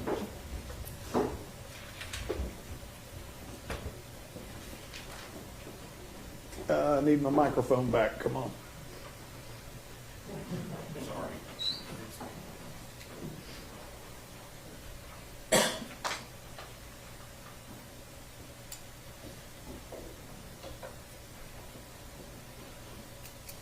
Mr. Smith. Your Honor, the state of Texas arrests. We have a matter on a piece of evidence still to take up Okay. that the state and defense have been working on. Defense officer, defendant's exhibit number 50. We had a discussion about this at the bench. It is another portion of the forensic interview of Zion Carr, portions of which have been offered and admitted at other points during the trial. I don't recall what the largest segment of it, I don't recall the state's exhibit number of that, but there was a second exhibit offered and admitted by the state, which was state's exhibit 116, which is the second portion of that interview. We offer this portion of the interview under Rules 106 and 107, it being a part and parcel of the exhibit that was offered earlier by the state on the same subject matter of the forensic interview of Zion Carr. So as I understand the way the interview was admitted, it was agreed to between the parties as to certain portions of the interview would be played and certain portions would not be played. The interview was not admitted in its entirety. Is that correct, Mr. Smith? That is correct, Your Honor. And that's your understanding, Mr. Gill? It was the state's exhibit. We did not oppose its admission. The first exhibit was admitted without objection, and then there was a second portion offered by the state, which was state's exhibit 116, which came in without objection. Now we're offering defendant's exhibit 50, which is a part of the same interview. But it's my understanding that the portion that you're wanting to offer does not relate to the incident on trial here. It relates to a totally separate incident. It relates to Ms. Jefferson's handling of the weapon on a second occasion, which is consistent with her handling of the weapon on this occasion, in which Zion Carr also demonstrated with his hands how she manipulates the weapon. The relevance being on this occasion, a live round was found in her feet.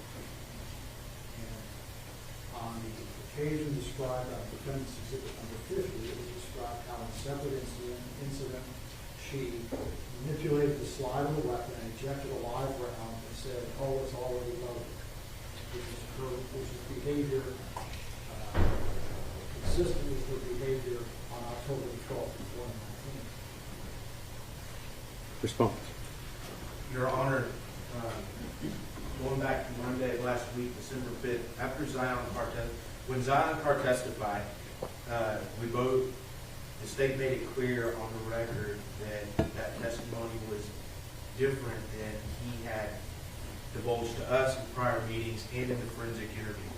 The defense acknowledged that we had been sending them disclosures about meeting with witnesses, and the defense at that time said that they did not believe that the state of Texas was holding anything back, and they acknowledged that the state had heard that new testimony for the first time with the defense in this courtroom, so there was not a 3914 for Brady violation.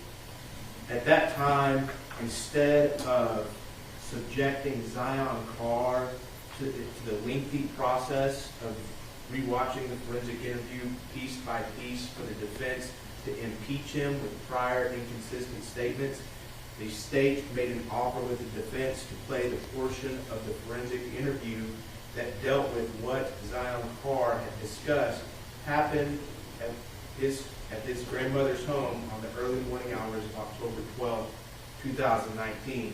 The state of Texas told Mr. Gill specifically, we don't care which parts we play, we just would like to keep the part out about the incident with the car on a different day and Atatiana Jefferson and her weapon, because it's extraneous, has nothing to do with this case, and has no evidentiary purpose whatsoever. At that time on Monday, Mr. Gill said, that's fine, and we played that first portion.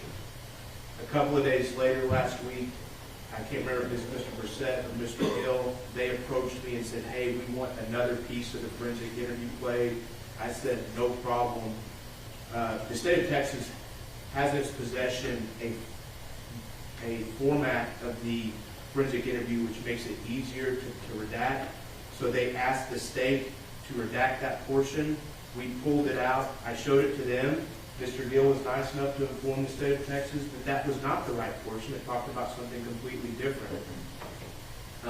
Another portion that the state didn't want to keep in, so the state appreciated Mr. Gill telling us that.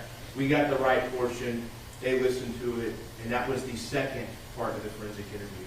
So we would object to the optional completeness because this was done by agreement so that they didn't have to impeach Zion Carr in that lengthy process so they could get that testimony out the way they wanted. And then also that this is a completely extraneous matter on a different day, that its prejudicial value, its prejudicial effect outweighs its probative value. So do we have a complete copy of the forensic interview that has been introduced for purposes of the record? Yes, we have, Your Honor. That is State's Exhibit 94 Okay. for record purposes only. Right. And the exhibit that you're wanting to introduce, Defendant's Exhibit 50, is the final portion of State's 90 that you would want to show?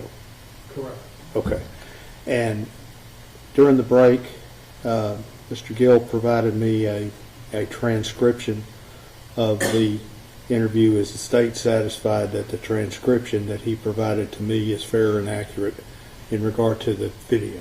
That is correct, Your Honor. I reviewed the same transcription, and I have reviewed the exhibit, the defense exhibit that they're trying to introduce. That exhibit has portions of the forensic interview that are already in front of the jury under State's Exhibit 116. It's like the last 2 minutes of the exhibit that Mr. Gill just provided the court. Okay. All right. I'm going to sustain the state's objections. Would you want to introduce Defendant's 50 for purposes of the record? Yes, Your Honor. Any objections? No objection for purpose of the record. All right. Does the defense anticipate having any rebuttal evidence? No, Your Honor. Okay. So both sides will rest and close in the presence of the jury? Yes. Yes, Your Honor. Let's go.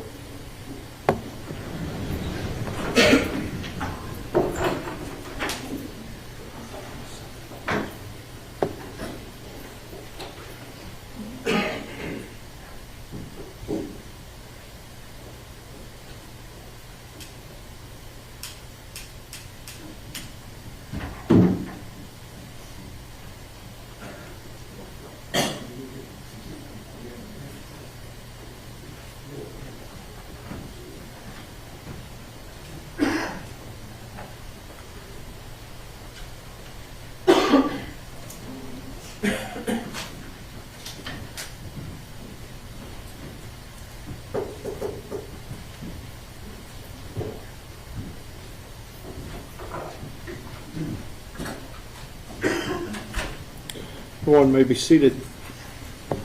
Mr. Brissett, Mr. Gill. Your Honor, and ladies and gentlemen of the jury, the defense closes. State closed. Your Honor, ladies and gentlemen of the jury, the state closes as well. Thank you. You may be seated.